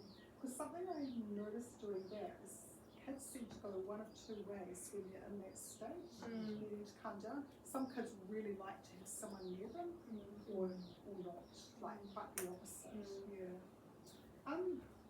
We also do the Incredible Years Autism program, and they have these lovely little key rooms. So children can choose of the key rooms. So think of a happy place, take a deep breath, take a break, stop, ignore, relax. Do you know smell the flower and blow out the candle? It's a really nice way to teach that deep breathing, and then counting down from 10 using the elevator. And I can't remember if we show a vignette of them using the turtle, but do you know about the turtle concept for calming down? So the idea of going into your shell. So some teachers have like a cardboard box with like a turtle shell on it, or you can use something similar, but this is a really beautiful story, and I can share the link for you, you can just download it. So more for your little ones, but it's a little story about how to go into your turtle shell. It's really good if you've got a turtle puppet that you can model it. And we're really happy to share our resources. So if you did want to do this with your little ones and borrow a puppet, I know Parnell School have borrowed our puppets. In the library? No, Marcina.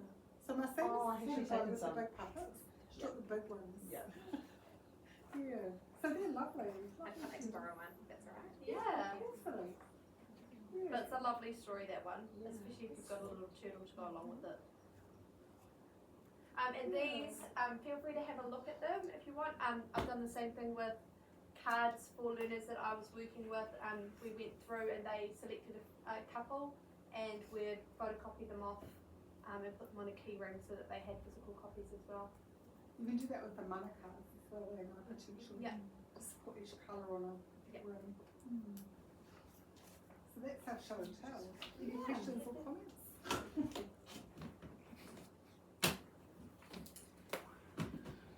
It's lunchtime. So we give our next question.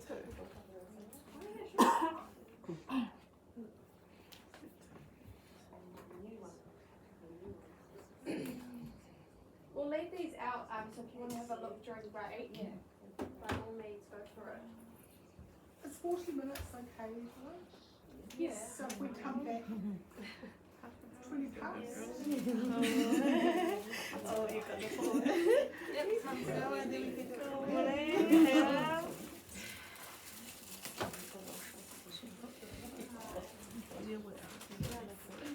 Yeah, yeah, to be honest, yes. But it wasn't just us. I saw it. Especially I don't know if I can. Oh. I don't know if I can get to the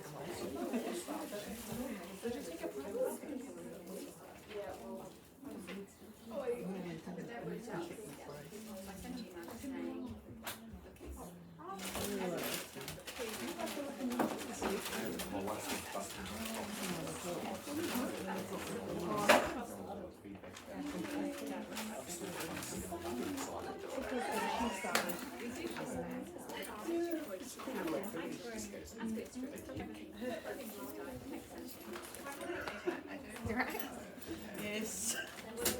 So we don't think.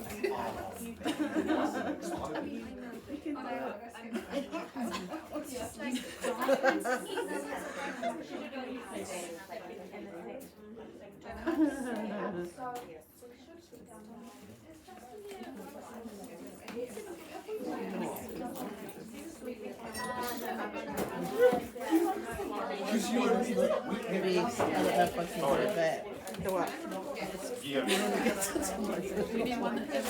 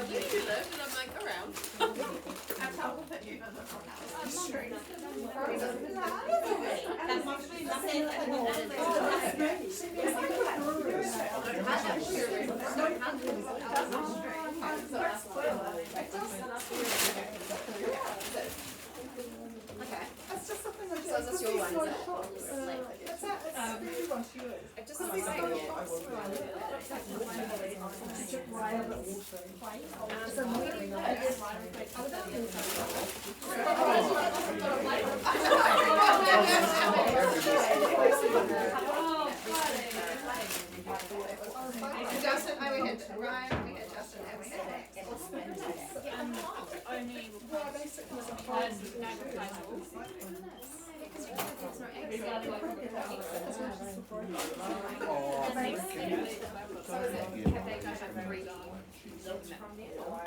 So it's been ongoing for, so my road's still, do you know Kaikani? Like a loop road? Really no, but I have been out to the car several times. Yeah. So we're on the loop. So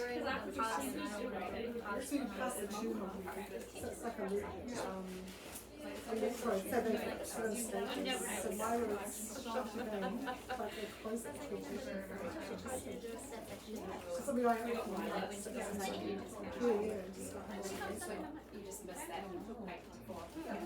so, and if I leave at that time, I just serve them all. It's like another 15 minutes. But it's all changing. A lot of houses.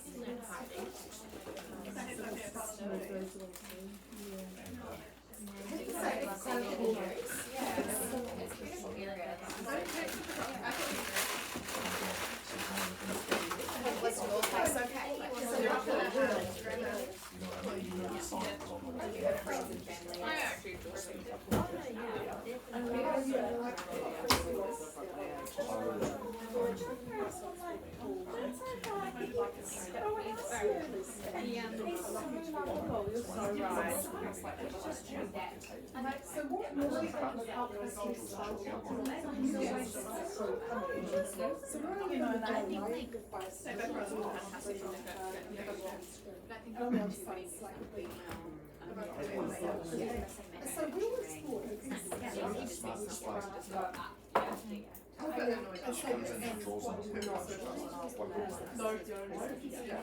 so we were taught so we were fine.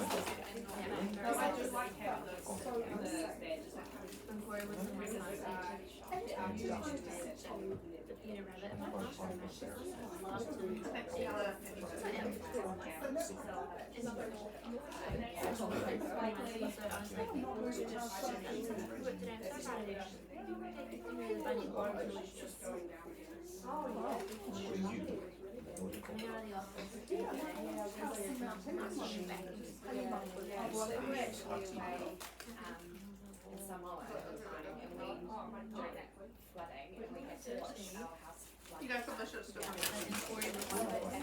We got up. And our cat was locked inside as well. And then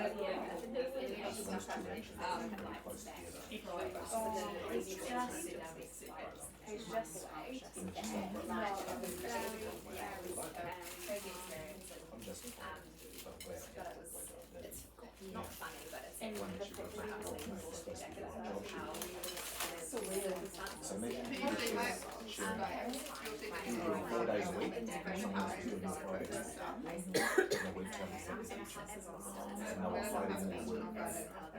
like that towards not like that.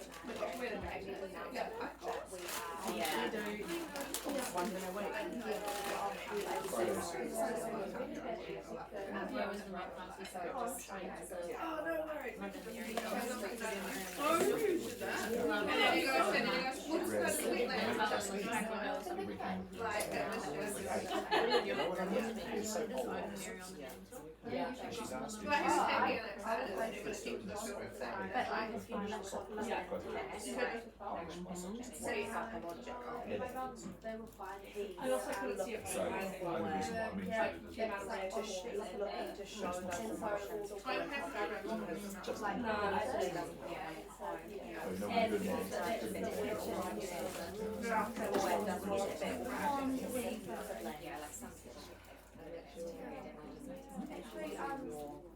But even a sports track, what about them ex-partner was one of the people who died? Yes. Oh, no, I'm like, oh my god, no, yeah. So, because the North Shore got by like white and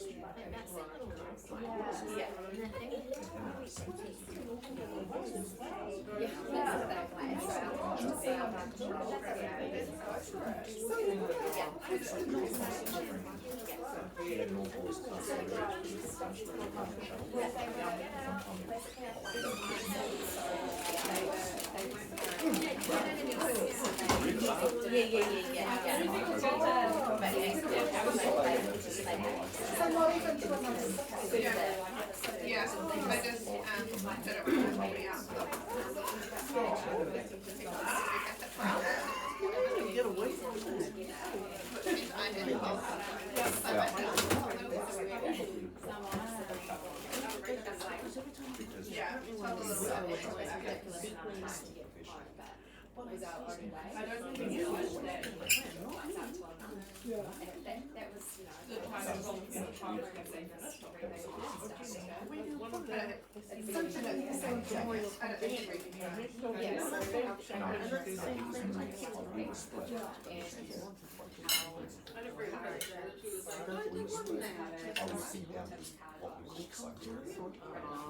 you said money. Stop making me spend money. So yeah, so our house and contents. So the people are not.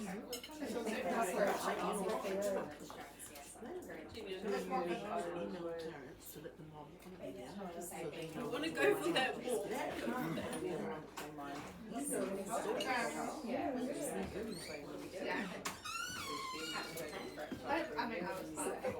Wow.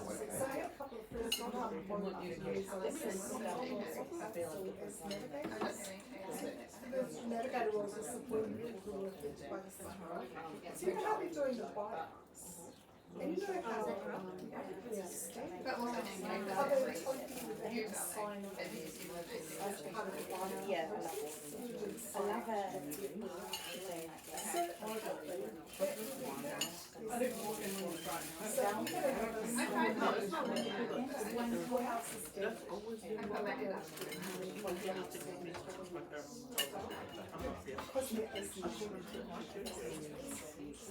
So that's why.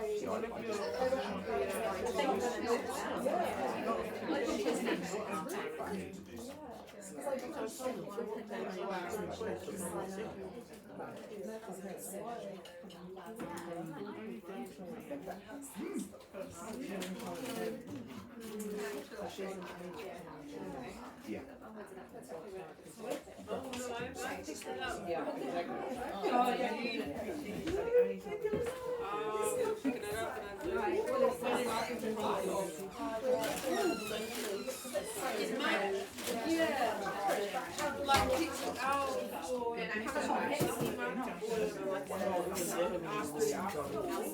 But it was just our and we were like, she didn't laugh, it was like, we were kidding, thinking that everyone else he's like, oh, but she's doing capital I, but like, that's not punctuation. What is? Not what you're looking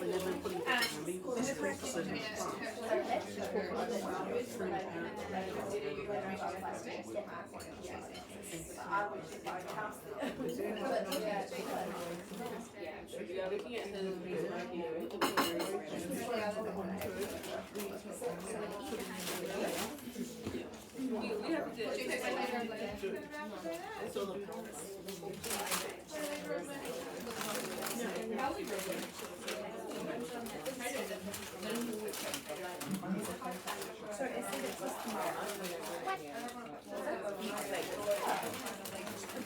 But we've got Thursday.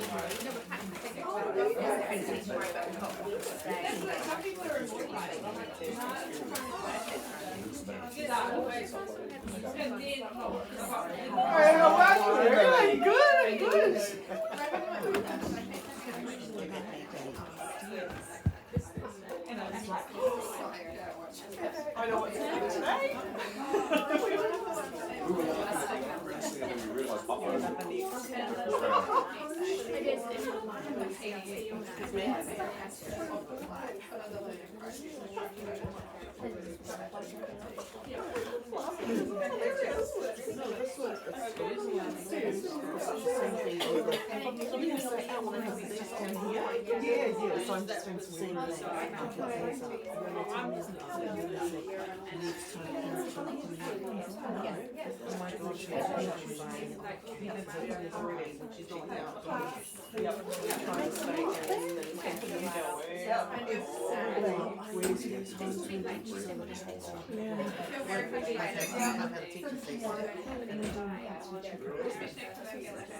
So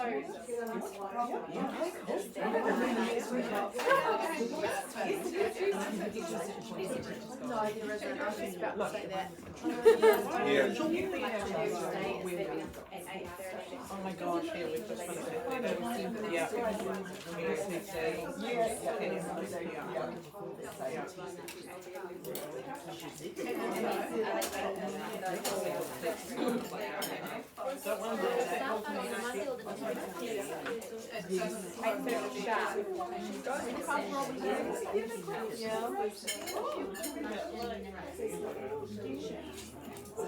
You came in with a budget. I'm looking for and then like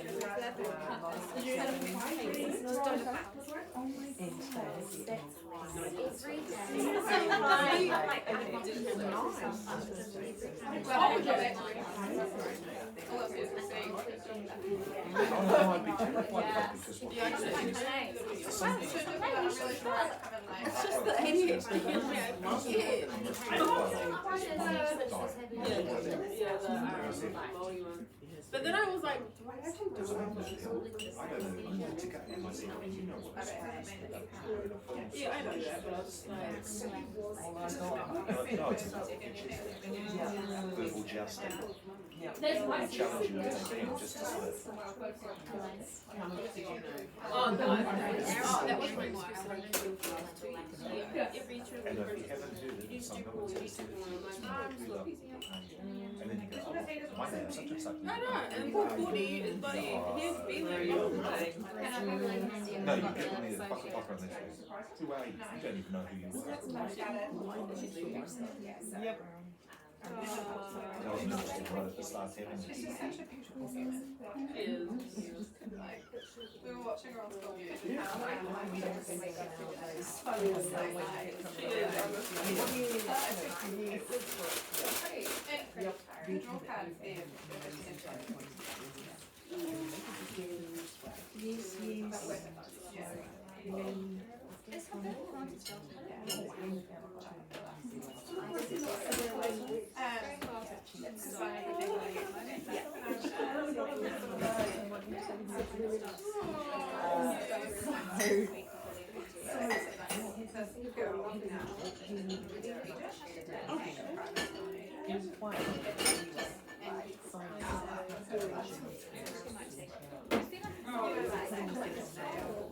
Oh yeah. Yeah, so we're going to take that down. It's half from it's a little walk up there, so I got up there. And yeah, so and so a group in front of them goes, there's smoke up there, you probably should go next Friday. But yeah, they just put the smoke down the smoke. Yeah, which was annoying because it was just so much time on a Friday. So all of us were there. Yeah. And then, I don't know, kids talk and I'm like, volcanoes are erupting and all that shit like that. They just, and then some of them, like, and then especially, like, certain studies, like, anxious and oh,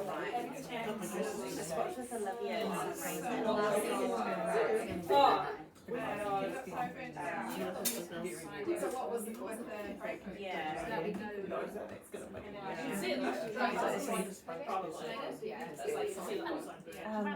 On the school side,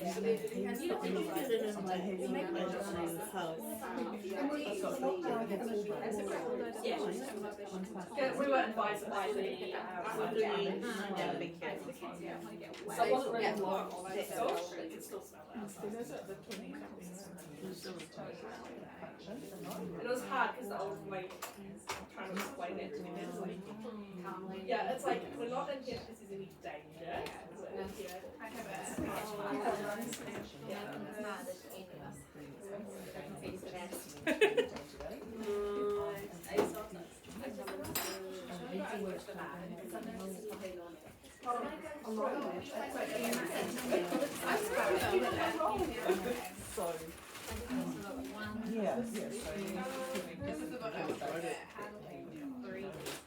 You should have. Oh, you should.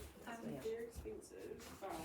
Did you say a line? So there's a line, sorry, like a line that's in a sentence on it. So it says, In the second class concept management, you need to think about your discipline hierarchy.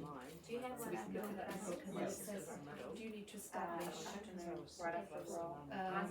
then think about your so when we go through it, do you want me to ask the person I have asked if they'll model there?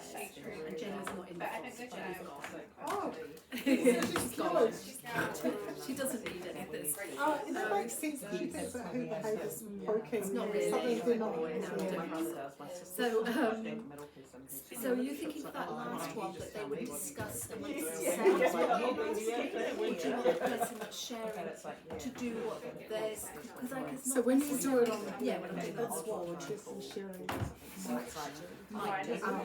So when they come up with their behaviour, that would be a good thing to identify this is the behaviour that actually used to it's not. Okay, you start So you could get to last step if the behaviour hasn't resolved. Because there's also lots of no, I don't think so I just get you to ask that you say she's only just telling stories. So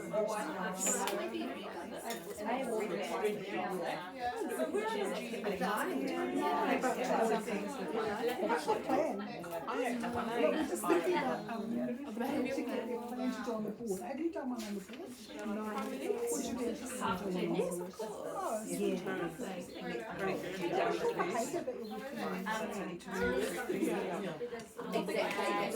So long enough task like ours.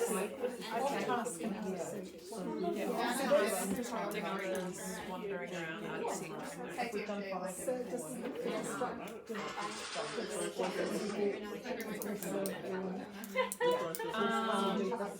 sometimes like verbally abusive annoying people to where they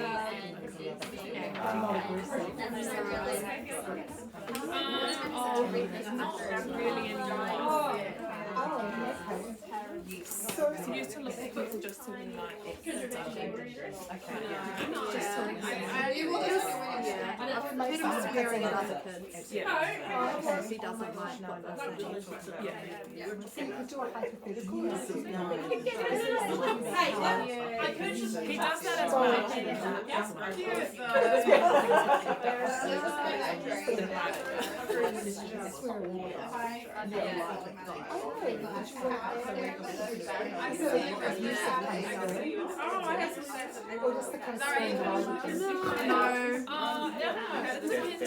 Depends on the child, how he's feeling. That's an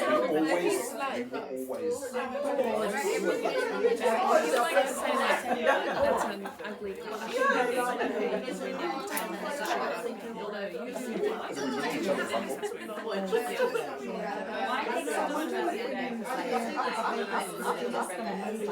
But we just knew of like yeah, because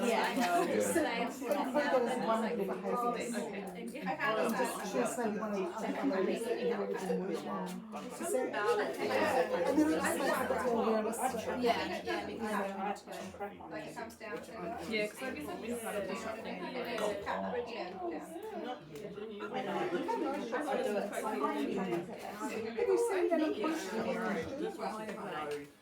I would not think that would consider because what is it, the like Southwich was he like you said something online there so he says so bad now I'm such a good student I do my work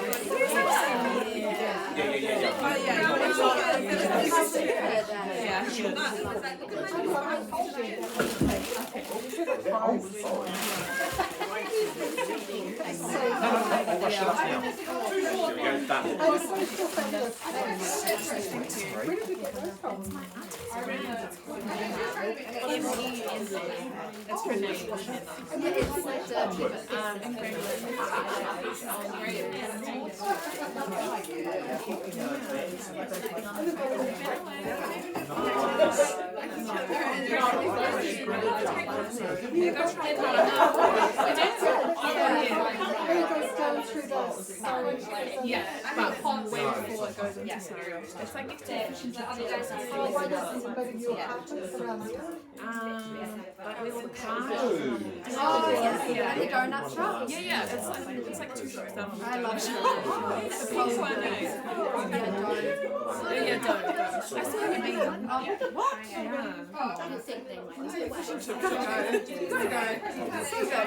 They're coffee flavors. Oh, really? I'll give them.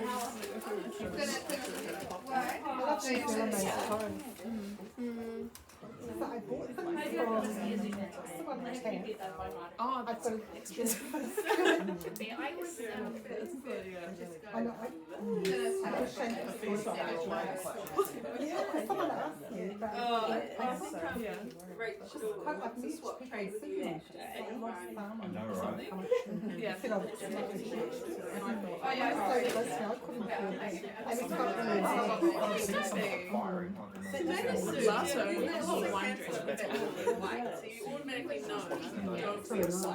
Does she make What do we not? Oh, the mini receipts as well? Yes. What about So it's her and her daughter. Yeah. Really? Yeah. So So nice. nice. I know. See, you really said has it. You're like, do I want to Oh, no, miss D&D? like, Oh, oh, what it is. That Like, people that's were well right. made. I like the place are well looked at. Yeah. Oh, no. I didn't see that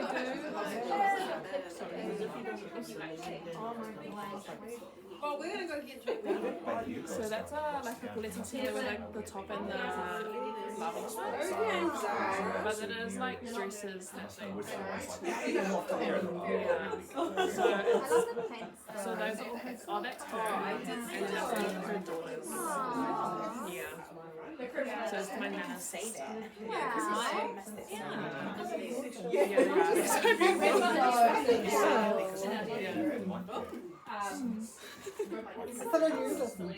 No, they've been around for 2 years when you took Well, they're like starting really like small. that was when I Yeah, getting bigger. Yeah. So we used to have a shop in And then, and then they've got one in Samoa. that would be so much to take on visually. Oh, no. Look at so So what time is it? Yeah, bags and stuff too. And then I just Like tote bags. You're like, that's a cute name. It's a cute name. They are. It's stretchy material. Oh, Yeah, it's not elastic band. No, not just. I love pockets. Yeah. Oh, that's so cute. Yeah, that's why I wanted so I had a big jump on.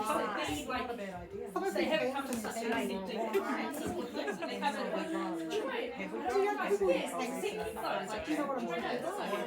My dad has it. I just can't wait to know what to choose.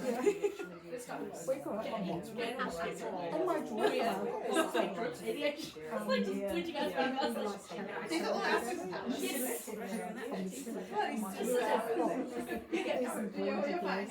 Oh, beautiful. I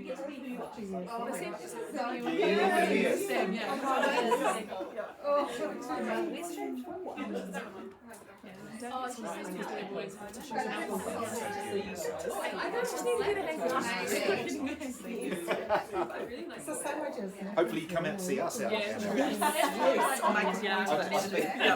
I would have personally How's wear it it be myself. of Chase Dave away? But Yo, we did. Sorry, just wanted to say hello. Lovely. It's really nice. They've been very good. Very good students. Bye, Emily. See ya. What did you say about Dave? Oh, You know he's gone down to Taranaki, Yeah. Yeah. He's brave. That's really brave to do that. So it's He'll be jousting and everything. No, I'm not kidding. Normally I'm trying to make fun, but I'm not making fun. I'm terrified. What are you talking about, Justin? Anything that is features a lot of Māori appeal, things like that, there is a lot of Are you talking about verbal jousting? verbal jousting, yes, challenging each other. you stand up and you speak, if one thing's out of place, for real, for real. So you know they've got like a kind of an hour away. Yes. It's a large copy. It's a large copy model. Yes. What? How long is that usually for? Is it 3 days? Coming back on Saturday. Yeah, so four of them. That's not what I want. They're gonna bring you everything to make nationwide one. It is nationwide. Yeah. Yeah, they do a nationwide one. No, nothing serious. And we've got research and transfer. Oh, okay. I think you do Because we're self-managed.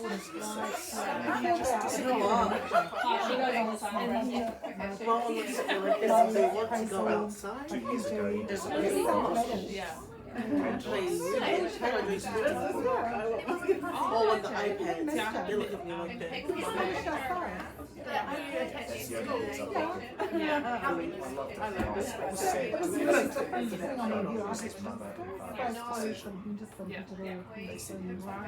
But we all knew it. Am I? Yeah. Oh. And that's why they took Because like you guys were finding hard to you don't do that because he had been at school. So the only reason I know is because I can read this is my talking. So moved around. I know it's not There's another shooter, but when he came back, he just went back to the people who were friends. Really still doesn't have any like close friendships with them. Like that. This is just one kind of I'm not going to take my teacher head off for a second. I'm just going to tell you tonight. I had a very different experience with teaching. I thought that we had him on the right swing. I thought we had him putting his shoulders back. But there was little things that he did. Taking this too far. Insults, banter, stuff like that. Like you said, no, I think she was too far and hasn't. He's socially awkward. That's what it is. And I think like when he goes about his awkwardness, No, that's right. I mean, he was doing things like opening up Paul's toilet. So I was just like, okay, I don't think you meant to do that. And when he realised, he was just like, yeah, then he was he was like, oh, I'm just turning